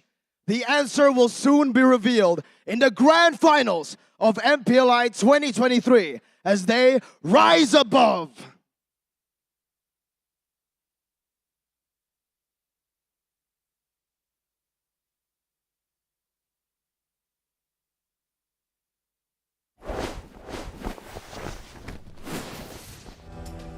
Ladies and gentlemen, here we are at the grand finals of MPLI 2023. Amongst all doubt, we will have a PH grand finals as the rumbling is here. RSG Philippines on one corner and Echo Philippines on the other. Mirko, we have Wolf here as well. My name is Eterna, and I gotta say, that intro was electrifying, bro. I got goosebumps. Yeah, I kind of cracked my voice a bit also. You can probably hear it right now. Gotta take some time to maybe chill a bit more. All right. Let's go to Wolf then. How are you feeling about this? I mean, I guess it wasn't unexpected. A lot of people saw it coming. A Filipino Grand Finals. I think we saw this back. When was the last time we saw PHP Grand Finals? Was it MS? No. No, not MSC. It was M4. M4. All right, so I'm not surprised about, I'm happy that it's a PH versus PH finals, but I'm surprised about who the grand finalists are. I never thought that RSG can make it this far and the way that they won against AP Bren. And then Echo, most especially, after all of the things that happened, like there was even a scare for Echo that they might not make it through the group stages after losing their first match. Then they go to the upper bracket, and now they're in the finals. Unbelievable storylines for both teams. I agree. I mean, even yesterday when I was casting, I was like, okay, I believe that, I think it was from RQ Akira, they mentioned that, okay, top 2 grand finals, it's going to be Bren and Echo. And I was like, okay, I agree with AP Bren, but I don't know if Echo's actually going to make it to the grand finals. And here we are with just completely, it's mind-boggling, unexpected outcome here. I think especially for Echo, right? The fact that they were able to break a lot of people's doubts and questions through getting to the grand finals, not only getting there, but getting there through an upper bracket finals win against the favorites, AP Bren. I think most people predicted AP Bren, maybe Geek Fam even, to make it to the finals, but especially considering the result of MPL PH Season 12, the amount of hate that Echo has been getting as well, how are they going to be preparing for it mentally, right? Yeah. The answer is they don't care about anything except making it to the finals. And here they are. We got to talk about like the history of both of these teams, right? If I'm not mistaken, RSG was 4th and then Echo was 3rd place. That's right. But it was Echo that had to cut the dreams of RSG PH short. That's right. It was Echo that eventually eliminated RSG Philippines. And then RSG went down to the lower bracket because of Bren. So like the top 3 teams that we have right now in MPLI have a long history. But if we're just going to be talking about history, the good thing about this is that both teams are championship caliber teams. For example, this is the MSC winning lineup for RSG Philippines. And now you can see after that series versus Bren Esports or versus AP Bren, you now feel that the MSC form of RSG Philippines is back. And that's also true for Echo. After winning also against Bren, it kind of felt like Bren is the catalyst for both of these teams to show their real form, you know? Yeah, take them out of their shells. Exactly. If you will. Exactly. And that's crazy. The performance that we saw from RSGPH, I mean, even earlier on with how they were able to landslide Aqua, picking up a Maniac on the Faramis. I'm actually curious to see his average KDA. It's 8.4. I think we've seen a little bit higher from a couple particular players, but for Aqua himself, I think he really just turned on in the last few moments of this tournament. I also mentioned in the previous game that actually the KDA, the average KDA for RSG Philippines just skyrocketed because of their 25-0 win, and then it was followed up by a 14-1 victory also. So their average KDA it skyrocketed because of the 25 love set. They're a very inconsistent team, right? That's what we know them for. But after getting those 2 dominant victories, you're right, man. Damn. I mean, even for a light, he was sitting at what, like a 3.4? Yeah, exactly, or even sub 3. Really goes to show what a 25-0 game can do to your statistics, right? My lord. Yeah. We were all shocked with the result yesterday. I mean, I think even more so today. Most people predicted AP Bren. I think for me as well, I was expecting AP Bren, but the Mirko in me was really rooting for RSGPH, just like in MPLPH, right? Yeah. Love the way they performed with Irad, not Demon Kite. With this new roster, I don't want to ask you, Wolf, is Demon Kite back? Is this MSC 2022 RSG and Demon Kite? I guess the metagame kind of allows it to be that case, right? Except because we know that Demon Kite is one of the players that kind of pioneered, together with SDZYZ, pioneered that tank jungle meta or utility jungler. And now that we are seeing that that is actually the choice, now I can see that maybe, Demon Kite is back. If he probably brings back some of his assassins, maybe if he can play more heroes, right? You add to his hero pool, that is when I can say, yeah, probably Demon Kite is back. As it stands, though, he's up against Carl TZ. His, Carl TZ's talent and skill never waned. Is he the GOAT? The young GOAT. Is he your GOAT? I would answer that question after M5, but currently yes. Oh. He is the GOAT, right? Like So in if terms of you achievements. wins M5, right, then it might change. Is that what you're trying to say? If AP Bren wins, my GOAT is few. Uncontested. Yeah. On the talent prediction, though, it's kind of a split. It's an Echo sandwich. It's an Echo sandwich. It's an Echo sandwich with me in the middle. The only one here vying for RSGPH. I think it really depends. It was very difficult for me to choose. It was. But it really does depend on how the game goes. I think a lot of people have even already talked about this. I think the casters before us had already talked about this, that when RSGPH, they get the ball rolling, it's very hard for anyone to be able to stop them, even a tournament favorite like AP Bren. expect the unexpected. I think that's what I said about Homeboys, but I also do believe the same for RSGPH. I didn't know that they would be the ones to knock out the tournament favorites.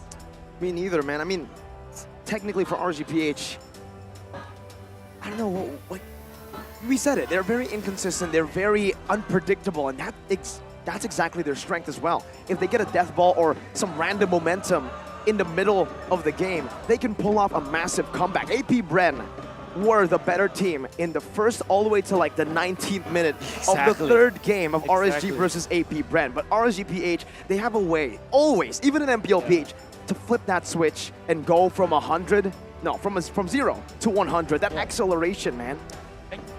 They can do that because they technically have a Hulk, and that is Nats, right? There was even yeah, maybe. Because the thing with Nats is, he's very inconsistent, think about it. But when he is on point, when he's in the zone, he can carry the team. And I think that was the overall storyline, at least from my perspective, during MPLPH Season 12. And I keep saying that on broadcast, that if Nats woke up this game will be totally different. And that's literally what we saw the last game. Like, they unleashed the Hulk.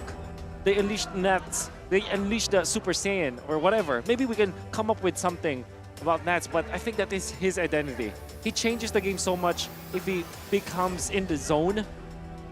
But it's up to RSG and how to consistently make it so that he will be a beast. You know? And I'm pretty sure that he is looking for that, right? I'm pretty sure that he's also looking for that revenge, because there were a lot of clips on a lot of social media platforms with Nats crying on the stage when Echo was able to knock them out with the white hoodie. Yeah, that's right. Yeah, so there's definitely just blood boiling for Nats. You mentioned that might be just the turning factor. So let's see if the drafting phase can unlock the potential of not just Nats, but all the other players as we get into the drafting phase of game number 1 in this best of 5 series.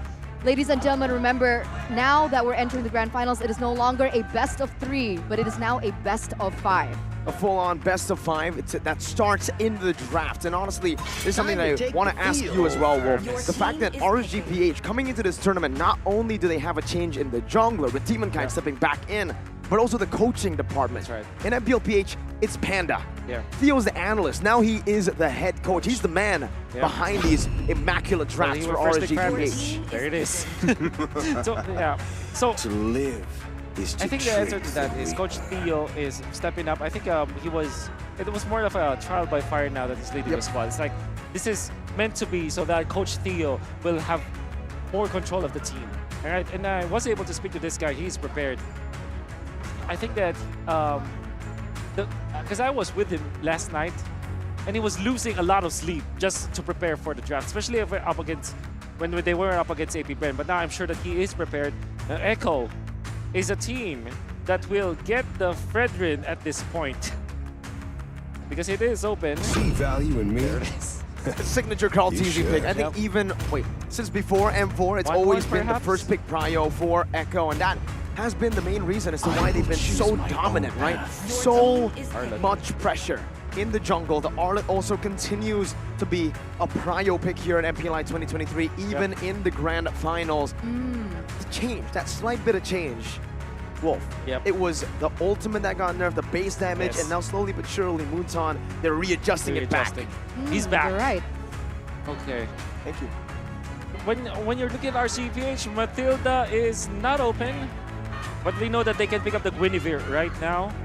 And typically what they answer with the Fredrin is, again, the 1-1. They can pick it up right now, but knowing RSG Philippines, they might just resolve for something like a Beatrix earlier on. So I'm thinking Guinevere plus Beatrix for RSG Philippines. Let's see what it is. Marcus and the 1-1, not the Beatrix. They want to go for some big playmaking. It's a lot of momentum for RSG, so it kind of already fits their playstyle. By the way, another fun fact for you guys watching back at home. We've got a lot of fans in the building, almost a full house. It's only the right side, a very small part where we don't see people, but for the rest of it, it's full. And I can hear the chants for Echo. Yeah. Wow. I mean, we saw that at M4, right? I think everyone was expecting with a full PHPH Grand Finals, especially in a World Championship level in Jakarta, with no Indo teams, you would expect, oh man, you know, it's going to be a what's the opposite of a full house? An empty empty house, right? Empty house. An empty house. But you know, here it is. The Indo fans, they still show up. They still show support. Understanding that at the end of the day, we are all part of one community and we all share the same love for the game. And with that being said, let's head into the second phase. We see the Angela and the Guinevere taken away by Echo PH. Ixia is the option for RGPH to take out. And I think we've seen these swaps coming through, the Faramis and the Valentina. So far, it hasn't worked out. But why do you think this is the case here for Echo? I believe that it's comfort. Sanji, this is what I want to take note about Echo, especially for MPLI. They will just resolve to their comfort picks. I think that they're the more comfortable they are, the better decisions they make in game. It might not matter if the composition of the enemy is stronger or like if it's more meta, you know, more fit in the meta. If they pick up the heroes that they're comfortable with, like the Valentina for Sanji, eventually there could be a Cho for JP and the Minotaurs. Perhaps get the carry even at this point for Echo. You know that they can make better decisions in-game when they have comfortable heroes. I acknowledge that and I appreciate that sentiment for Echo, but does that not make them predictable? It does. Because I think, if I'm not mistaken, they have the smallest hero pool shown so far here at MPLI. Exactly. And that has been the trait for Echo. Doesn't matter if their hero pool is smaller compared to others, they play it well. They just are going to be guns a-blazing, battering rams, going onto your opponents, and now RSG. Typically, when they see this Claude, they pick up something like a Yu Zhong. But maybe something like a Terizla might be the better choice for RSG Philippines in this case.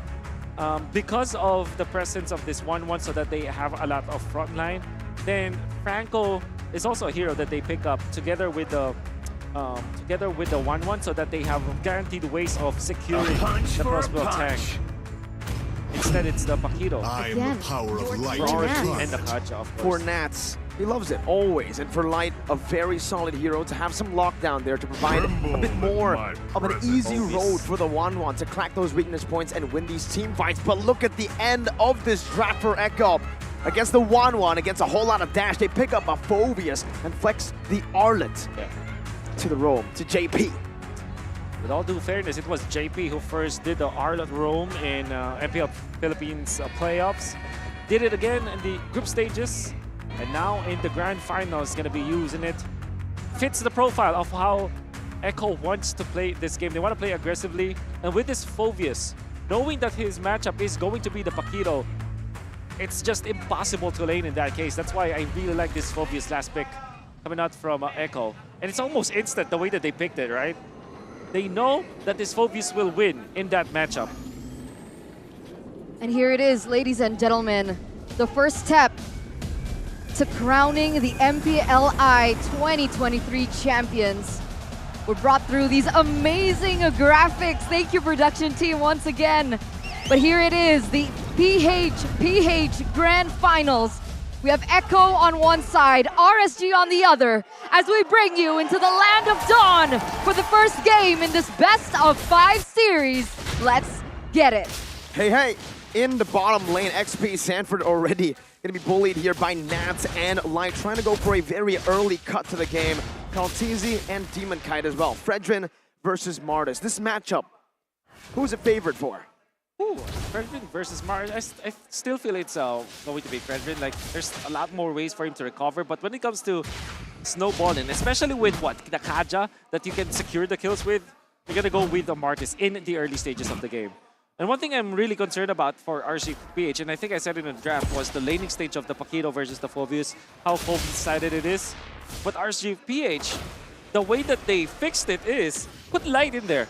It's a 2v1 and they clear the waves fast.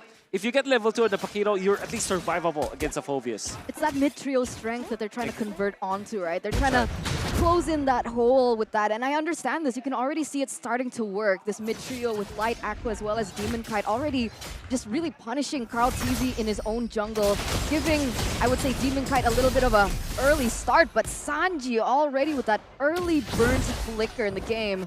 Good resource to take out right before this neutral objective. An exchange of battle spells down below. RGPH still leading a bit in the the gold department, both setting up for the neutral objective that spawns in 12. Gonna be a lot of team fighting tools coming out from Echo. They have so much dashes, and this is the AP Bren combo with the final slash plus the Phobius. You activate your final slash as guaranteed ultimate coming out from Sanford. In fact, Echo, they do have a lot of ways to kind of secure that Sanford will be able to get the dash out, get the ultimate up. Power Spike level 4 for both Nats and Aqua. Demonkai walking forward. Mortal Coil gonna be able to get popped in, but Sanji is the one who steals it despite 2 Retribution as Brazer's Wrath coming down. Nats gets saved by a Nether Realm, and now is able to dash away. Demonic Force though. Nats gets the shielding. Sanford gets baited in. Light now. Divine Judgment pulling him back. Flicker all the way. Sanford still able to escape right now as that's a Shadow Stampede to bring JP and Sanji again back. It's that was 1 for all. That was nobody died. Well, yeah, but at least Echo was still able to get that neutral objective over, and I think it's funny, right? Because in the drafting phase, I asked you the exact question: why pick up a Valentina now? It doesn't feel like the perfect, I would say, counter setup towards the strong Faramis pick with the IMU, but it turns out it might be for a different reason. Like you mentioned, Sanji on the Valentina, comfortable hero, a power pick for him, and he's able to grab that turtle under the noses of both of the junglers. Sometimes it happens.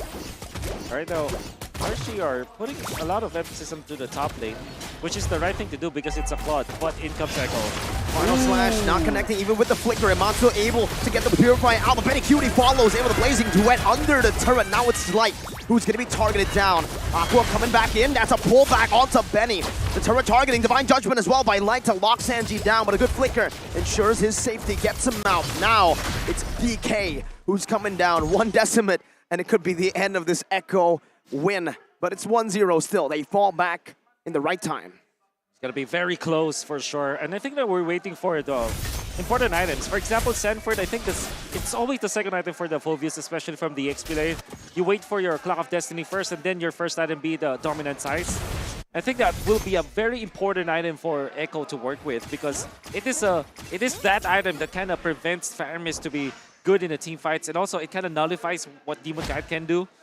And Echo are going to be fine just waiting for their right timing because they're rocking a Claude. And they have so much protection for that Claude. Late game is definitely Echo's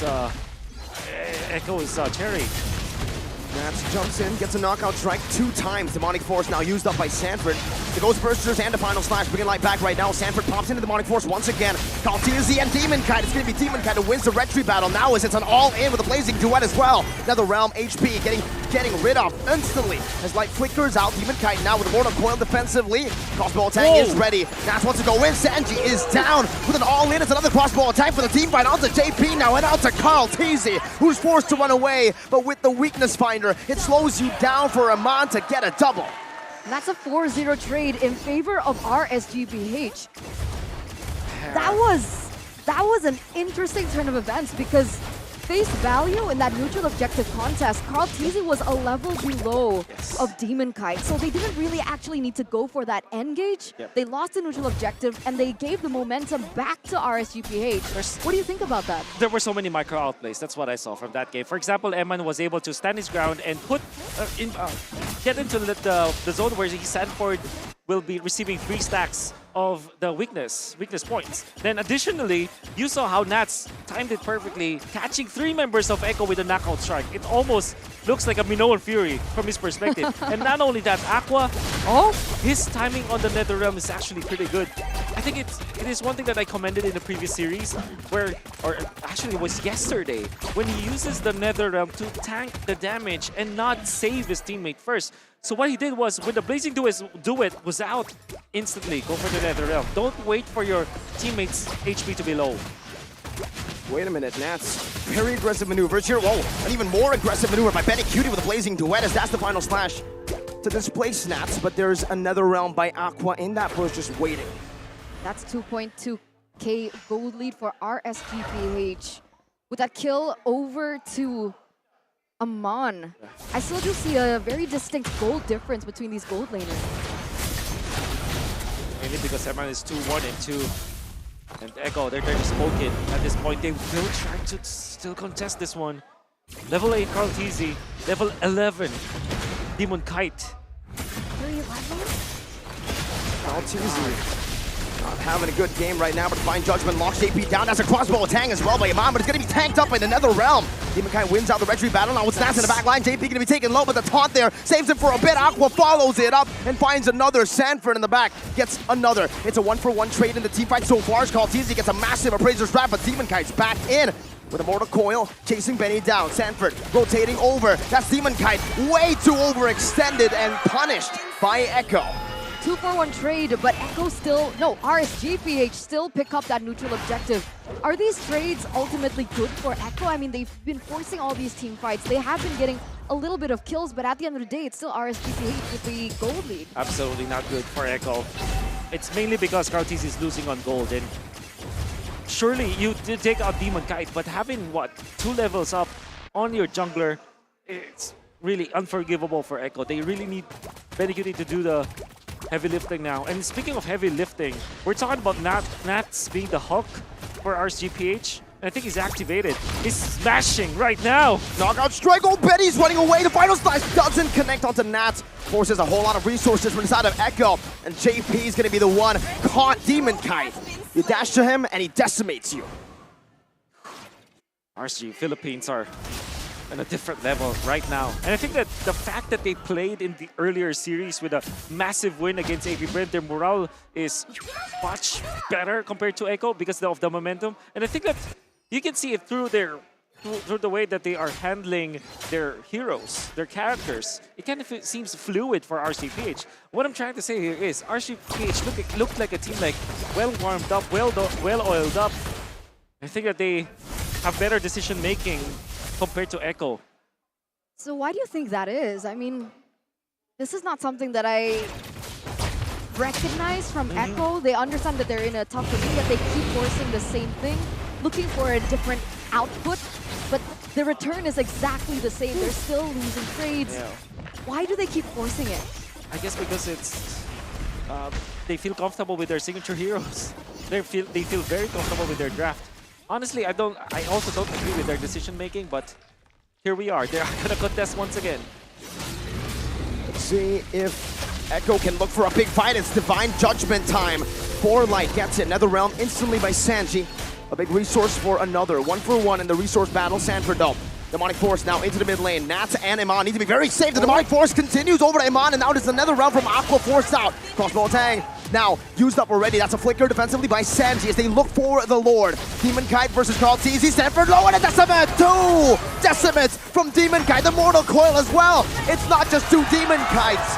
It's 3. It's 4. It's a Maniac for DK. But Skaltizi, against all odds, was still able to pick up that Lord? What? It's all about wasting the resources of Echo with the Demonic Force activated on 2 members of RSG Philippines. Aqua once again with the timing on the NetherRealm saves his teammates and puts Sanford as well as JP in a very bad spot. You can see that when they tried to go back to their team to kind of respond with their teammates, what happened was they were nailed down by Demon Kite. And obviously the damage output was enough. Finding the Skaltizi, and again, Echo didn't have any chance to win that team fight, especially because they're down so much gold and EXP, and they suffer the results. They lose 4, they lose the Lord. And it was so unfortunate that Sanji had to waste that Nether Realm right before they even went for an engage. And I think that would have been a very valuable resource if they want to play that long-term team fight, especially against Aqua. Yeah. Demon Kite 5-1-5. And fortunately for Echo, they did steal that Lord. That's why they will have a little bit of farm, a little bit of a way to farm up. Benny Cutie already up with a Corrosion Scythe. Nevertheless, the defense will be there for RCPH in all lanes. Now for Echo, they're gonna really have to dig deep to find a way back into this game. 3 base turrets is all that is left of Echo's base. RSGPH, we know what happens when they get the snowball rolling. It's no longer a snowball, it's a death ball. And they're utilizing it here in game number 1. Like you said, Wolf, with the momentum of the last series victory as well. Yeah, you can feel it. You can feel how they move. It's very fluid. Even Nats is not making any kind of mistake. He is on point. And even Demon Kite with, what, this is probably the 3rd game of the day for the Martis. As he's playing that Martis, loves it kind of feels like he's improving his movements every single game. What about the items here? 11 minutes in. I mean, can Benny QT still come back and hold the team on his shoulders? Yeah. What about his items? He's 3 items in. Yeah, the fact that he is just 400 gold behind Eman, that's actually pretty good for Echo. And also another important item is the Winter Truncheon available for Sanford. I can imagine that more members of Echo will eventually get that item to counter this 1-1. But most specifically for Sanford, that is very important. The item timing will be great for the team. Hopes that they can win that team fight that way. Now though, RSGPH, it feels like they're playing their usual strategy, does it not? Aqua on the Faramis, you have Nats just continuously controlling these side lanes back and forth, and even now he's starting to manipulate to set up for the neutral objective take. This is typical RSGPH. That's right. They got the comfort picks. Comfort picks and comfort plays now too. All right, JP walking forward, Divine Judgment instantly lock him down, and that's him taken out. Not even a crossbow, a tang by Iman, he holds it in. Sanji stole the Nether Realm, but now it's also used up. Kaltizi is inside of that Lord Pit right now. Iman going forward, baiting out a few of these demonic forces from Sanford as Kaltizi goes at it with Demon Kite right now. It's a 1v1 retry battle, and it's the GOAT, Kaltizi, who finds the Lord, but Iman gets a solo kill. Now it's an all-in to the bottom side, a knockout strike to bring Sanji all the way to the Decimate. That's him taken down. Now it's Carl against the world, and the world wins. The Decimate takes him out to give Demon Kite 2. What is that retribution by Carl Tease? I mean, 2 times he was able to win it against Demon Kite. No. But now, Nat's going to be able to punch Benny Cutie back into his base. But that was actually a really good 1v1 between Aman and Sanford earlier on that Aman eventually won. And this is it, RSGPH. This is their very own rumbling. Final slash, only onto Light. And it's only Penny who can clear these waves. Single target damage, man, you're not going to be able to clear all of it. And it's a base turret, despite Echo being the ones to secure the neutral objective. You gotta have to hand it to the GOAT, the young GOAT, able to steal that Lord even when he was actually a level behind. Exactly. And I see that he is actually juggling between the taunt as well as the knockup coming out from the Fredrin. But even more so, he was really much on point with the retribution. And that's something that you can give to Carl Teasy for sure. Still not level 15. But RSG Philippines, that snag coming out from Light onto JP. They even forced the Nether Realm, and they want more. Good reaction by Benny Cutie right there. Now the whole team's baited out. The final slash from JP. That's a big one with a flicker comboed in. Now it's another round. The demonic force falling through all the way to the back line. Iman giving him a lot of resources to just continue to pop this demonic force. Echo on the chase. Iman finally getting out of that range, getting into the base turret. But now it's Echo who are fighting, who are winning the fight, despite a 4,000 gold deficit. Demon Kite, Mortal Coil, giving them enough space to clear the minions out. It's Aqua with the Ghost Bursters. Echo, do they have a chance to completely win this? Let's see, the Conceal used up by JP, all just to back away for now. What in the world happened there? Light gets taken out and instantly Echo's able to hold back the ball? Echo just super on point when it comes to identifying some weaknesses from their opponents, even when they're behind. They found an opening onto the front lines, and the RSGPH utilized their Nether Realm just to save Light. Then eventually they took over. As long as they are zoning out Emma, they're going to be A-okay. And the fact that Sanford has now reached critical mass, I think that he has his 4th item already, it makes it so that he is the nuisance. Obviously, he deals the damage, and he's very tanky, but more so, it's a disruptor for RSGPH. It's like he destroys the formation of RSG Philippines. So, in the coming team fights in the late game, Sanford's role will be so important for the team. But being able to Zona Iman is one thing, right? Yeah. Poor damage dealer for RSGPH, but if we take a look at the damage dealt, it's actually Aqua at #1 in the leaderboard. That's very true. That's why Carl TC went in for the Athena Shield, and I reckon Benny Cutie will have to consider it also.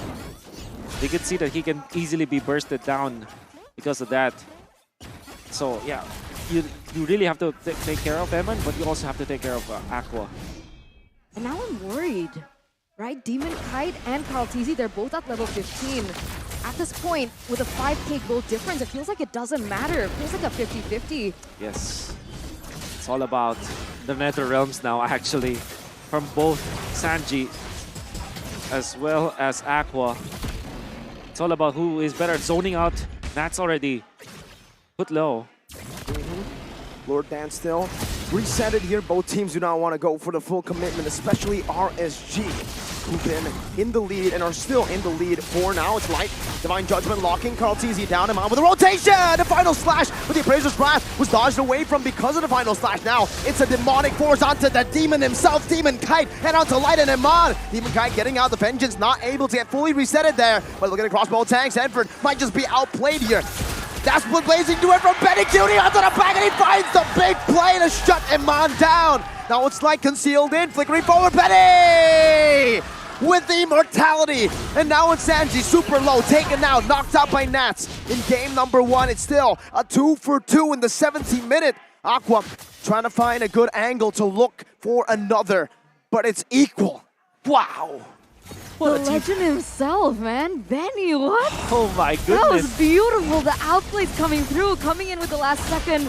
That decision of making championship blood running through his veins. That critical last moment really won him an equilibrium with RSGPH here in the 17th minute. They really through. Sanford went in for the play, went for Demonic Force onto Eman. He knows that Eman eventually will get the stacks and will get the ultimate.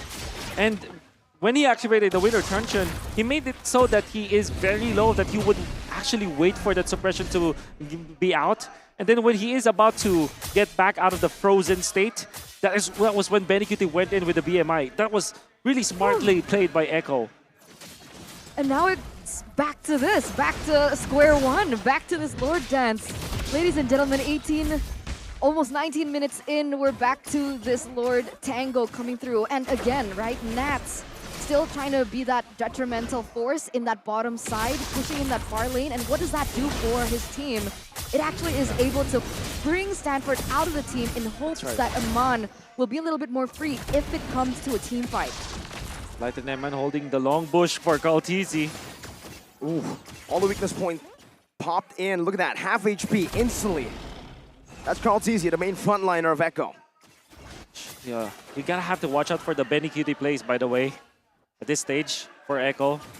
Light, conceal, JP with a good cancel, the final slash displacing Light right now. That's gonna be the taunt as well. Chain CC onto Light, no Divine Judgment used up just yet, but now JP is still in the midst. Iman gets all the weakness points right now, but it's not gonna be able to pop it in just yet. As Sanford jumps in and zones him away. The Demonic Force follows through all the way. Iman brought back under the tier 2. Aqua comes in with the save of the Nether Realm. Now it's Sanford again in the midst of it all with another Realm as well for the side of Sanji and a Winter Truncheon as well. But Sanford should fall here with another HP damage coming in, but the Divine Judgment from Light catches a Benny Cutie with a blazing duet. Sanji locked down and now taken out by Iman. RSGPH, they win a fight purely through micro.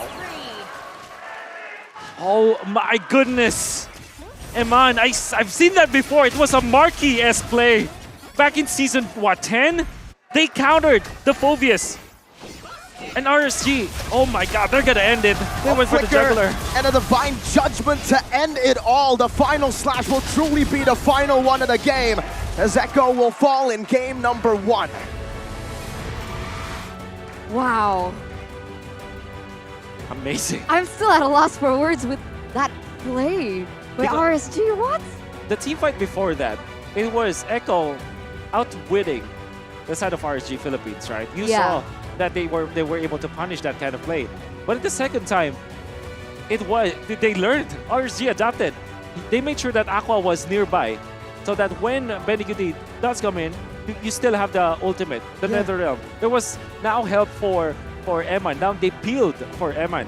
And even after the Nether Realm, they exchanged both Nether Realms, they still output the damage, they kept the suppression in there, and then they punish afterwards. That was beautiful adaptation coming out from RSG. And Light as well, man. It's not just the Nether Realm, but how the heck did Light get initiated on? But he had the patience, the composure to save the Divine Judgment. Even Benny didn't calculate that. He thought it was used for sure. Yeah, and Carl TZ was baiting it. Carl TZ was like daring the entirety of RSG to commit onto him. That was the right play. And with all due fairness for the side of Echo, they tried the same play twice in a row. And you know what happens generally. I mean, it worked the first time, but it will not work the second time around. Because you were talking about trigger discipline on the Divine Judgment. I was staring at Aqua the entire time because you mentioned, right? Okay, in this team fight, it's gonna come back down to the Nether Realms. And I was like looking at both Sanji and Aqua. And then the amount of times when their friends are so low, but he still holds it on, understanding the calculation, knowing that, no, they're not going to be taken down. It's fine. Just hold it on for just a little bit longer. And then finally, after Nuts couldn't hold Sanford long enough in that top lane, and when Sanford finally came into the team fight, that's when he clicked in the Netherrealm. And I was like, that was so beautifully done, because like, if you don't understand Faramis that well, you would have popped it way earlier, man. Oh. It's the masterful plays from both these teams. A masterclass for sure. Eman was 1 HP when Aqua decided to use that Netherrealm. He really calculated it all the way to the end. What I like about Aqua is that he's showing us different ways to approach it. Sometimes he pops the Netherrealm before even the enemy deals the damage, because he knows that he can attack something like the electrifying beats or maybe the blazing duet. But sometimes he makes it so that he can bait his opponents. He's very smart. I think that it should be banned, honestly. Aqua can't keep getting away with this. But our MVP is Demon Kite, 7-1-11, 86% team fight participation. Might have lost important Lord fights, but he's never losing the team fights. Only dying once in this game when he was gone upon in the early stages. But during the Lord fights, where eventually Call TZ will steal that Lord with the Lord Hands, he makes it so that the punishments were even greater than the rewards for the side of Echo. So Echo, they do secure the Lord, but they lose on 2 heroes. That eventually translates into them losing the jungle as well. And that happened even in the early game when they were trying to teamfight around the turtle. They were going upon, they were turning into heroes for the side of RSG. That's why when the turtle fight ends, Echo is surely losing some gold because of RSG just overtaking the jungle. And we can see that there are many other MVP-esque kind of performances here, like Light, and Aqua, of course, and Eman. I honestly had a little bit of a flashback. I know you remember this. It was a BTR game with Marky actually doing that to a Phobius, right? And then he was singing afterwards. I remember that, man. I mean, that's but that was the old Phobius, right? That was the Phobius that couldn't catch up to the 1-1. Now that it's changed, that shouldn't be possible, literally. Yeah. But it was. It was indeed. And we're going to see it through the highlights once again. You can see RSGPH, they will secure the turtle, and then immediately they will go for more heroes. Because what is the actual effect of taking out the heroes after an objective? You get the jungle. You can see it once again. Look at that beautiful Mortal Coil coming out from Demon Cat as well as a Sure Strat. Right? It was so good and so well done. And that was the Maniac indeed. So this was the fight that Echo really liked to have. I mean, this was the surprise that they did. They were eventually destroyed the box or the formation of RSG Philippines, and then the outplay coming out from Benecuti. So this is take 1 of Echo's strategy, and it worked. It worked because they were able to get it. Yeah, of course. Quick buy and sell coming up from Benecuti afterwards, and then they will try it again, but it will not matter because Demon Cat was already in front, like zoning out the members of Echo. And then Eman, look at Light and Aqua literally mirroring what Eman is doing. Yeah, it's like they are conjoined, you know. They're moving as a unit because they know that the last time that Echo was able to outplay Eman was when Eman was left alone. But this time they didn't. They babysat essentially Eman at that moment. The fact that RSGPH can adapt that quick in a single series in the span of just a few minutes. Exactly. Well, Miracle, that's dangerous. It's almost like there's a wheel on top of his head that spins every time, and whenever he gets to a point, they adapt. Exactly. The RSG. This is such a game worthy of a grand final. I mean, I'm saying that because there's one thing that RSGPH kind of learned and adapted literally just today. And that was actually go to the EXP lane with Light. Like literally, first minute, 55 seconds, you go to the EXP lane. They did that against AP Bren and they won with it, right? 2 games. Is that depending on the EXP matchup though, or is it just something that you've noticed them doing? I'm gonna say, like, I want to sound smart and say that, yeah, it depends. Depends on the match. I want to sound smart. But I kind of feel like the right answer is, so far, that is their play. So they're gonna do it consistently. And you saw in this, in game number 2 versus AP Bren, they only had Light and Nats. In game number 3, they had even Aqua in there, right? So maybe in game 1 versus Echo, they also had 3 people, or 2 to 3 people going up depending on the time. So this is the RSG rotation. Literally start your roam in the XP lane. All right. Well, there you go, ladies and gentlemen. 20 minutes, 21 to 6. And I feel like this is an upgrade towards a strategy that we've commonly seen here at MPLI, which is the save the 1-1 strat. Usually we see a lot of just clunkier heroes that really protect. I mean, I think, whose composition was it? With the Ruby and there was an Akai. I think we saw it just earlier. Was it Blacklist? Yeah. There you go. But here it feels like a little bit more balanced with the composition that RSG brought, right? There's still cover, there's still engage potential coming in from Light. There's also still damage from, despite the sustainability from Aqua on the Faramis, there's also the amount of damage still outputting coming in from him. I guess that's really what you get from a Faramis, right? Because of the fact that those bursters deals more damage the more units there are in a place, and you probably it's not as explosive as something like a Valentina, where when you get the combo, it's pretty strong, right? It hits like a truck. But if you get hit 3 times in an extended team fight, and the team fight is guaranteed to extend because it's Valentina versus Faramis, so they kind of steal each other's ultimates, right? So you're guaranteed to deal the damage, right? So I guess that's the strength of the Faramis, and that's one thing that Echo might consider banning out against RSG. You know what? I'm thinking about it, man. What does RSG stand for, Wolf? It's resurgence, right? It does. Man, if they win this, I mean, technically, even if Echo wins, it's literally a name. Yeah. In a post-Indo-Onic era, seems like it could be Resurgence PH. I love how you had to point that out, right? Could be Resurgence PH. Yeah. Literally the name. Literally the name, right? Especially with Demon Cat going back, right? So that's even additional to it. Not saying that this is the perfect lineup for RSG, but yeah, because they a little play bird told differently, me. right? A little bird told me, I think, a little bird. You can speak to a animals. lot of times. I think throughout the entirety of up until this point, he's like, you know, Demon Kite, not it. Irad #1. But here, Demon Kite, he's here, got the MVP. That's a big bird, not a little bird that says that. What he's worth. I can assure that it was a little bird. Really? Yeah, Okay, a little bird kept telling me. Weird. I hear voices sometimes.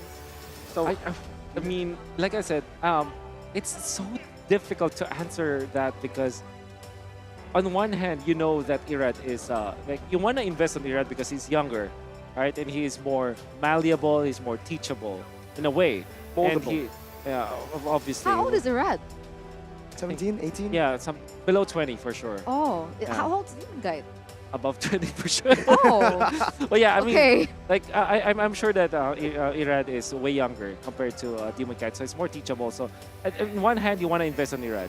On the other hand, if you want to win more championships, you already can see it, right? The chemistry of RSGPH is different with this unit. Yeah. I kind of like it. I don't know. This little bird, I think he might be wrong for the first time in his life. For the first time in his life? Yeah. Wow, I would love to meet that bird. Maybe I'll introduce you later on. I think but that little bird also predicted Echo to win. well, we'll see. So maybe 2 times. Okay. Maybe. But I'll introduce you to the little bird. Okay. But I want to introduce the viewers at home right now to Omni. Why do you want to introduce us to Omni, Eterna, you may ask? Why? Come on, guys. Up until this point, you guys know it already, right? There's exclusive documentaries regarding his favorite player, Vin, in the whole entire world. My favorite from player? Bigatron Alpha. That's very true, by the As way. well as his favorite brand ambassador from EVO's Legends named Una. That's Wolf, right. why do you love Una so much? Because of the story. Because I watched her story, Omni TV. What's her story, Wolf? By FWD? It's up to the people to find out. Watch it. If I I like say that. if I say it today, they will not watch. So true. they gotta Wolf watch. is a hard seller. You know, he like advertised his podcast like 5 times during the I podcast heard. with me and Gani. I heard. I was like, man, that was Why slick, would I but smooth advertise at the my same time. podcast on YouTube with what 11 episodes now? Why would I advertise you watching my podcast on YouTube? You know what? Fine, I'll watch your podcast, but one condition. You gotta get me some more Hello Pandas. Can we open them? No, this is the last one. That's why I'm telling him Can to we buy open more. it? Wait, You wanna? he really have is one. the richest What caster is this? in the world. Look at him. He can just find Hello Pandas Magic. on the desk randomly. I prepared this. What is this blasphemy? You know what? I don't Here. get one. This is for you. No, I'm scared. No, I swear. No, I don't want Here, to take it. No. Take it. No. No. I'll put it on your No. screen. There. There you go. See, boom. You know why? Because I've learned from the richest caster in the world, I can make one appear too. It's like you're talking about yourself, right? You. I'm not. Wolf. I would say the other word, man. Oh my god, it's so easy to Beowulf. open. I just realized. Boss Wolf, you know? Guys, did you know this is so easy to open? Yeah, it's All you need to do is press this part. No, no, no. What shape is this? No, What no. shape is this? No, no, no. Here, you see that? All you need to do is press Wait, it. Yeah, I've go. been opening it Exactly. wrong No way, the whole no way, See? no way, Miracle. Exactly, I know, No, that's why. No. This is not a Wait, joke. wait, wait. I always open it like this, like a barbarian. Yeah, me too. No, I wait, just there's a- realized. Ah, We love you, Meiji. You think about us, man. I can't believe that you never knew that. I didn't know that. It says What the Buka di heck? Sini. What's It buka says di Buka di sini in Sini. Tagalog? Open here. It literally means. What is it? What is it? I don't what's it? read, man. I'm Indonesian. What the heck? Yeah, we want it in Tagalog. It says here Buka di Sini. Dude, what? That is actually a revelation. So good. Thank you, Meiji. Unbelievable. What is this? Wait, Biscuit with filled chocolate cream. Oh. that's crazy. No? Sure. You want one? Just kidding. I'm kidding. I'm kidding. I'm kidding. Just kidding. I'm kidding. I'm still in disbelief, dudes. How are you guys Indonesians? That is proof that we are Indonesian. We don't read. We don't read. We just do, all right? All right, all right. Okay. Maybe that's why some Calm of the down. teams got knocked out. They didn't read the patch notes. Unbelievable, actually. Oh my god, look at those cosplays. They're so good. Where did they get the... Man, I need to talk to them after this. So it's Kagura. Kagura again. Kagura again. Isn't it why not? Guinevere? Do Is you? it just all Kagura? Is it not Guinevere? I'm actually serious now. It's not this Mia, Balman, Diggy thing. It's... I'm serious. Why? What's wrong with the Balman Nia thing? Oh, I'm just- sure it was Balman. Is it not Diggy? Nah, it's not. There's an axe. It's not an axe, it's the hair, bro. It's an axe. It's Mia. It's a trophy. That is the new MPLI trophy. We had like a different variant of the MPLI trophy for the last, what, 4 years, right? So a new one this time on the official offline event. Yeah. Yeah, they prepared it for the Filipinos, I believe. Had to sneak Well, in you know, a little Wolf, cough there. it may be MPLPH Season 12.5, right? A replay of MPLPH, just with better production and casters, right? Oh my god! I'm sorry, Wolf. I'm sorry. Oh my god! I mean, you're part of this caster trio, right? So, Oh, yeah. that is where I declare my right against self-incrimination. Okay, let's... And I will not react to that. Let's stop this before it gets a little too far, ladies and gentlemen. Wow. All right, not just rivalry on the screen that we see right now, but also some budding rivalry here on the caster desk. But here it is, game number 2, drafting phase, RSGPH, as well as Echo. Still on the same side, though. Yep. Aramis banned out. Now, that's a big adjustment from Big Echo. amount. And that's a very important one at that. Do you go Fredrin now if you're RSG, or do you go Guinevere so that you're safe? Because it is flex pick. Was Guinevere totally ignored in the previous game? Can't remember anymore. There was a ban, last There ban was by a ban. Echo. Okay. So I'm thinking about like Gwyn for RSGPH, probably one of the safer picks. Your team is Yes, picking. it is. So Echo, do you go back to the 1-1 Fredrin? No, they go for the Guinevere first. And then maybe they can go for the 1-1. 1-1 Fredrin, I think. 1-1 Frederick from Echo. I mean, his daughter. He named his daughter 1-1. Who? Benny Cutie. Really? right. Yeah. It's his main hero. Oh my god, That's that's so cute. It is. When I So found cute. out about that, I was like, I thought my chat was trolling me. Yeah. But then I found out, I was like, wow. It's One true. one. 1-1. That's right. Good name. Good name. At least it's not 2-2. See value in me? All right. All right. You should. We are 3 for 3 so far. It's like when Wolf is talking about the bands and the picks. It's like I don't want to talk. Because I know he's right. This guy's just So gonna I pick might as well everything. just give it. Wolf, take it over. Yeah, take it over. The Drafting Phase podcast by Arlott, Wolf. perhaps. Oh, they steal the Angela. I like this a lot. But that means Echo might just go back to... Wait, Angela Baxia? Yeah, pretty strong Baxi combo. EXP? Guinevere Rome? Guinevere Rome, perhaps. Angela Mid. Angela Mid. That's right. That's right. You go back to the Arlott if you're Echo with this kind of draft. You kind of need a way to protect yourself from the jump from the Baksha as well as the Angela. So yeah, I'm thinking about Arlott or maybe Edith actually, so that they can output the damage at least. They usually pair this 1-1 with a way to protect it. Yep, a way to protect it or a way to enable it, right? With a Yeah. lockdown hero like a body Kaja or suffers. more cover. And they say no, more aggression. Wow. Offense is the best defense to a lot of teams, and I think for Echo, that saying is very true. Yeah. They will now be targeting the Nats zeros with a Paquito ban. RSG, they can look to ban out some of the mages that will be difficult for them to deal with. Something like Valentina. What about Lilia? But Lilia, yes, you're correct. I like Lilia. Because what I'm seeing from RGPH is now like, okay, let's try do the similar thing that we were able to do with the strong mid lane trio. Yes. Clear fast, and I think that Lilia really comes in. Oh, what? Very Okay. much. That's why you should not stop talking. Well done. I like the Lilia. Lilia gets banned. Yeah, it's really a ban. Now, Echo might consider banning out Yuzhong, but Ovius, obviously, they have a lot of dashes. Yep. Very nice ban. So, again, what's another mid lane that can actually outscale the Angela? Maybe outscale? Yeah, I know. Damage.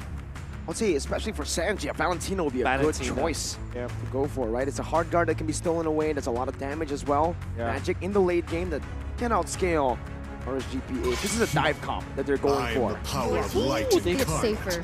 Kaja. He banned Kaja instead. All right.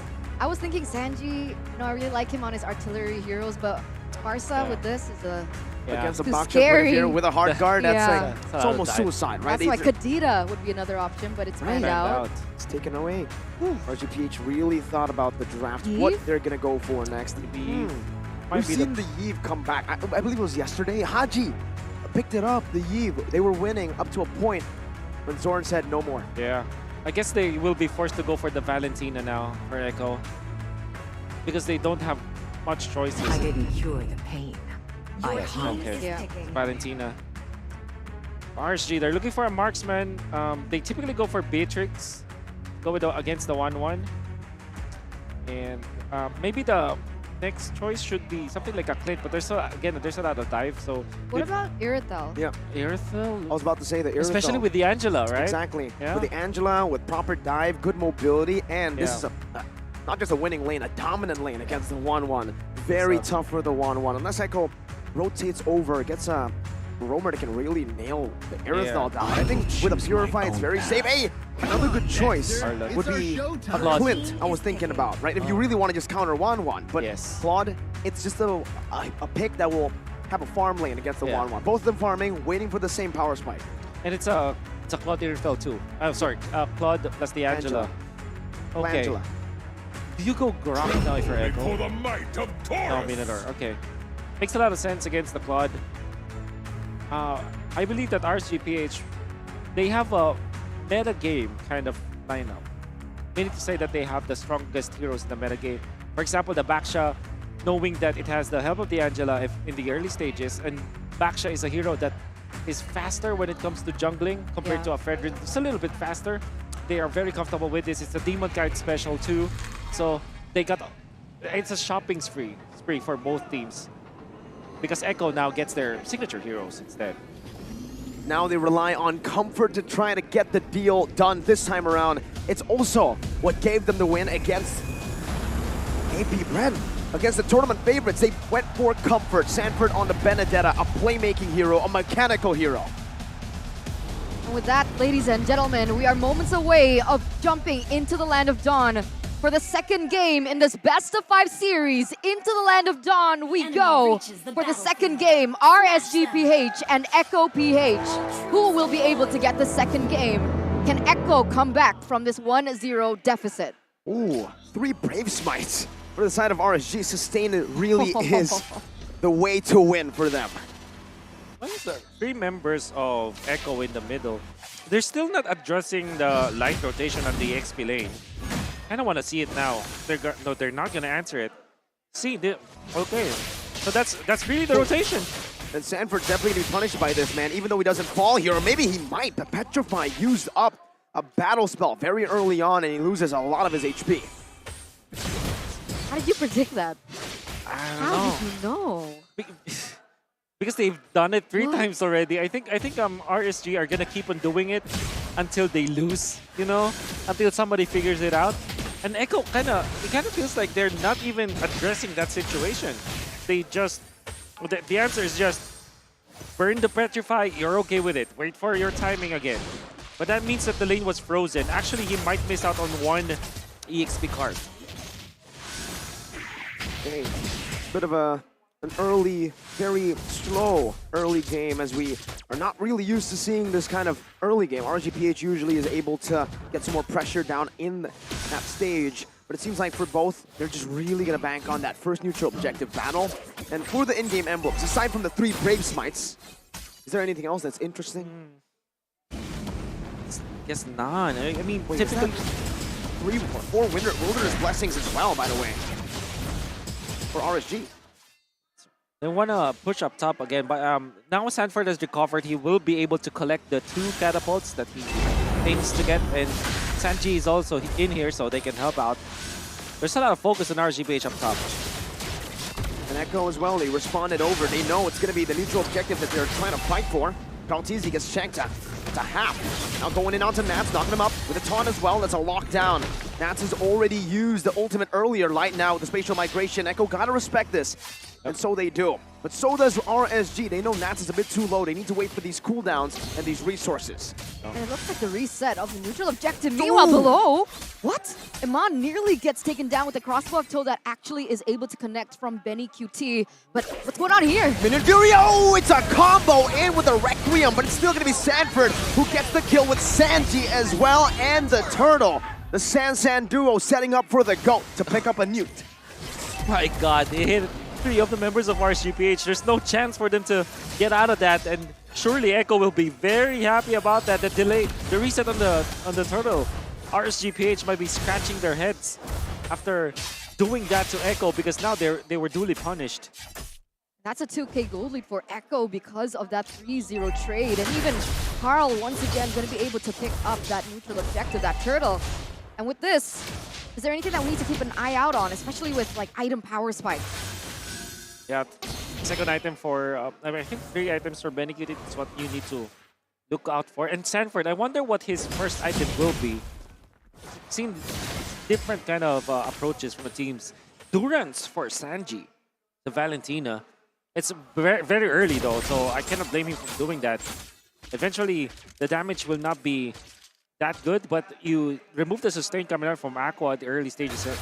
That will be really good for the team fight of Echo. JP wants to go in.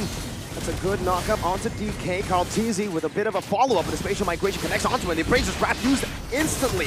And out to Minus Fury, quicker combo. The hard guard used in, but he still is going to be bursted down. JP puts the hammer down and takes the kill onto Demon Kite as RSGPH are forced back in the 4th minute of the game. So different to the outcome that we saw in game number 1, where it was Demon Kite being able to roam around the map, but here Kaltiz is actually looking for more onto light.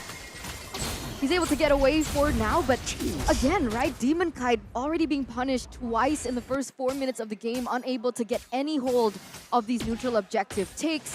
Echo completely controlling it, despite me personally thinking that RGPH with this lineup with Demon Kite, with Aqua as well, they would be able to roam around a lot quicker. So why is it that Echo's holding that control? The little bird, man. I don't know about him. Spatial migration coming down with the Requiem as well. JP gonna be locked up in the Petrify there. Not used up just yet. Sanford looks for the right time, but it's only just one. JP taken down. Nats in the mid lane. Crossbow tank, good flicker out, but it's now going to be placed onto Iman, a gold laner. It's Echo who lose a member, but it's overall RSGPH who lose more HP. Demon Kite is level 7. RTZ might want to wait for level 8, but he still fights. A good taunt. Both teams disengaging. Demon Kite already resetting with that orange buff. Now back to half HP, but both teams do not want to look for a commitment. Yep. They want to go and get level 8 for both of their junglers. And of course, the mid lane being pushed out. Sanford doing the right play this time. I think the turtle dance is now going to be heavily in favor of Echo. Seems like RG just gave up on the turtle, just opening it up bit by bit, but DK, shield unity. He doesn't want to give up on this one. Carl TZ gets a good knock-up and a taunt, but Nats is able to fend off from an engage. Now it's Sanford. It tries to zone. Yep, it should be free here for Echo. Carl TZ doesn't even need to go with the retreat to secure it. I'm not used to these team fights, these mind games. You must be super used to it, but light goes in. Requiem and a spatial migration. Carl TZ is actually taking the turret aggro and will just get melted down. Demon Kite picks the kill up, and he's a level ahead of Carl now. But the question is, what is he able to do with that kill, right? Sure, he's able to get a pick off from Carl TZ. Oh, Benny Cutie. Very aggressive maneuver right now. Is he going to be knocked up by a spatial migration? 1 HP. Benny Cutie still able to survive with the Minions Fury coming down. Benny Cutie looking for all the weakness points. My God, gets out. Wow. Wow. I think that both roamers and supports are doing a great job for their own marksman, right? But Benny Cutie. What? So low. But he's still alive, and Light is not able to find that kill. But Echo aren't able to find any kills either unless Sanford rotates. That's a taunt. Now Light, still able to dash away. Carl TZ takes him down with a quick stab with that first kill.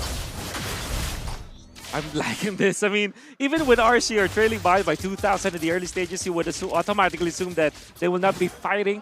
But they are actually forcing out the 1-1 in the early stage with a Claude. And this is the benefit of having the Angela. But then again, RSGPH, they still have to solve this. And Echo are, both of the team's supports are doing a great job like protecting their marksmen. So I'm very excited. Now, can we fast forward to the late game and see how they team fight? Because I think that's how that's going to be very electric, you know? It's hinting towards that for sure. And Aman still able to get out with the BMI. But Sanford again on this Benedetta, 1-0-2 so far. Do you think that he might be that X factor for Echo later on in these team fights? Everybody's going to be an X factor for sure. But yeah, I think that they're key heroes. I think that every hero in this particular game can change the tides of the game. Yeah. Right? Even the Angela, the right amount of heart guard. And the Claude, of course, a win condition kind of hero. Oh, Nats though, given enough space. Crossbow attack used up now with Minions Fury. Nats able to dodge away from that one. Goes in for a re-engage with the help of the hard guard. Light and Demon Kite going for the back line. Demon Kite with the shield unit now only locking JP down, but he's able to flick around now. Sanji maneuvering on, getting a terrifying on the 3 members. Nats still able to survive for a bit, but Sanford comes in as a 3-man Petri, and Demon Kite and Light should be falling down to the Appraiser's Wrath, and another Sanford picks up the triple and gets out with 1 HP. What did I tell you? What did I just say before that engage? Sanford now instantly 4-0-2, but amazing play by Sanford on his signature hero, but I gotta give props to Carl TZ. He made Aman a complete non-factor in that teamfight because he was able to zone him away in that mid lane. The perfect setup for Echo. Oh, well done coming out from Echo, particularly their marksman as well as Sanford with a 3-man Petrify. One thing that we can actually anticipate from both teams is that they are not going to use their battle skills just for nothing. Like even if they see like a good opening, they will not immediately pick it up. They are going to be looking for the right moment to activate it, and that's what literally Sanford did. Jeez. Good dodge coming out from Nats, JP as well. But they know that eventually they have to wait for the right moment. I mean, Sanford could have activated the Petrify earlier on, but he waited for Light because Light could turn things around. Then found Demon Kite, gets a triple. Smart plays coming out from the members of Echo. comfort heroes, man. Power picks from Echo, just really proving that they don't need necessarily a big hero pool. All they need is heroes that they're used to, that they know the ins and outs of, and this is the advantage that they're getting. I mean, Sanford in a 2v1 right now. Eye for an eye, getting out, Blazing Duet with the Petrify. Now Sanford trying to cancel it out. He's bought enough time for the bottom lane, for the Lord to come crashing down, and Benny to get a free turret, tier 2. In the mid lane as well, it's going to be Echo. Final slash, whoa, by Sanji there. A bit of a sweep to Natalia. They caught him. That's an important one. Unfortunately, Echo will not be able to push, and they will be disciplined about this. They know that they can, they already took out all of the outer turrets, and they also forced out the divine defense, holy defense of the turrets. That's the passive of the turrets for the 12-minute mark. So they're defense, HD. Yep, the like HD. the game. Wolf is such a nerd. But that's so good though. Now we finally know what it is. You've been saying it for so long. What do you call Lord's Ultimate? The charge? The charge. Oh, the charge? What is it? Take a guess. The holy charge. It's pretty boring. It's third dash. Oh my, Okay. dude.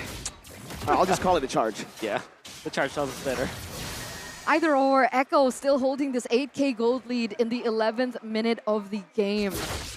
Despite what we saw in game number 1, this is a very different turnout as to what we saw. Echo really just claiming back control on, I would say, individual performances. Yeah. From Carl, from Benny, even Sanford making that play. Sanji has been huge as well, and JP has been really good Yep. on the Minotaur. I agree. JP, he's doing a lot for his team. He's defending his marksman. He's giving the vision. He's surviving and baiting the opponents.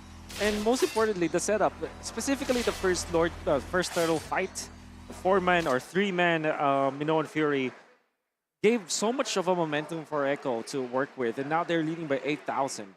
But then again, RCPH, they have been in this spot before.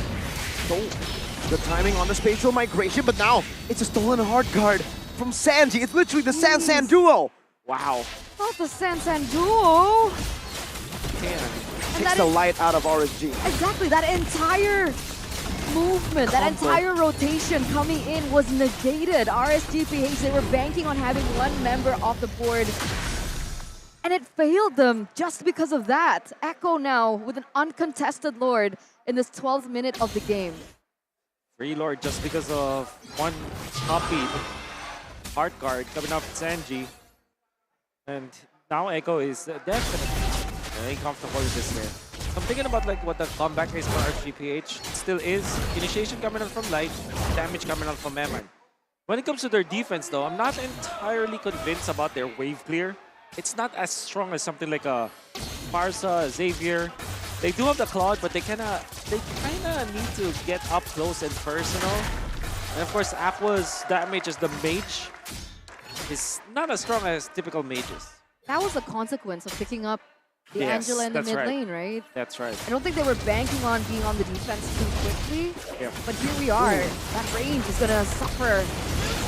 Oh, Nats gets brought back all the way by a final slash from Sanji, but now it's called TZ, who gets the same treatment all the way inside of the base now, getting the healing as well, getting a good time, but Benny goes in as well for a lot of damage. That's him in his Fury, knocking up Demon Kite, and Benny Cutie on the crossbow. Tang will finish off Nats, and now it's another light in the base. The base is wide open, opened up by the likes of Echo. There's a spatial migration connecting on the 3 right now, as that's a triple kill for Benny. In game number 1, we saw a triple kill and a maniac from RSG. This game, we'll just see a triple, but it's Echo getting back 1-1, equalizing in this series.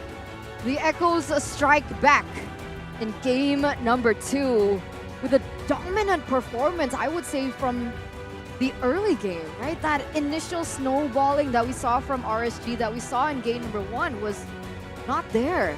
And I gotta say, forcing Nats without his Paquito on an Arlet, that effect that he usually has, that distraction effect on controlling the neutral objectives, controlling the team fights even, it wasn't there. That presence from Nats wasn't there. And Aqua no fairly. Yes. I wanted to point it out. There's a lot of like comfort that was taken out from RSG Philippines. And I would say though, Arlet is a hero that Nats can play. Aqua obviously can play the Angela. Yeah. I mean, who can't, right? But the thing is, it's not comfort on the hero itself only, but comfort in the playstyle. Yep. You can Exactly. see that they were trying. There was an extended team fight that they would have won if there was a Faramis, but they were using the Angela. And also, you can see that when it comes to controlling the tempo of how they are controlling them or moving around the map, it's like it's the Arlot always chasing the Benedetta. The Benedetta is always faster when it comes to rotation. So that's how you kind of control the tempo of the game. It's like Sanford was forcing Nats to react. Yeah. It's not the other way around, where in game number 1, Nats was controlling the tempo of the game. Is it because, wait, does Benedetta clear faster than the Arlet, or is it just rotation?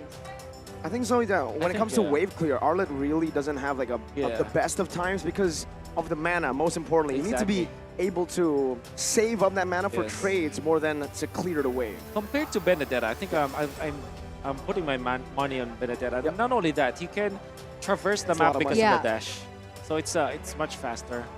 Yeah. That's where I felt that. Yeah. It was a very different Nats that Yeah. I'm used to. Yeah, I think that Paquito ban also hurt him a bit in Hurt his him a play lot. style. Nats is always it's kind of the same identity as the team, right? They are very momentum based, and for Nats, the way to get momentum is through winning this lane with a mechanical hero, the Paquito Benedetta lane. Now this is the hero, this is the matchup that I'm waiting for. Yes. Benedetta Sanford, Nats Paquito. Let's say both these heroes get left open next game. Man, I think we have to see it. But isn't the Paquito...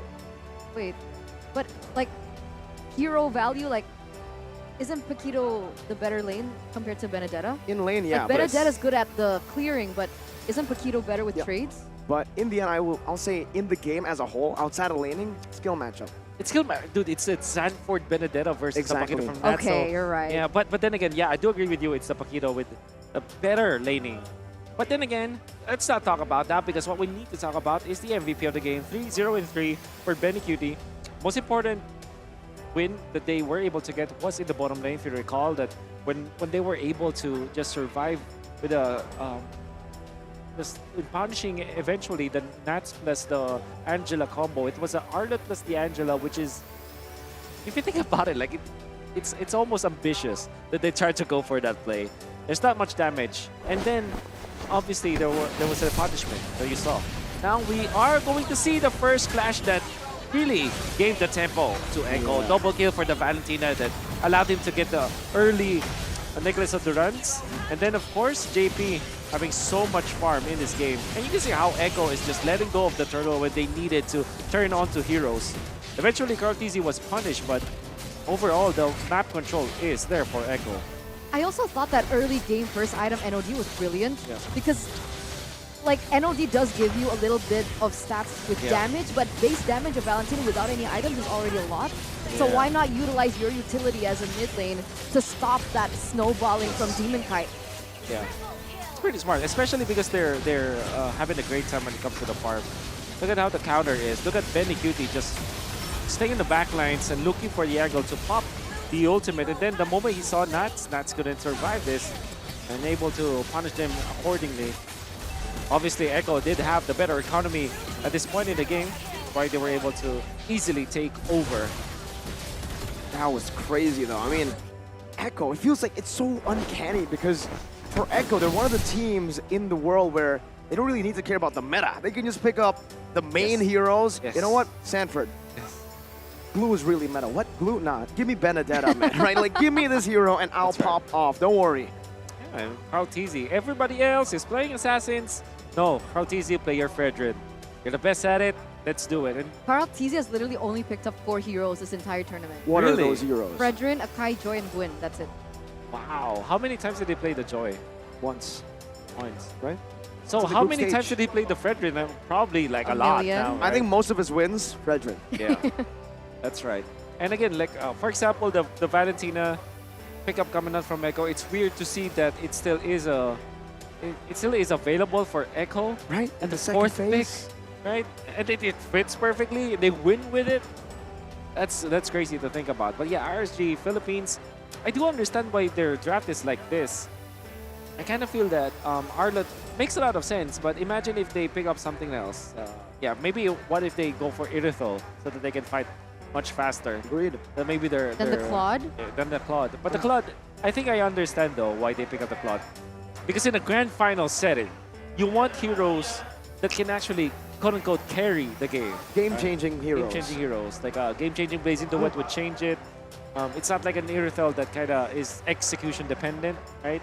But for the Claude, eventually you find an opening in the late game when you're down 6k, you're down 10k, you find a good Blazing Duet, you're still gonna win. Exactly. In the late game, right? You really still have to wait for those items. right. And if Echo go and roll down every single lane with a Benedetta, it's really hard because it's so weird, especially when Sanford gets a pick like a Yuzong and a Benedetta. He's so active around the map, not just in the XP, and I think that's what really differentiates him. He's good in lane, but even better as an active XP. And I was keeping my eye on Nats that whole entire time, right? I was wondering, like, what is he doing? Nats. Meanwhile, he's Nats. You're right. Yeah. What was I about to say? I forgot. You were about to say back the to little what Wolf bird was is said. not wrong No. yet. What? The What did little you say? bird is not wrong yet. You were about to say that. No, but he was already. Oh, that's true. That's true. Okay. Little Bird might be right, but that's exactly it. Like the chase game. So I'm wondering whether or not maybe Nats this time, even if the Paquito does get banned out, he gets a hero that's a little bit more active in rotations. Yeah. What options do we have? Is Yuzong a little bit more active? Can he use a? Can I he be guess more active in team fights. When it comes to like laning versus the Benedetta, I mean like controlling the lanes. Yeah. It's probably worse than the Oh. Arlot. Yeah, I think so. But obviously that's his special with the Yuzhong, and I think we saw that in the previous series.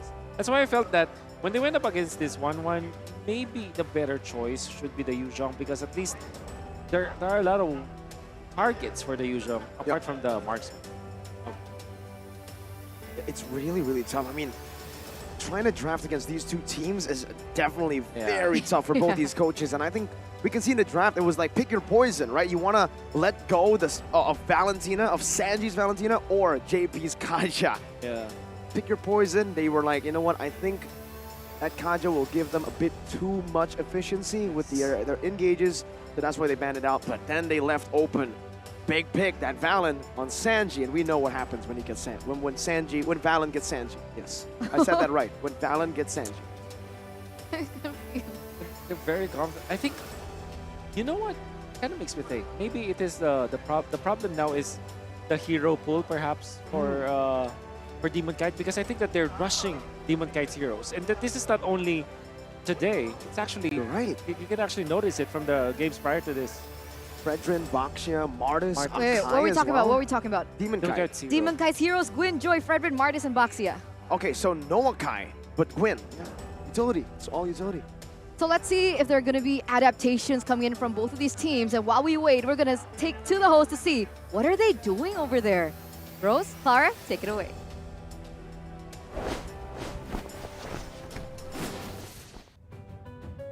Hey guys, it's me, Rose, and of course Clara. And right now, since we're at a 1-1, we're gonna be doing a little bit of an interview with representatives from both Homeboys and Rebellion. Yap, dan kita sembari menunggu dari ketegangan di Grand Final ini, kita akan ngobrol-ngobrol nih bersama dengan perwakilan dari dua region yang sudah tidak bisa melanjutkan perjalanannya di sini dan sudah melawan dua grand finalis kita. Ada dari Homeboys dan juga Rebellion. Okay, so guys, we currently have Warlord from Homeboys with us, and of course Chico from Rebellion. Okay, hi guys. Hello. Doing okay? Hello. Okay. So I want to ask Warlord first, because Warlord has fought these two teams, this MPLI. Based on their performance when they fought you guys, who do you think will be the champions of MPLI? I think for champion is Echo. Why?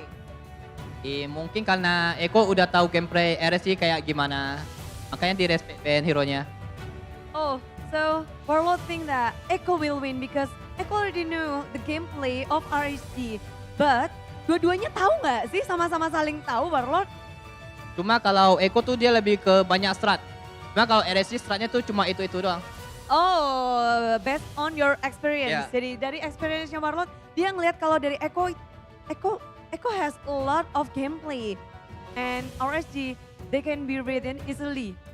That's because according to him, RSG's strats that they put out is technically more or less the same. Meanwhile, Echo has a lot of goods in the bag. All right, from a coaching perspective, who do you think will win this battle between RSG Philippines and Echo? Kalau aku sih beda. Kalau aku sih RSG PH, lebih suka RSG PH. Kenapa? Karena dia itu kalau RSG PH lebih ke kayak hero pick off atau strateginya ke arah yang inisiasi kayak gitu-gitu, dan aku lebih suka yang kayak gitu sih. Jadi lebih pasti, nggak yang kiting atau healer. Oh, so Coach Chico has different opinion. He thought that RSGPH will win this grand final because the gameplay it's really interesting with pick off threat and then aggressive threat. He loved that kind of playstyle. Compared to kiting games, back and forth game, he loved brutality. I think we can see from the games, especially in the lower bracket finals just now, that RSG Philippines gameplay, especially once they start snowballing, it's practically over. Like that game they had against Bren, right? Where, if I'm not mistaken, it was a 15-1. I think that explains his love for their gameplay, right? Ya, bisa jadi. Itu memang terlihat dari history gamenya.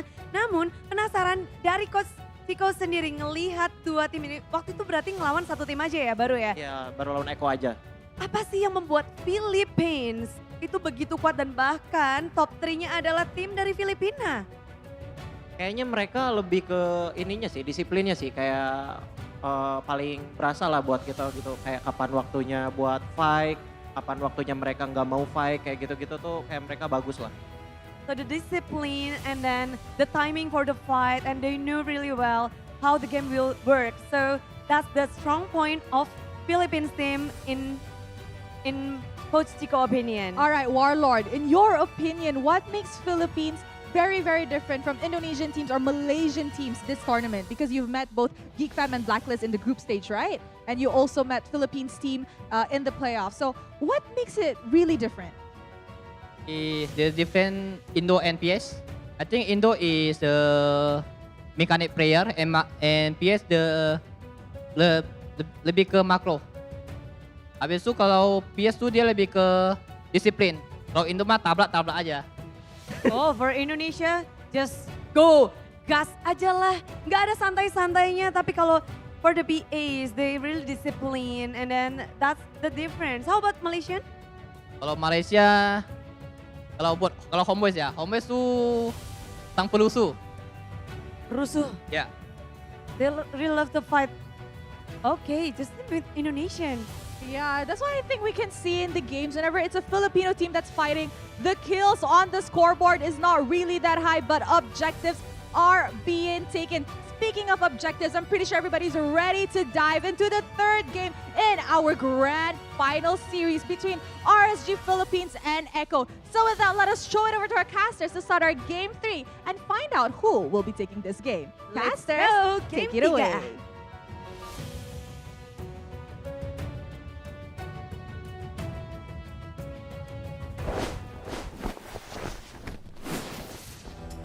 We're back here for the grand finals for game number 3 between the two Filipino titans, Echo Philippines and RSG. Back on the caster desk with me, Eterna, alongside with Mirko, as well as Wolf. And here we are to bring you game number 3 with 1-1. Echo has equalized with RSG. Are you still sticking to your predictions here? Yep, we stick to the prediction all the way. What about you, Wolf? Yeah, at this point, actually, I didn't want to predict because I think that both teams deserve it. But yeah, I have no choice but to stick with my prediction. Because I did predict TOB, I predicted Nova, I predicted AP Bren. Where are they Oh, now, I you're wonder? right. Oh, no. I predicted GeekFam, AP Bren, and BTR. Well, Well, here we are. Here we are. Here we are. Who did you vote for? The same with Mirko. Oh. And Welcome that's to the also club. out of the window. Feels good to be be wrong. wrong.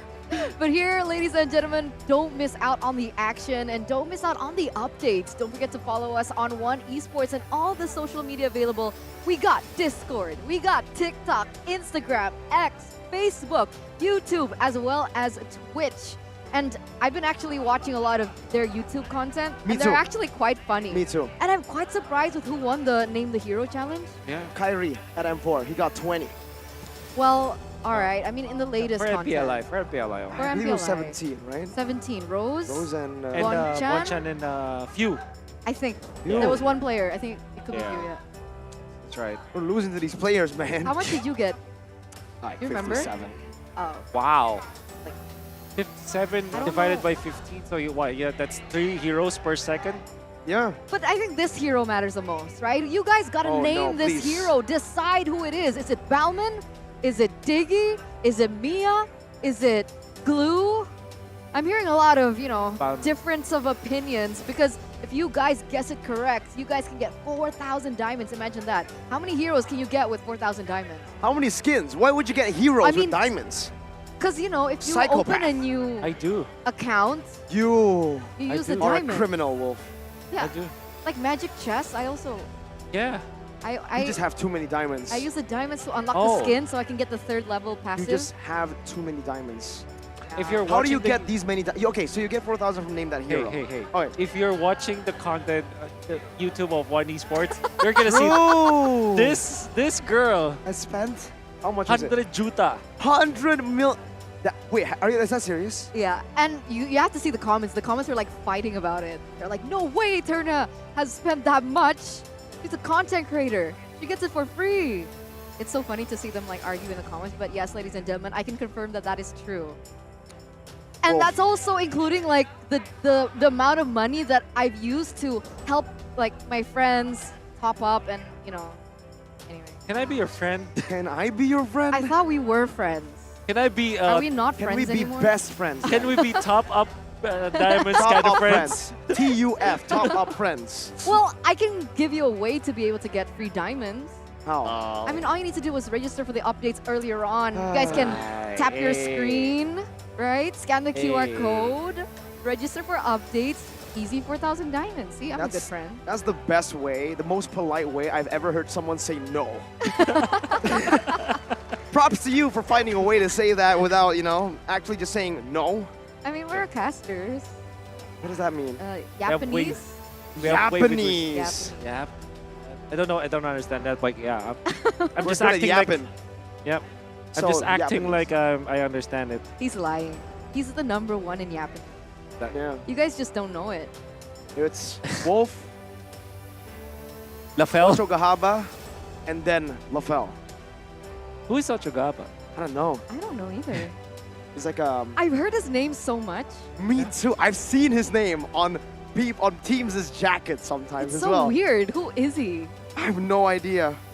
Neither do I. I hope we get to meet him soon. Maybe we can be introduced to him too. Yeah. So Little Bird and And Ochogahaba. These two fictional characters. I have a question. Who's Mr. Wagner?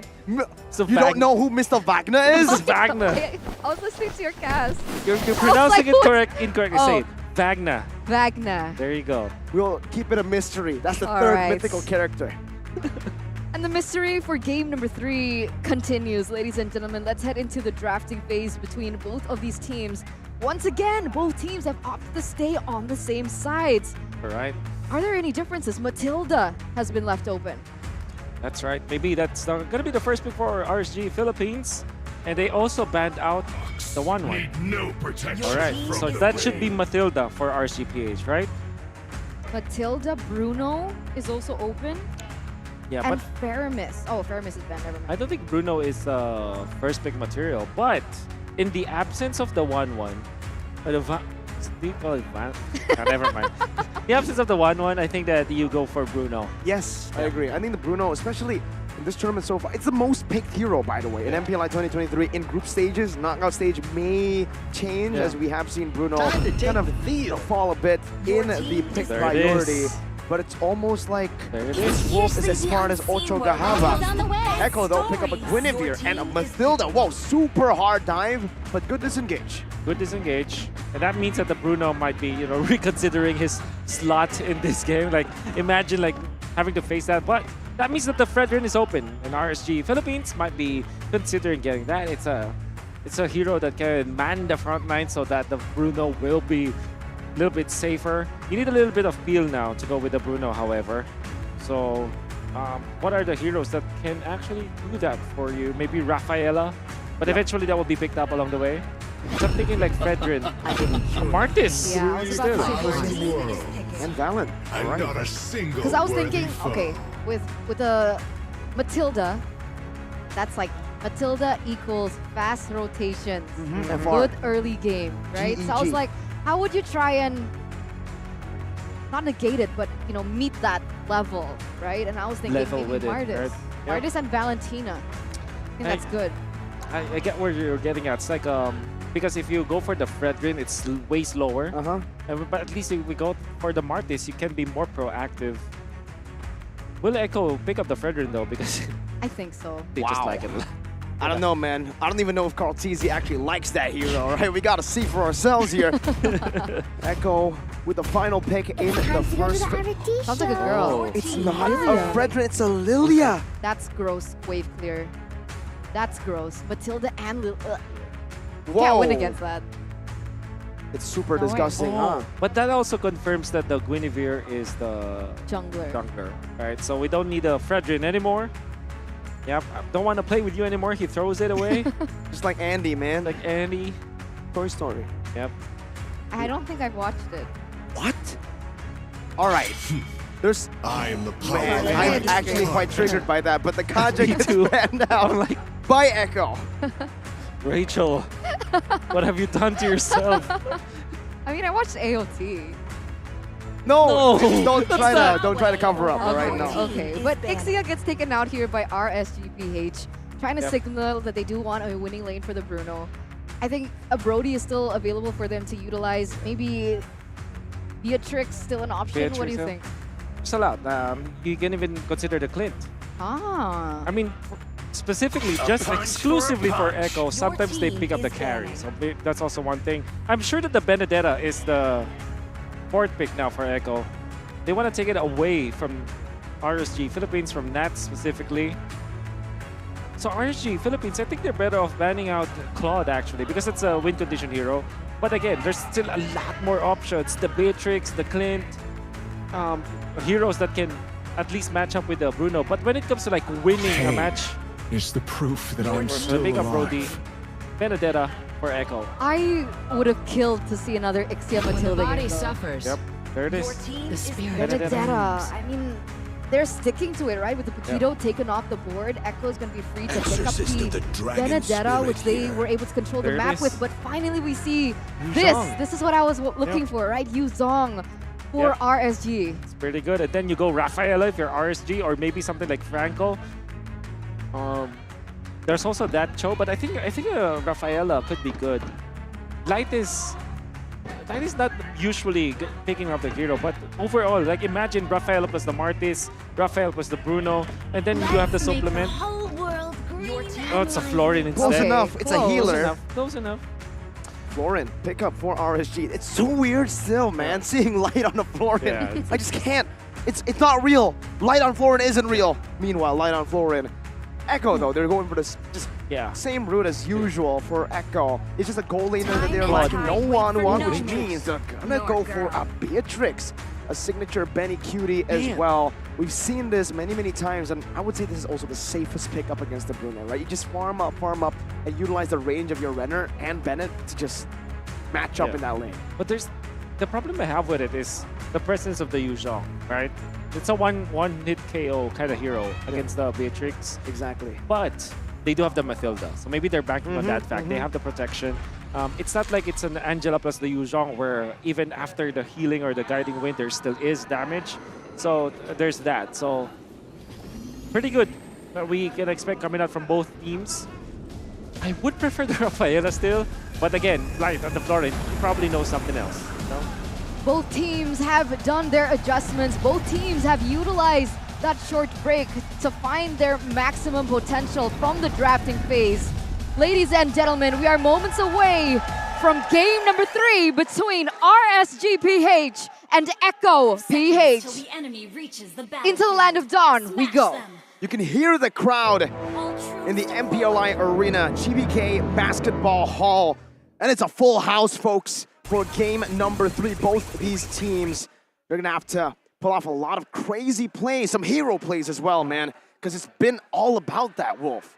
Even though one team has a lead for the longest time, it's all about making those hero plays happen.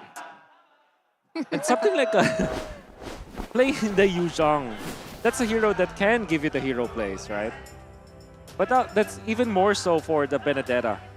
I think all of the heroes now for, yeah, if we're looking at the members of Echo, or the heroes that they have, it's so much more similar to the previous games where there is a hero play potential for any of their players. I mean, how does Echo want to utilize their mechanical heroes this time, right? With a lot of healing, global healing, by the way. The reason Sanford and Sanji were able to rotate together technically and put so much pressure on the map earlier was because of the fact of the mobility, firstly, but also the global ultimate from the Angela. Now the Florin. I would say it should be a bit harder to find a global rotation, a fast rotation with the Florin that's able to help just with a simple tap of the screen. So in order for me to answer your question, I would assume that maybe this is Benedict to be cracked with his aim, with the runner, with the Wesker, sometimes even the shotgun, right? If they supplement the aggression that they have with long-range damage or their innate reach coming out from the Beatrix, yeah, it could be the way that they finish off on kills. It's like a sweeper. Typically, assassins are sweepers, but in this case, maybe Beatrix will be the sweeper for Echo, the closer for the kills. I have a concern. With Light on a Florin, what engage tool do they have other than the Yuzong? That's about it. Maybe the Martis, if you think about it, but yeah, that's about it. Is the whole point that they want to wait for the engage from Echo and then peel, wait for the resources to be utilized and then go for the re-engage? That's why I like the Rafaela better. Because I would take you back to MPL ID playoffs where the great Baloyski went for the play for CW and pick him up. BBB. With the flicker play, with the big brain Baloy play. So the Florin does not give you that because the stun is just so whatever the opposite of guaranteed is. And, not guaranteed. Yeah. It's a skill shot and the stun isn't really that long either, it's right? not that You can't long. really look for big exactly moments. But when it comes to Rafaela, at least you have the flicker and the ultimate play. Which if you think about Light can definitely pull that off, right? Pro. So, the Florin is very defensive on her side. So it's very difficult to answer the question of what else do they get when it comes to engage, because literally there's none. And they only have the Martis. That's about it. It's more of a follow-up thing. I mean, technically, Nats is the main initiator at this point with the Black Dragon form, right? Unless the Bruno wants to step on forward with the help of the blue, maybe he can sustain up. But, man, it's good to see that the fans here are enjoying themselves despite it being a PHPH finals. We saw an RRQ fan just earlier. No, not talking about Arashi. Literally, the guy was wearing an RRQ scarf.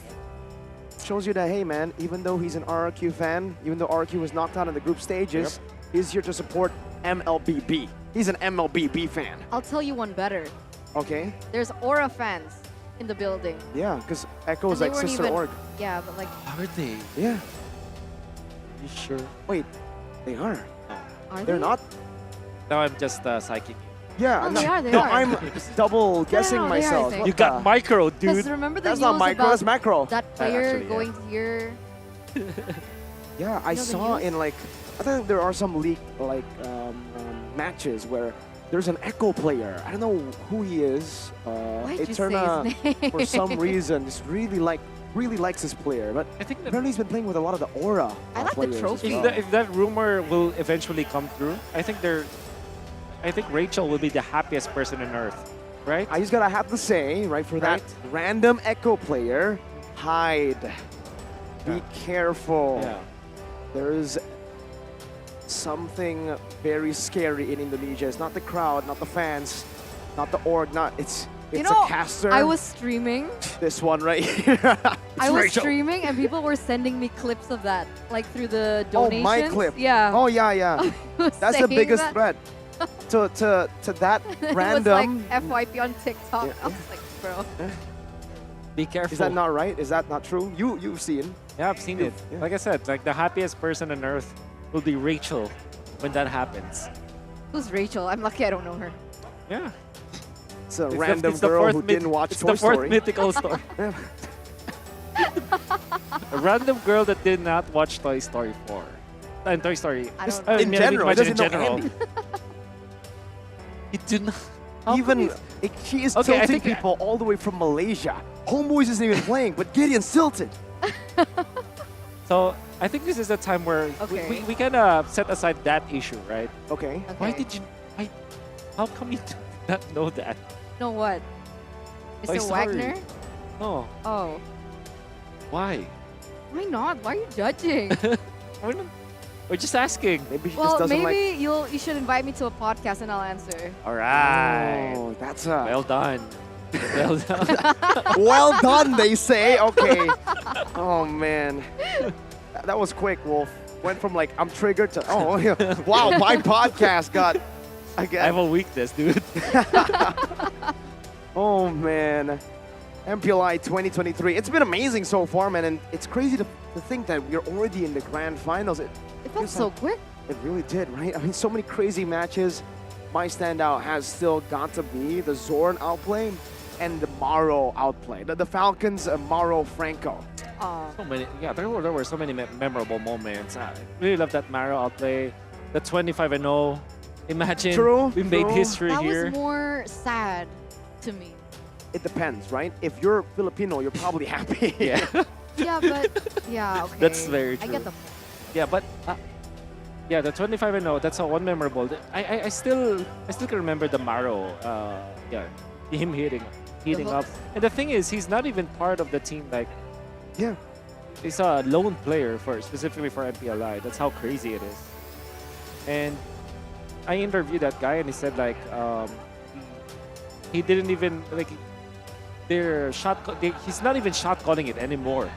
It's just because he's not teammates, their chemistry is not there. But everybody else was hyping him up, and he just based on momentum, he just literally he was saying that he just was guessing all the time, but he was able to hit it. Now, see, there's two sides like of like wow to that. It's like wow, with no preparation, they were able to perform so well. But then the other wow is like they won against Geekfam. Yeah, that's right. Who should have been one of the tournament favorites from My pick Indo. for number one. What? Hey man. Hey man. Expect the unexpected. Apparently, they're saving strats for M5.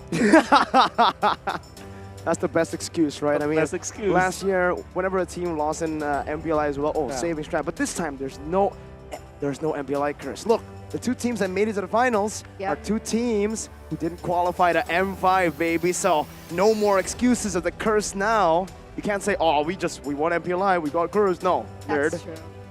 You got dominated by RSG and Echo. What excuse do you have for Bigatron Alpha though? Dude, Bigatron Alpha, Aldo just left, right? We're saving saving strats for season 14. For M7, man. All right. M7. We're looking ahead. We're looking past M6. All right. Biggest He's been culprit. saying the save strats thing since. What was the first comp? That was a meme. It was before SBS, right? It was SBS. Oh, it started from SBS Yeah, then. they were like, oh, it's saving season strats 12. for season sure. 12. And then at season 12, saving strats. For ISF. For ISF, you're And right. ISF was like, oh, for M5. Oh, man. It's a whole lot of saving strats that we've been doing. Oh, wow. No, I mean earlier. Yeah, she's Yeah, cute but- too, but. No, I mean, like, she's like, wow. The baby's so cute. Yeah, that's cute. Was she the same one that I saw yesterday? W Echo fans. Look at that. Like, they have varsities. How old is she? Must be like 2 or 3. She's right. I mean, you're asking us. Why are you asking Miracle? It's so far. I She's can't bring my 2, I don't headset know. there. That's so Okay. cute Does to she- see like young people Does she understand? enjoy Mobile Legends. Yeah, well, yeah, yeah. start to be exposed to Mobile Legends. What Bro, were you the- doing at 2? What was I doing at 2? I was like in the playground, not at a tournament. At 2? When you were 2, you were in a... Yeah. You learned quick. I was still just, I was learning how to walk. That's probably why she skipped Toy Story. she learned so fast. 5:15, she was casting. Yeah. Oh, man. Imagine listening to Ranger Amas for your childhood, right? your first words. Any banchana is your first words, yeah. That was cool. Oh my god. That's so cool though. What's so Like cool? your first words being Ini Bencana. It could be It's like not concerning as mama well. or dada, it's Ini Bencana. That's a very smart baby, right? It's not dada, mama. Oh, it's okay if there's no RRQ as long as... Oh. As long as I'm not watching alone. Oh, W mans. Poor Arashi, man. Bro, you didn't have to do... What the heck? What? Why you roasting Arashi? I'm sorry. I'm sorry. Oh my Oh my god. god, he's not even on the test. Exactly, he's not even, he can't even, that's not fair, he can't even defend himself. He has to take it. I lost it. Oh man. Oh man, I hope Arashi hears that. I hope Arashi, like, you know, I hope Arashi steps back up, you know, because, you know, not only did his team get knocked out of the 2 competitions, but he also broke up. Exactly. Bro, why are we laughing You're at him? so mean. What? You started. What do you mean No, I'm mean? it's no, because like since yesterday, I saw that people were like, never mind. Dating, bringing their partner to MPLI. Yeah, that. Arashi would need a lot of Hello Panda Now to recover that's somebody from that that. Arashi can. What does that mean? What does that mean? So his love, his love life relationship broke. It's done. He broke Done. up as well, but Yeah. it's okay Oh. because he's watching MPLI. Is that just Arashi? I mean, he was casting MPLI, so Is that better? maybe. I think you're distracted, you know. You're more distracted. Don't Wolf think- knows, man. Wolf would know about these things because he's B-Wolf, Boss Wolf. But ladies and gentlemen, we are still waiting for this technical pause. Our team is still doing the troubleshooting. We want to remind you that fair play is our utmost priority. We want to give our players and even you guys at home watching and the people here watching at the venue the best experience as possible. So we want to give them a good time because, of course, ladies and gentlemen, this is the grand finals, high stakes here in this 3rd game because as we all know, you know, momentum carries over. So all the little things, it's going to count. It's gonna build up. Small wins build up to big wins. Yo, we got some of the players as well here in RQ the Akira. building. RQ Akira. Seems like they're on the Echo side, by the way, wearing the Echo varsities as well. Oh, let's take a look at this. Player performance, Echo, Sanford. Most pick heroes 7 times picked. The Benedetta. Oh, 71% win the rate. usual ones? Has it been banned or has it just not been a part of this hero Maybe pool they for just this pick time? How many? So 7 out of the 10 games he played Benedetta? Wow. Wow. That's impressive. That's 70%. And fun fact is the most amount of MVPs in MPLI 2023. Game MVPs. Wow. 3 times already. 5 kills and 8 assists. This is average damage. This is damage per minute, right? 5,000. Yeah. 90. Could be. But it's impossible to just deal 5,000 damage. It is possible if you're a roamer. Yeah. No. Oh, really? 5,000 damage. Let's Even say- one ultimate, you give already 1,000 late game. Let's Is say that a new you're thing, by the way? proud ululululu. Yeah, the ululululu. I don't. I have no I think- idea. Is that not a thing? No, I right? don't- maybe I that's don't know. an You Indonesian should know thing. better. No, the answer is no. No, that's No. Is that a Filipino Oh, trend? okay. So it's Yeah, that's- just a Ranger Mask thing? That's probably just a Ranger Master. Okay. That is Coach Trevor. And his real Hello, name is Coach. Robert. And Trevor is Robert backwards. Oh my Wait. god, you're right. Wait, It wait, is. wait. Dude, every time I get Robert. so, like, the revelation. Trevor. Oh, yeah. Because, E-R. oh man, these nicknames are so cool, right? I mean, the Yeah. other day I just asked like a lot of players their names and what Yeah. it means. There's so many good meanings to the names. Yeah. And then I also like I wonder what Marky's name is. I wonder how he got How Marky. he got that? Poloisky? Like, how did he come up with that? How did he come up with Marky? How did he come up with Marky? I don't know. It's so confused. I don't get it. It's like a very creative name. You know? Very What's wrong with creative name. It's one of the most creative names out there. Your name is Mark Christian Capascio. Okay, my IGN is Marky. Oh. Nobody would ever think No about one would that. ever think about that. Like, Baloyski, like Alan, AJ Baloy. Oh. What about Greed? I don't know. I don't know what. Sounds cool though. It does. Sounds cool. With the could ask him. underscore. On your podcast. Yes. I would. I'm getting on the podcast. What? The podcast train. It's something about like I think it's a Filipino thing as well to just like turn the name around, right? Yes, that's right. Robert, Trevor, Delar, Gerald. Yes. Right, like Raul. I'm Raul. Yeah. Raul. Well, Samo. Samo HD, Thomas. That's also true. That's also true. I'm thinking about other. There's a lot of cams in the Philippines actually. I wonder what Nat's real name is. Nathaniel? Nathaniel. Right? Wow. That was a guess. It's Nathaniel. Yeah. It's like Marky. It's like Marky. Who else?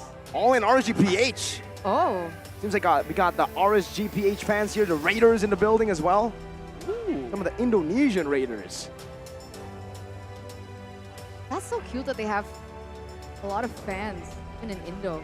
I would say though, like Indonesians just like Mobile Legends so much, and esports in general. There's no other way to explain a full crowd for PHPH in both M4 and MPLI. Exactly. True. Exactly. Other than just enjoy the game, they like watching the best teams. Unfortunately, their teams are not here, but best MLBB equals to good entertainment for them. Right. Even just the MPL ID playoffs, I found it like really entertaining. Just literally the ground is shaking when people are cheering. It's crazy. At some points, I can't even hear Arashi and Mirko. Yeah.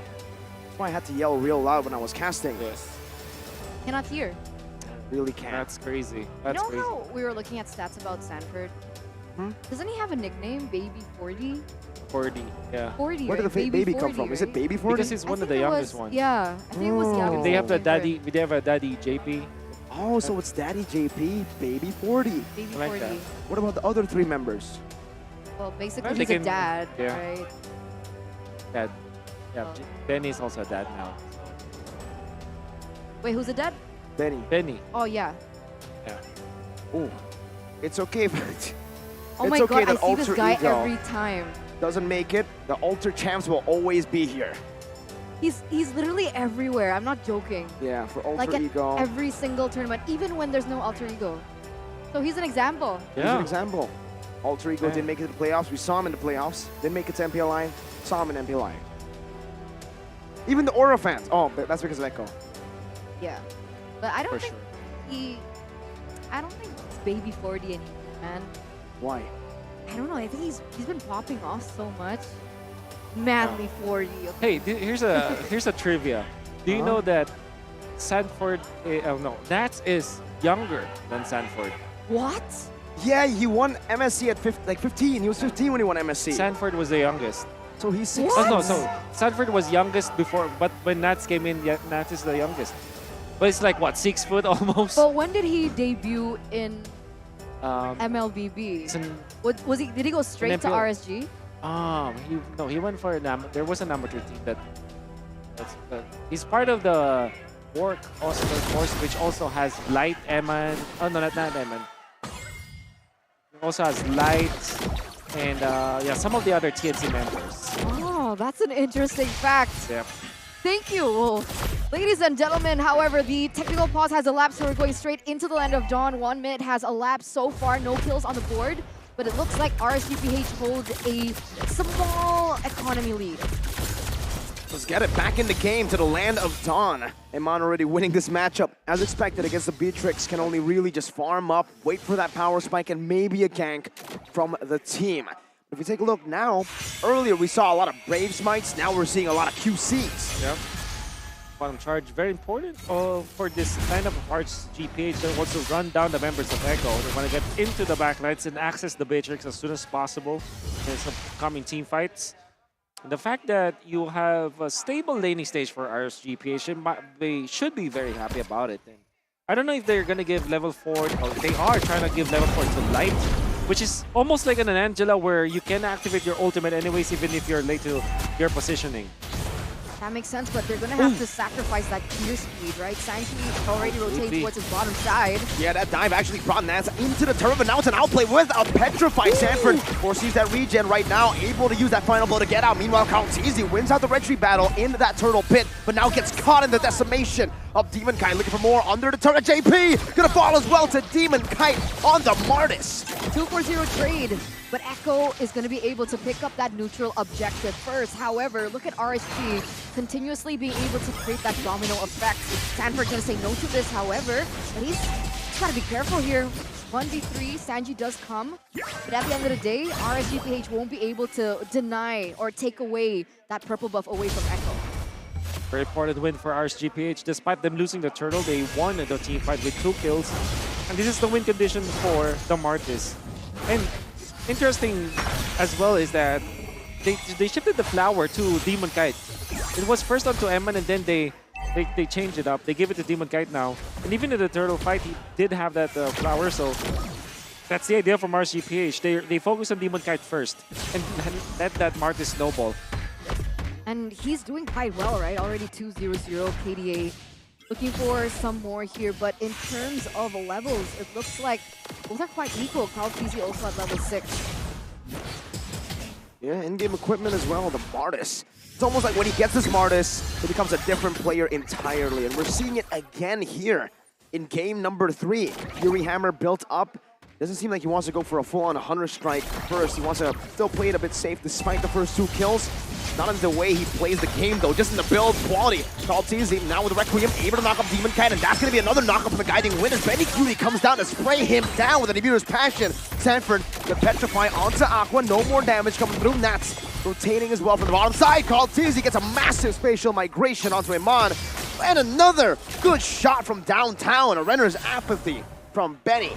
Earlier on, you can already feel that damage coming through. Demon Kite gets taken out, but Wolf, what do you think about the past 4 minutes? Yeah, well, I was surprised that there were 5 members of Echo in that bush, knowing that Demon Kite wants to take advantage of his snowball potential already.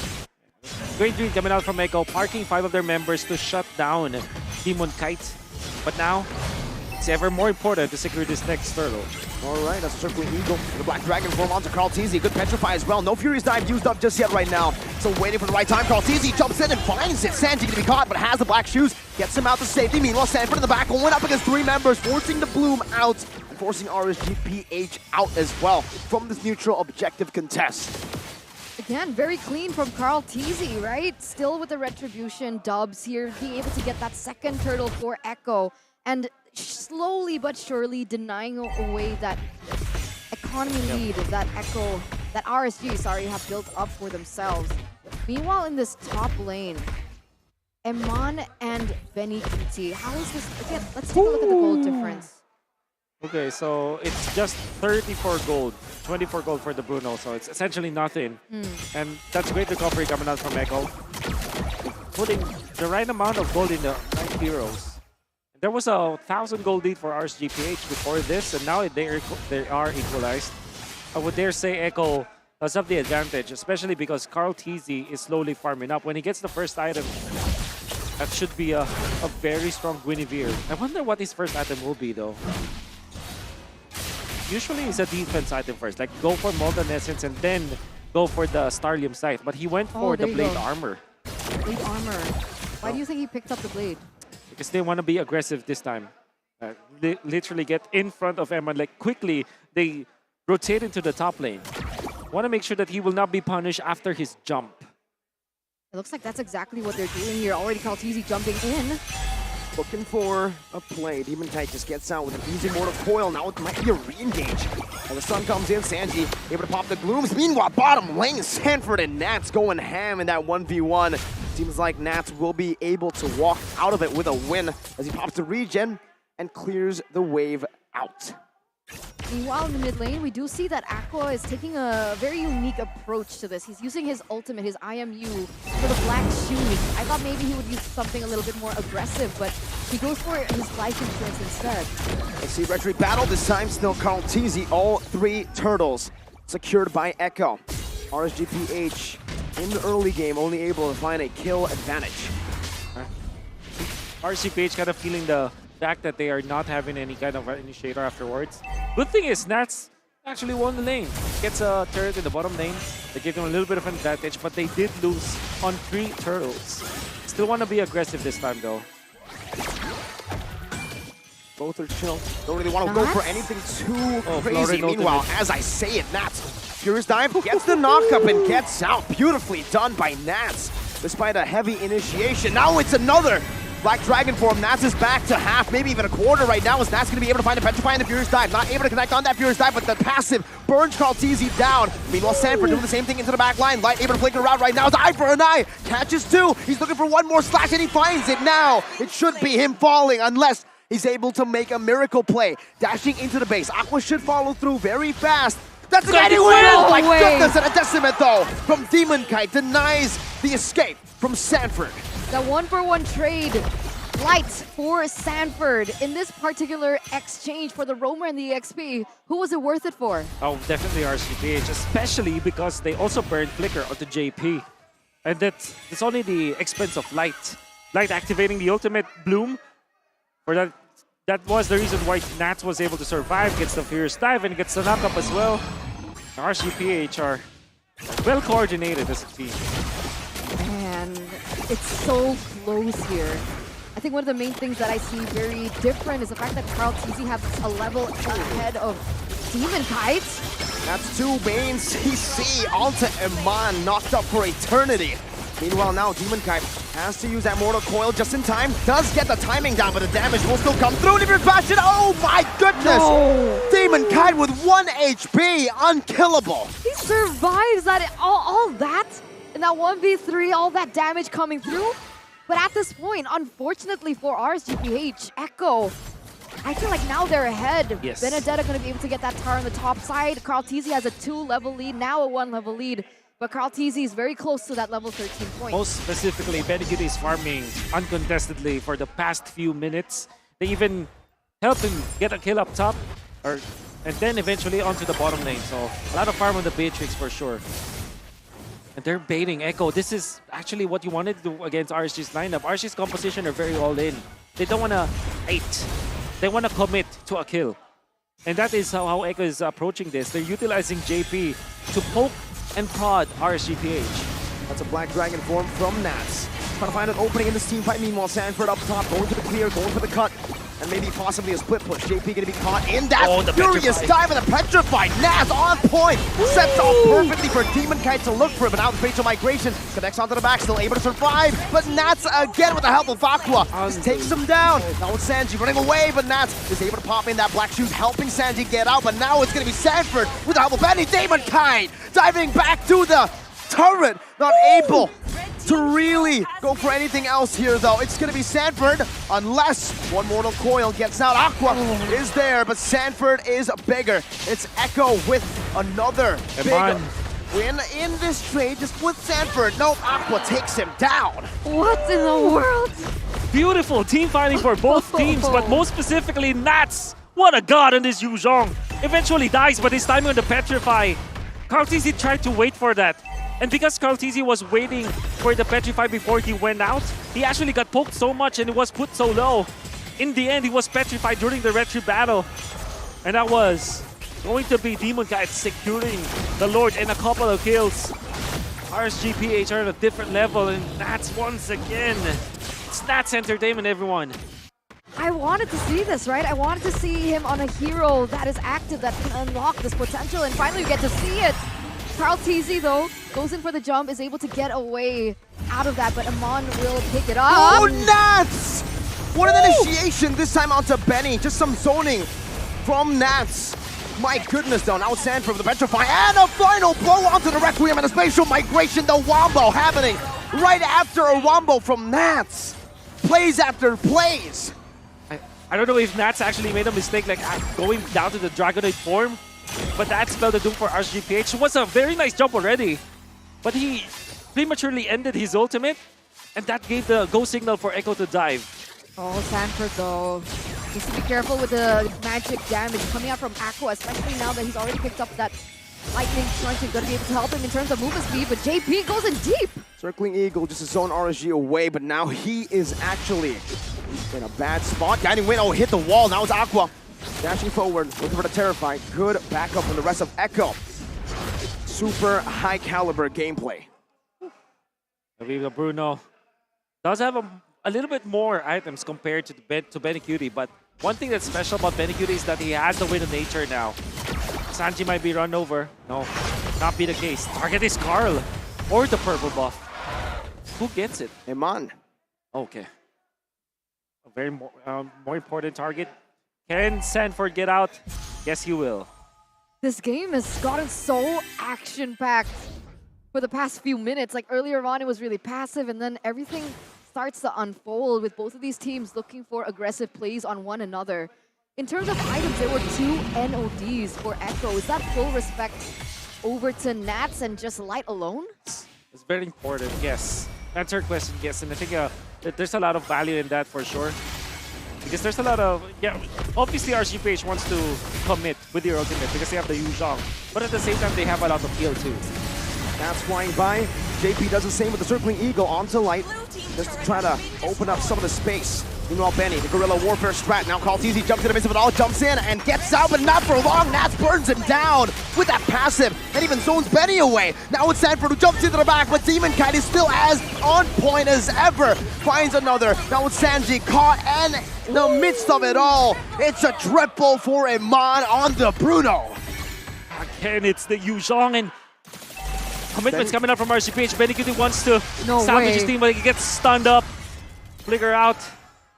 Can he outplay this? I don't think. Does Demon Kite want to go for the chase around the Land of Dawn? Benicute, can he make his way out? He goes in for I think the he's item. just stopping the recall. I think he can win this as well. I mean, yeah, I think he's just stopping the recall because they were going for the end. The base is wide open, and with everything down there, they should be able to end to take game 2. Super aggressive. RSGPH picks up match point. Championship point. Ladies and gentlemen, now for RSG Philippines. Man, in that last Lord dance, I was like, okay, Echo, you're 1 level below. Demon Kite, you're 1 level below Karltizi. And then the big black dragon comes out of nowhere and just denies that entire advantage from Echo by taking him out before that whole thing went down. And what a team fight. What a team fight. Demon Kite recovered. Like imagine like losing the turtle but still winning team fights. Getting knocked out, like I think he had 2 deaths and then eventually still winning it for the team. But most importantly, the Incredible Hulk, aka Nats, again unleashed. This time they are taking over the tempo, right? I think that it's wonderful because you asked that same question. Like if he picks up the Yu Zhong going up against the Benedetta, surely he will lose out on the lanes. But it seems like no, Nats actually won that lane because he kept the Benedetta in there. It's like now he's dictating the tempo of the XP laners. It's amazing. That's what, because I was expecting maybe the Benedetta to still have full reign. Yeah. But we saw that, I don't know why, but in one of the Lord fights, the Benedetta was still trying to clear. I think he was looking for a split push, right? Yeah. But the presence of Yu Zhong? Yeah. Nats? Pushed him back, and then it looked like he was kind of confused, like, do I commit to this or do I go back for the team fight? Yeah. And it's all small wins that built up, in my opinion, right? Because Nats, not only was he able to win in these team fights, but he was able to win in a lot of the lane 1v1s as well. That maybe created, more confidence for Nats and less confidence for Sanford. That's why he was actually hesitating in a lot of the situations. Did he want to go in? Does he want to go back? Meanwhile, Nats, he's like, I want to go in. That's it. Everybody follows. This is the thing, right? It's not just him zone. Sometimes he zones out the heroes. That's the idea. But majority of the jumps that you saw from Nats, there was someone else with him too. That's why even Karltizi, I think he was playing mind games already. Because in the last Lord, just like in the Lord the previous to that, he was actually receiving so much of the damage from the dragon. Because the dragon usually hovers over your head, and that. It's not big damage, but it kind of piles scary. up. It's scary. And then you get the passive, the Sha Essence filled up. All of a sudden, you receive so much damage. Now there is that passive, the kicking in, and it's a lot more damage. And then Karltizi did not try to get away from the Yu Zhong fast enough. That's why the damage kept stacking up. That's DOT, man. Whew. These Nats, man. He's the MVP for game number 3 on the Yu Zhong. Finally, gonna be able to see him just really shine in this game. Who was the MVP earlier on? Oh, it was Demon Kite. Okay, now it's Nats. Game 1, Demon Kite. Game 2, it was Benny Benny Cutie. Cutie. Oh, And Benny, then Game yeah. 3, Nats.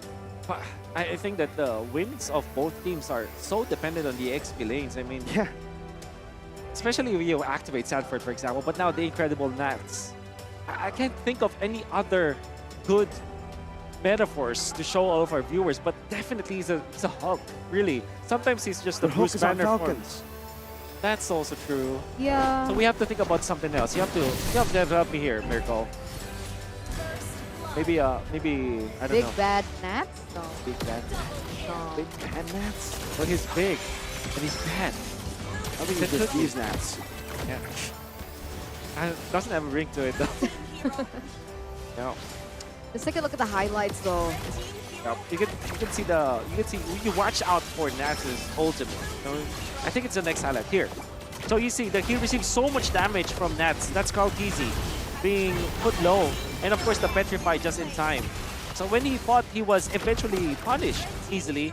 That's Aqua taking him out, and it will happen once again, right? In the next Lord, you can see how important the usage of the Dragon form is, and then of course Demon Kite.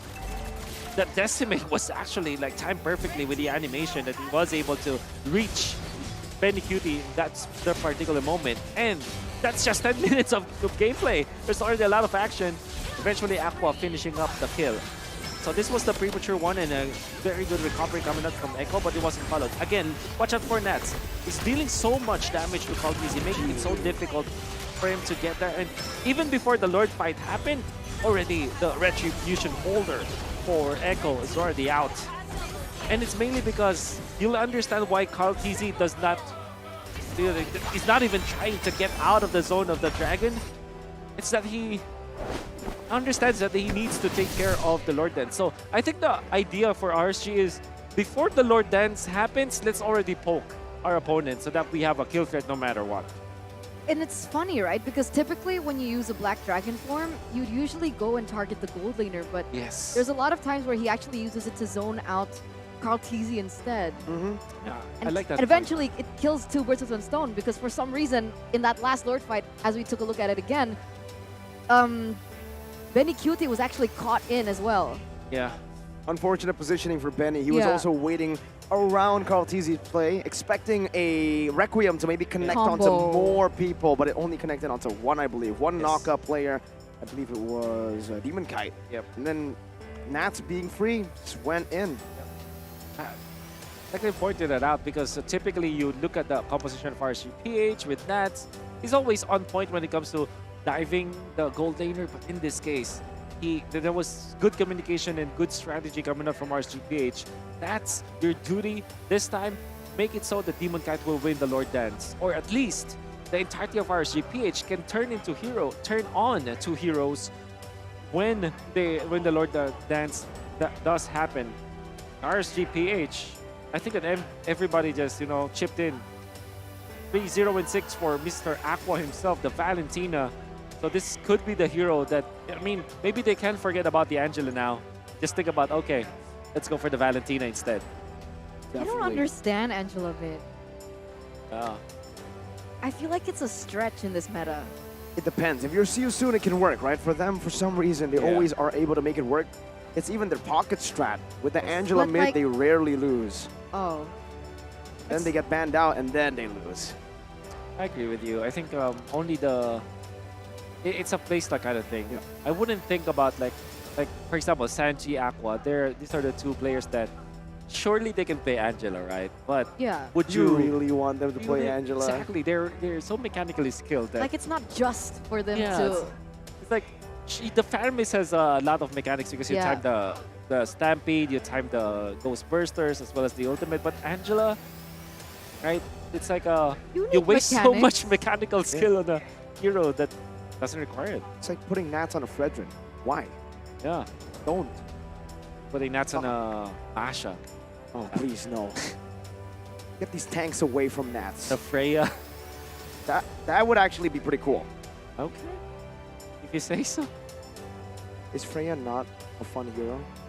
I think Freya's pretty fun. To play or to watch? To play. Okay. Let's leave it at that.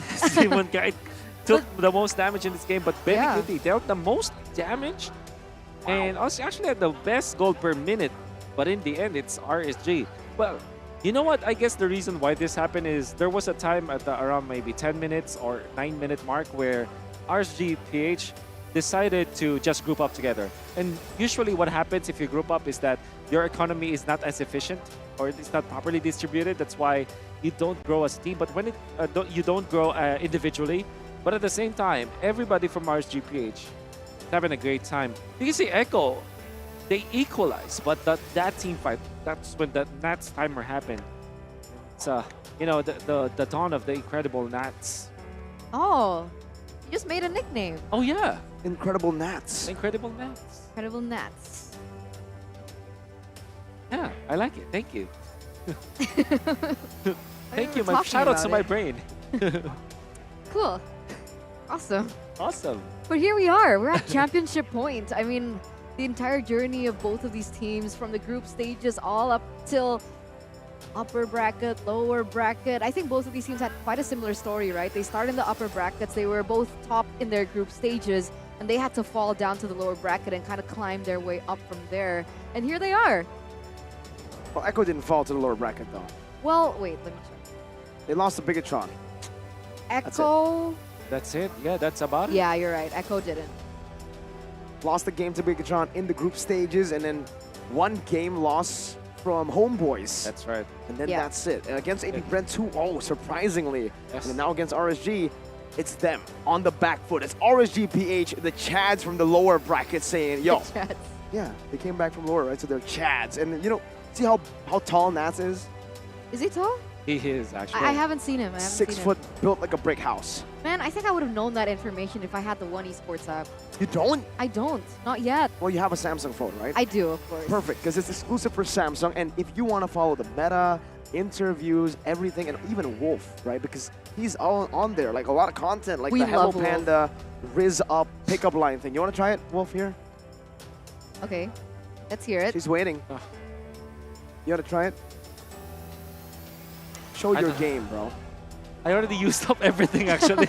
I haven't heard any. Yeah, she hasn't I haven't heard any. You're lying. I You know why you swear I haven't heard? Because you haven't followed the socials of One Esports. Boring. Oh, man. But you haven't followed the socials? What are I'm you so doing? disappointed. Have you followed the socials? Of though? course, of Okay. course. Okay. That's where I saw the challenge. All right, but Name the have you Hero joined challenge. the esports community? The One That I Esports? haven't. That I What a- haven't. Because Alright. I don't know. I think I'm missing out because I've been hearing you guys cast and you guys are talking about tournaments and Yeah. stuff where you guys can join, you guys can actually get rewards from it, and then with Big really good rewards. plays, you guys can get featured. That's what you mentioned, right? Yes, that's right.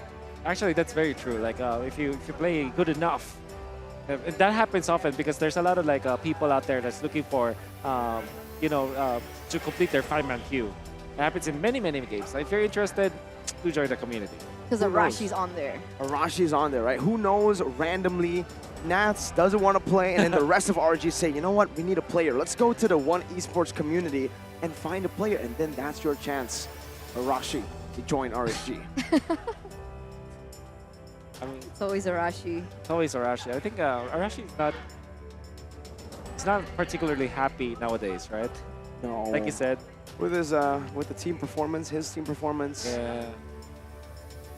Maybe you should switch. No, Arashi just needs a lot of like Hello Panda.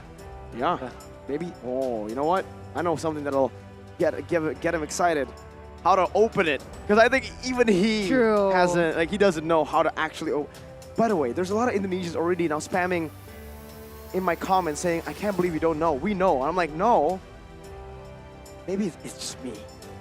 Maybe it's just us. Buka di sini. Buka di sini. It says buka di sini, which means open here. But I make my own way in life, Wolf. I take my own road. Sorry, I was eating Hello Panda. What?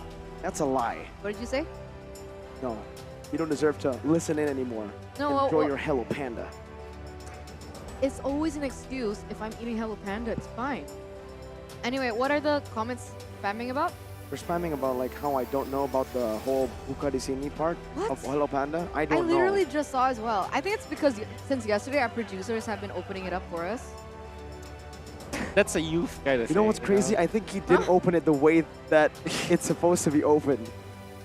Oh, because he did it. Oh, like in front of us, he did it. You do that too, right? You open the Yeah. part. Oh my God. Wolf, is that...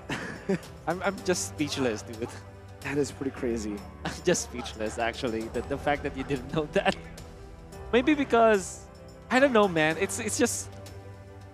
There's even an arrow. There's even an arrow, dude.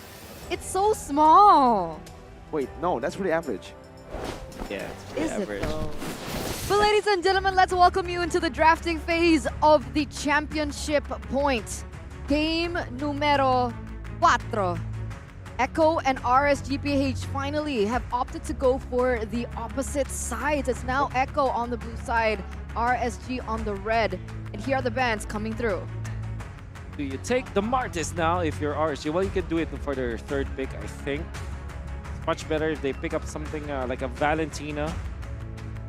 I'd say a Valentina plus perhaps the 1-1? Oh no, it's banned out. Uh-oh. What else is open? Paramis. What's the Paramis? It's open.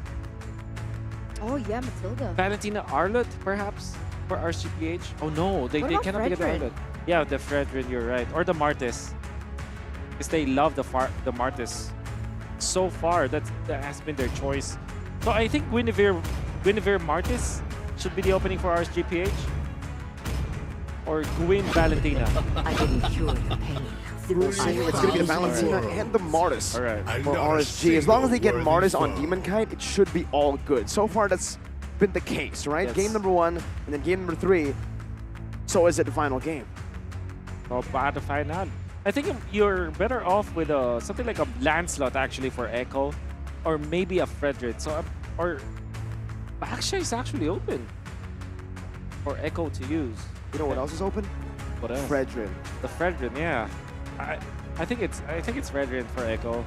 Then they will combo it up with maybe a Claude. They want to make sure that they have a hero that can win them the games. I've been waiting for this. Win carry. Man. Why carry? It's just a Benny Gilly special. They just know the hero so much. Oh. And okay. it's their anti-front to back. And that's an easy Claude pickup coming out from RSGPH. How does Claude and carry look like in the laning phase? I think Claude just because of the BMI. And I mean, no. Carry kind of wins it. Claude can dodge. Yeah. Claude can sustain at least. Yeah. Claude will not win the matchup, but at least it will not lose. True. Yeah. Especially Claude users. The thing about Claude is, even in bad matchups, it all comes down to a skill issue. Right? For Claudes, you can actually win bad matchups because that's just how the hero is kind of like made, the playstyle. It's still very hard for you to win, but if you are that good on the Claude, you should be able to win it. Against the carry, like we mentioned, carry does have a good time, but it's all about how the Claude dodges around, utilizes the BMI to actually create maybe different angles to attack, to farm, etc. Yuzong and Bene, though, we just said it earlier, we want to see it again. No, they both don't want to see this again. Wait, do you not think this is interesting? Because like, RSG's the one to ban Yuzong, and then Echo's the ones to ban Vendetta. It's so weird, right? So is it Paquito or it's Marsa? So I think RSGPH are eyeing for a Paquito, but I do feel that there is something in there that they will try the Kali as their last pickup because it's the carry. I mean, carry can easily take out the Khalid, like even in the quicksand guard, but it's a burst that carry might not be able to run away from. Exactly. I think you're right, especially lane dominance is also one of the key reasons as to why you go for the Khalid. But can't carry pick up Purify? He can. Can go for the Purify, goes to the Purify, uses it, but then again, a lot of the other catch, he won't be able to dodge away from, right? Remember, there's more than just that Khalid. If it gets picked, the Angela, though, will be respected over by Echo. We don't want to see RSG on that hero. And now, it's the first pick in the second phase. I think you pick a roamer now for RSG so that you keep your EXP when it comes to like adjustment. Like you can pick up Paquito or Khalid depending on your choice. But what is your light hero in this case? Like oh, they pick up Paquito. All right. So no Khalid. Ooh, no Khalid. Echo can pick that up, I guess. Huh. But they can go. Why can't they go to Rizla? Yeah, the Teresa is good. But against the Claude Martis, though. And there's no Valentina that can pick up a penalty zone. I think Fovius actually for Echo. Yeah, the Fovius makes sense, right? All 4 of the heroes that RGPH have picked for themselves can have a demonic force proc. BMI, the dashes from Paquito, dashes from Valentina, and the Mortal Coil from the Martis. Also, maybe the Arlet could actually just come out as well, right? Yeah, a good choice to go for. Thing is, you do give that big ult to Valentina as well. Yes, but what are your Sanjiro like? Rises when I give the word. And Khalid. Yeah, they do pick it up. They do. A big pick here, a good lane hero that transitions over to the rest of the map as well, as long as he's able to get a snowball, very similarly to a Martis. They're fighting fire with fire this time around. They know that they have been winning the neutral objective battles, but they've just been losing in team fights. Yes, I'm thinking about like something like a Digi actually for RGPH for them to save themselves. Also the Rafaela, like any kind of support. I am the power of light. Sound like it's a Kaja. Well, it's a suppress, at least. They're gonna make it a nuisance. Do they actually have... The only burst that I'm thinking about is their Paquito, right? Because typically, you wanna have a burst hero with the Kaja. Valentina is not necessarily that kind of hero. But we've seen it work with the Martis Decimation. That's also true. With this ultimate, there's a layer of probability there. It doesn't. It's not as great as like a Kaja 1-1, for example, right? Or a Kaja Beatrix. That's right. Who's a little bit more bursty, but it could work. RSG, though, in these team fights, I'm a bit concerned with what they can do. What can the Valentina pick up here? I guess she still can take the real-world manipulation as well from the Eve. There are options for the Valentina from the side of RSG. Yeah. But here we are, ladies and gentlemen. Championship point. If RSG can take another point under the nose of Echo, then we have our new MPLI 2023 champions. Let's head into the Land of Dawn for game number 4, Echo versus RSG. What is the rotation now? Oh, I'm not... I want to see where Light is. Surely what happens. EXP thing? Yeah, the EXP thing. Once again, no, it's not. It's not the case. It's actually... Oh, he's defending against JP because JP wanted to go for a little bit of an invade or a little bit of a delay onto Demon Kite. And it's apparently not clearing out the way faster compared to Sanford. It looks like Echo is starting to adjust to that rotation, right? Yeah, it's like so. Here as well, though, JP just walks up. Demon Kite still able to pick up that lethal Wanderer on the Martis. So much pressure early game by RSG in this XP lane. Even Light rotating again, baiting Sanford in. That's with a good shot back, and Sanford is down to half. Another win. These small wins build up, man, for RSG. So we see a very peculiar drafting for both Echo and RSG. Overall, as a guideline to what we're going to expect, what can we expect in the mid? Maybe from, let's start with early, mid, and then late game. So like the first few turtles of the game, I would say Echo should be having the easier time. I think that their heroes are more built into the early stages. This RSGPH, they're so dependent on Light, and they did adjust. That's the EXP lane rotation coming out from Light, punished duly by Carl TZ. So patient. Carl TZ was waiting there for a while for that to happen. Like you said, the adaptation from Echo this time around, and it sets up quite well for the next neutral objective. Is the first turtle of the game spawning in the bottom side. JP opening up the map, knowing where Demon Kite is. Meanwhile, in the mid lane, Light needs to be careful here. It's poked down, and Carl TZ is there to provide some more help to clear out this wave in the mid lane. Sanji, level 4 as well. Here it is, the first turtle dance for the past few turtles. Oh, Sanford gets caught really low, gonna be able to heal up. Well played, Nats, actually.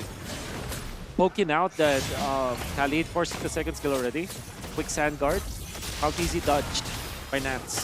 First Demon Kite, he's level 5. Ooh, Nats jumps in very deep, actually out of the real world manipulation onto Carl Teasy. Sanford forced to use the Raging Storm defensively, and now Carl Teasy is going to be ran down by the likes of RSG. Under the turret, Nats picks up a big knockout with a jab. But Flicker Divine Judgment brings Sanford back. It's 3 kills over to RSG early on. See, they didn't even need to go for that engage typically, because like you mentioned right before that they went in for the engage, Demon Kite hit level 5 first. So in that particular regard, he should have had a little bit more to say with the neutral objective contest, but they were still able to win that the entire way.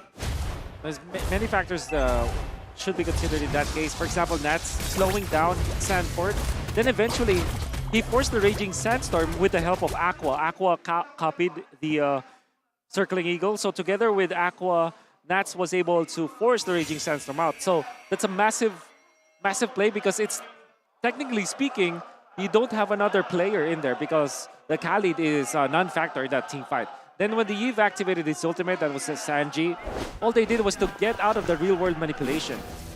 And it's not even a mistake coming up from Echo. It's that RSG just were faster when it comes to rotating, faster when it comes to clearing the way, faster when it comes to getting into level 4 and level 5 eventually. So, well played coming up from RSG. Ladies and gentlemen, we are heading into a technical pause.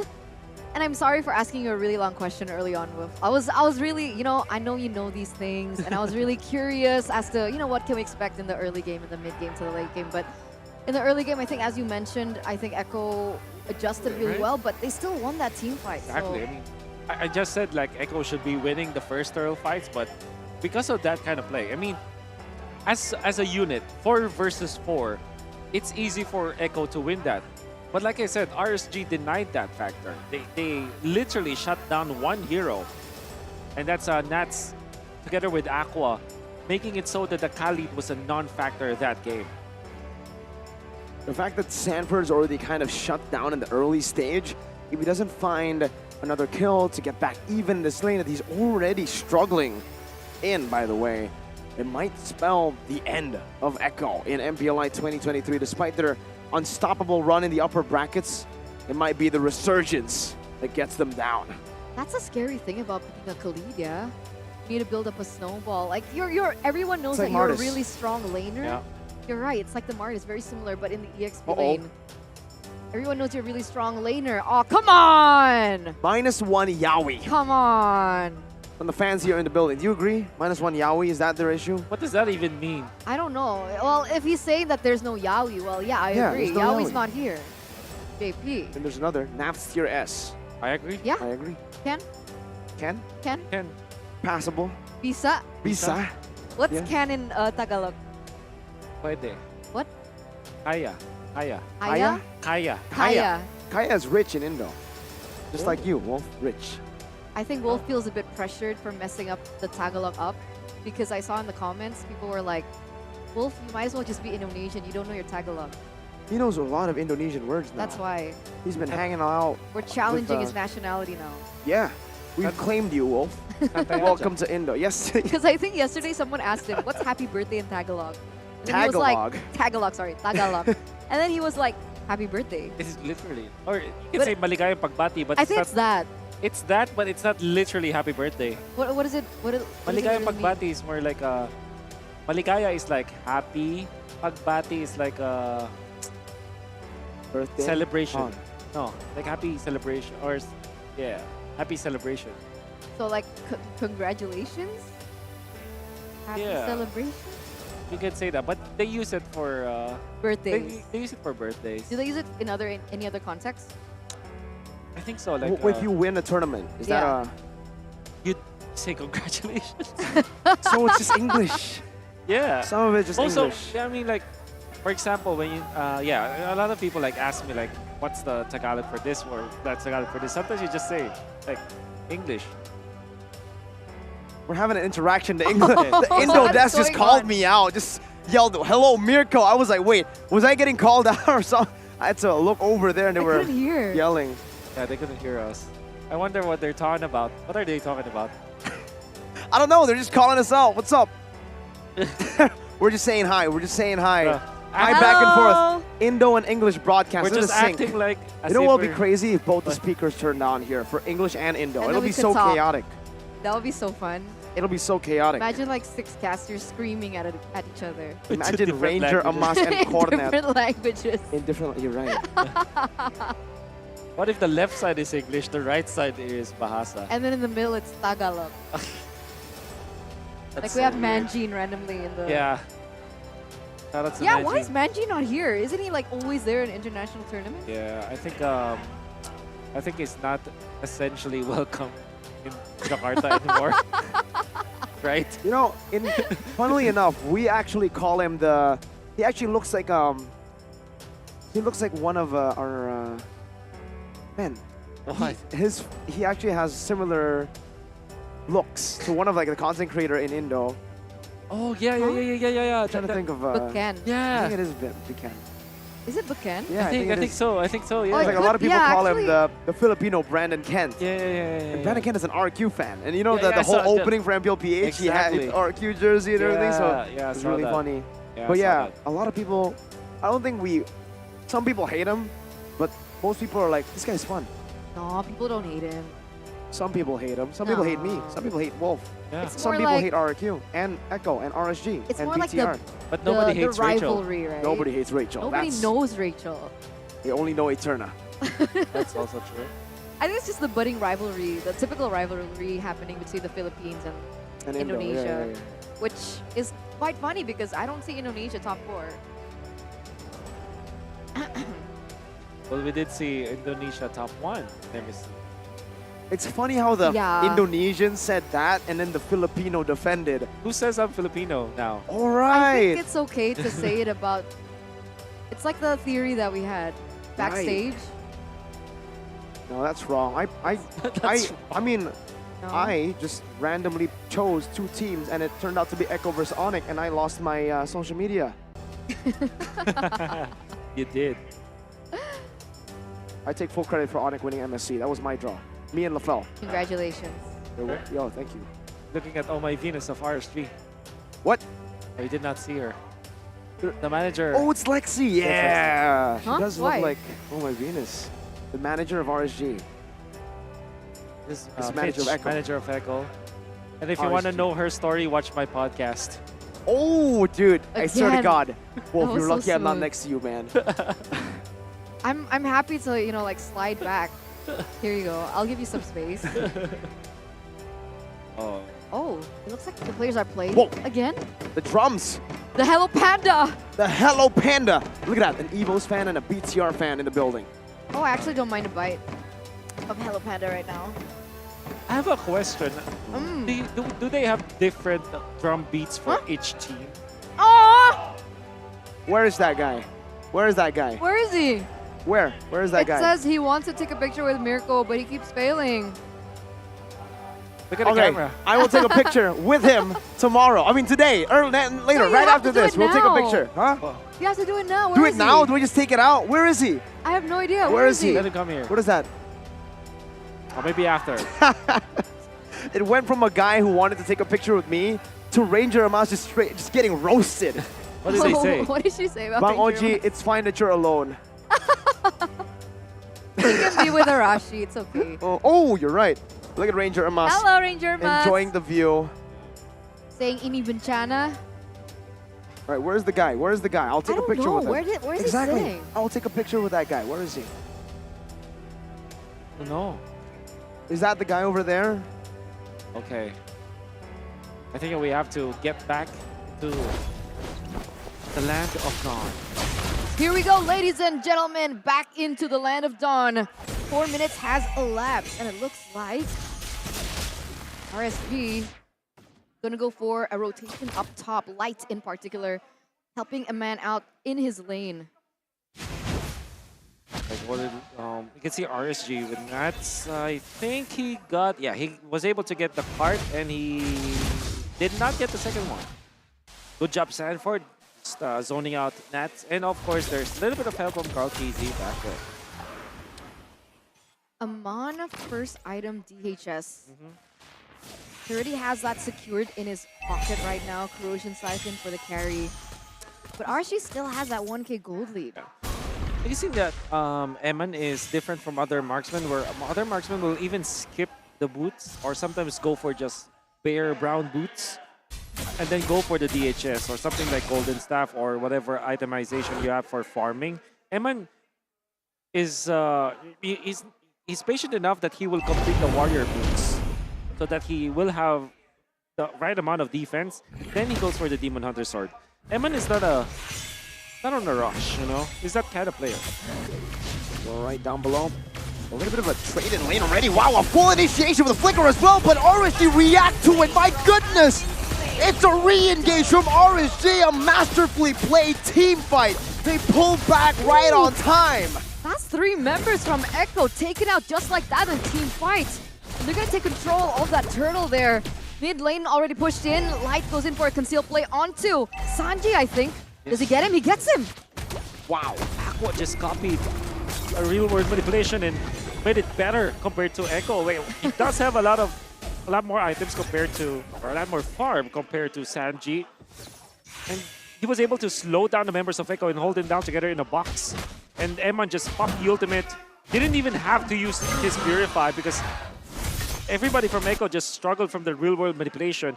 The Eve pickup coming in from Echo, now you can even think about it. Maybe it's more of a liability than it is a good thing for Echo. Trying to backfire, but meanwhile on top side. Blazing duet, the Divine Judgment to drag Benny back to Iman's range. Killing spree for Iman. This is a Klon in the early game with 3 kills. The resurgence theory is certainly starting to look even more real in the first 6 minutes of the game. Ladies and gentlemen, and it's so peculiar as Kaltizi goes in. That's a combo. Storm coming out on Demonkind, now with the Mortal Coil turning it around once again. The CC is there and the Decimate as well, as Nats is the one who knocks him out in the end. Echo now more than on the back foot. They're just running for the hills. Imagine utilizing all of your ultimates. Requiem, you have the real-world manipulation and the Raging Sandstorm still not able to take out Demonkite. And then Demonkite turns it around. Retribution used, as well as Nats being in there. In RSGPH, you can really feel the economic difference between these two teams. It's so crazy to see the outcome.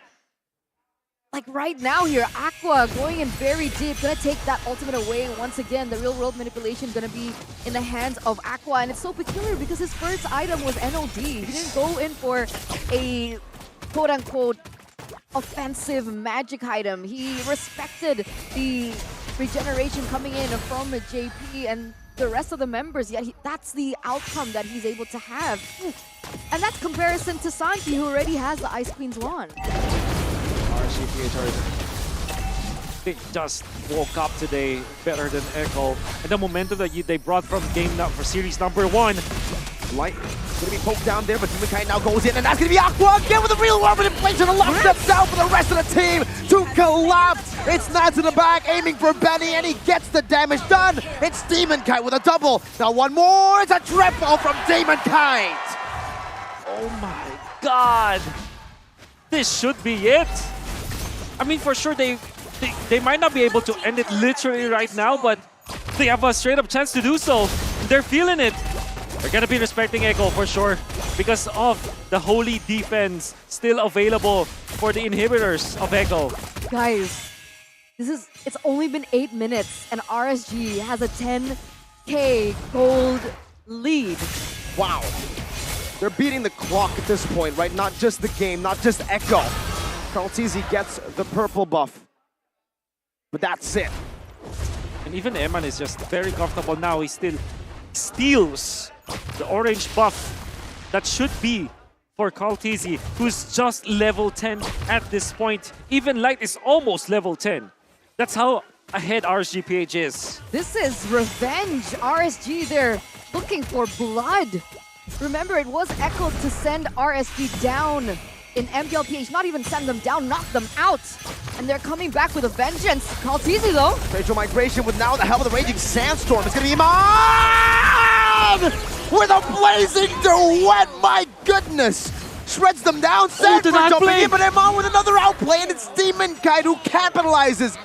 Walks them down in the base. And now it's RSG who are looking for the end. That's another cancel on the Kaltizi spatial migration. No way. No way, they can't do it here, right? They can't end here, right? Right? They have Sanji, so maybe that is something that RGPH is respecting. They don't need to. They have a Claude. Claude is great in the late game. And unfortunately for Echo, they went for this carry. And carry is supposed to win the early stages. Khalid is also meant to win the early stages of the game. There's not much comeback coming up from Echo, but we've seen this before. And Echo might be able to pull up a miracle, but at this point, RGPH are very comfortable with this economic lead. The blitz of the Lord, just like that, going to fall uncontested for RSGPH. A 13K gold lead, almost breaking a record. We're close. I think the record was 16K. That was the record. It was 25-0. Where the 25-0 is just so difficult to beat right now. And it was even RSG Philippines that did it. Now we're back here against Echo. But that's the thing, right? I mean, we were talking about like the lanes and how everything was supposed to pan out in the early game, the laning phase, but RSGPH, they pulled the pedal to make that a non-factor. And they're munching on these turrets. They're falling down like flies. RSGPH, they have a Lord in the mid side. Does Echo have enough time to readjust? Let's see. This might be the final push of the game. Nats now right there, baiting out Sanford Nightlight, getting his Divine Judgment and locking him down. Nats diving deep, now gets shut down with bases wide open, and Resurgence! The Resurgence has happened for the Philippines and mainly for RSGPH, the champions of MPLI 2023. They were once the conquerors of Southeast Asia. And here at MPLI, they topped the ranks in their group stage. Knocked down by AP Bren into the lower bracket, where they silenced the dreams of our two dark horses. See you soon from Cambodia and Homeboys from Malaysia. Like a team reborn, RSG, Resurgence, have risen from the ashes of their former glory and are now, ladies and gentlemen, your MPLI 2023 champions.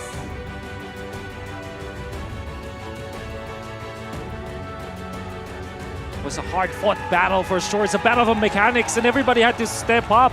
You can see that guy, Nats, the youngest player that you're seeing in the building right now. But he stands tall, the incredible Hulk of RSG Philippines unleashed, and he brought everybody with him. In the last few games of this series, you felt that the entirety of RSGPH are superheroes, Super Saiyans, and how strong they have shown their mechanical skills are. No one expected them to win. No one, nobody from the casters, from the talents expected this team, Demon Kite, Aqua, Light, Iman, and Nats, to take their crown as the MPLI 2023 champions. Yet here they are, and here they stand, and let's crown them. Ladies and gentlemen, let's go.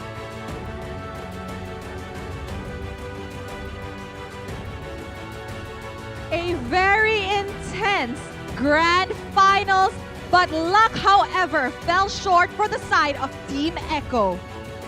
Sepanjang ini kita melihat perjuangan dari keduanya, namun apa daya tim Echo, mereka gagal untuk mendapatkan kemenangan, dan mungkin saja Dewi Fortuna tidak berpihak di tangan mereka walaupun mereka sudah memberikan yang terbaik.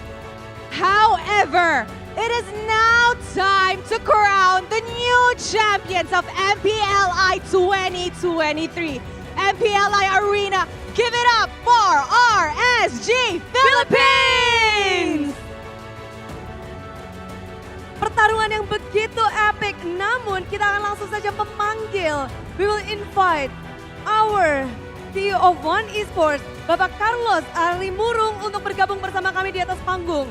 For Mr. Carlos Alimurung, please join us on the stage. Clara, this was an amazing MPLI, the first MPLI that is made offline, and a new Filipino team is the champion. MSC RSG Philippines. The last international tournament that they have won was MSC 2022, and they are now back to reclaim their throne. Ya, ini histori yang dibuat oleh tim Filipina yang berjuang di MPLI. Ini adalah turnamen offline pertama mereka. Lalu kita pun melihat bahwa Indonesia tak lagi bisa untuk mendapatkan medali ini karena Filipina. Mereka mengukir sejarah ini dan kita pun bisa melihat betapa bahagianya mereka, betapa kegigihan yang mereka berikan di sini. Yes, and the journey of RSG Philippines was not an easy one. They have climbed their way from the lower brackets after being dropped out from the upper brackets. Di match pembukaan di babak playoff, mereka harus terjun ke lower bracket. Namun, lihat apa yang mereka perbuat. Mereka menyapu bersih semua tim yang ada di lower bracket.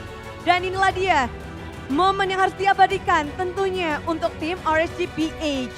Yes, of course, as they are now all smiles. But however, Clara, this will not be a complete grand finals without our finals MVP for MPLI 2023. Yap, dan tentu saja untuk kemenangan ini tak akan lengkap dengan adanya satu MVP final untuk tim RSGPH. Kira-kira Indonesia, dunia, who will be the final MVP? One more time, who is your finals MVP? All right, guys, let me do the honors on introducing our finals MVP. The finals MVP of MPLI goes to Demon Kai! Wow, they celebrated together Damon Kite, a player that has been joined for MPLI. He becomes the final MVP. Dan CEO of Esports, Mr. Carlos Alimurung, memberikan pula giant check untuk apresiasi terhadap final MVP. Alright guys, thank you so much Mr. Carlos Alimurung yang sudah memberikan banyak sekali penghargaan untuk tim RSGPH. Alright guys, are you guys ready to lift your trophy? Come on, position in the middle. This is the moment. Siapkan semua device kalian, siapkan diri kalian untuk melihat sang juara baru, sang penulis sejarah untuk MPLI 2023. Okay guys, hands on the trophy first. Oh, wait. Excited. They're excited. Emang boleh secepat itu? Okay, hands on the trophy first, and then you guys will lift it on my cue. All right? All right. RSG Philippines, you may lift your trophy in 3, 2, 1. Give it up for your new champions. The new champion for MPL Invitational 2023 goes to Philippines for the RSG Philippines. Amazing, amazing performance from the side of RSG Philippines. And this is the first time in history that Philippines takes the MPLI trophy. Ini adalah kali pertama Philippines mengangkat piala dari MPLI. Betapa bangganya mereka dan betapa bahagianya tentu semuanya sedang merayakan dengan kemenangan ini. Dengan hasil yang luar biasa, mereka membuat histori yang benar-benar baru. Di lower bracket, mereka berhasil memenangkannya, melanjut ke grand final dan bahkan domination yang mereka berikan, mereka tunjukkan di panggung MPLI. And of course, to conclude our winner announcement, our sincere gratitude also goes out to all parties, our valued sponsors and partners whose unwavering support has been instrumental in making this event successful. Thank you for our official partner, Meiji and Omni by FWD. Our supporting partners, Samsung, PBSI, Wonderful Indonesia, and MRT Jakarta. Our supporting radio partner, Prambors, and the support of Moonton Games. Thank you for partnering with us and contributing to the excitement of MPLI 2023. This is Clara Mongstar. And this is Rose, signing off. MPLI 2023 Rise Above!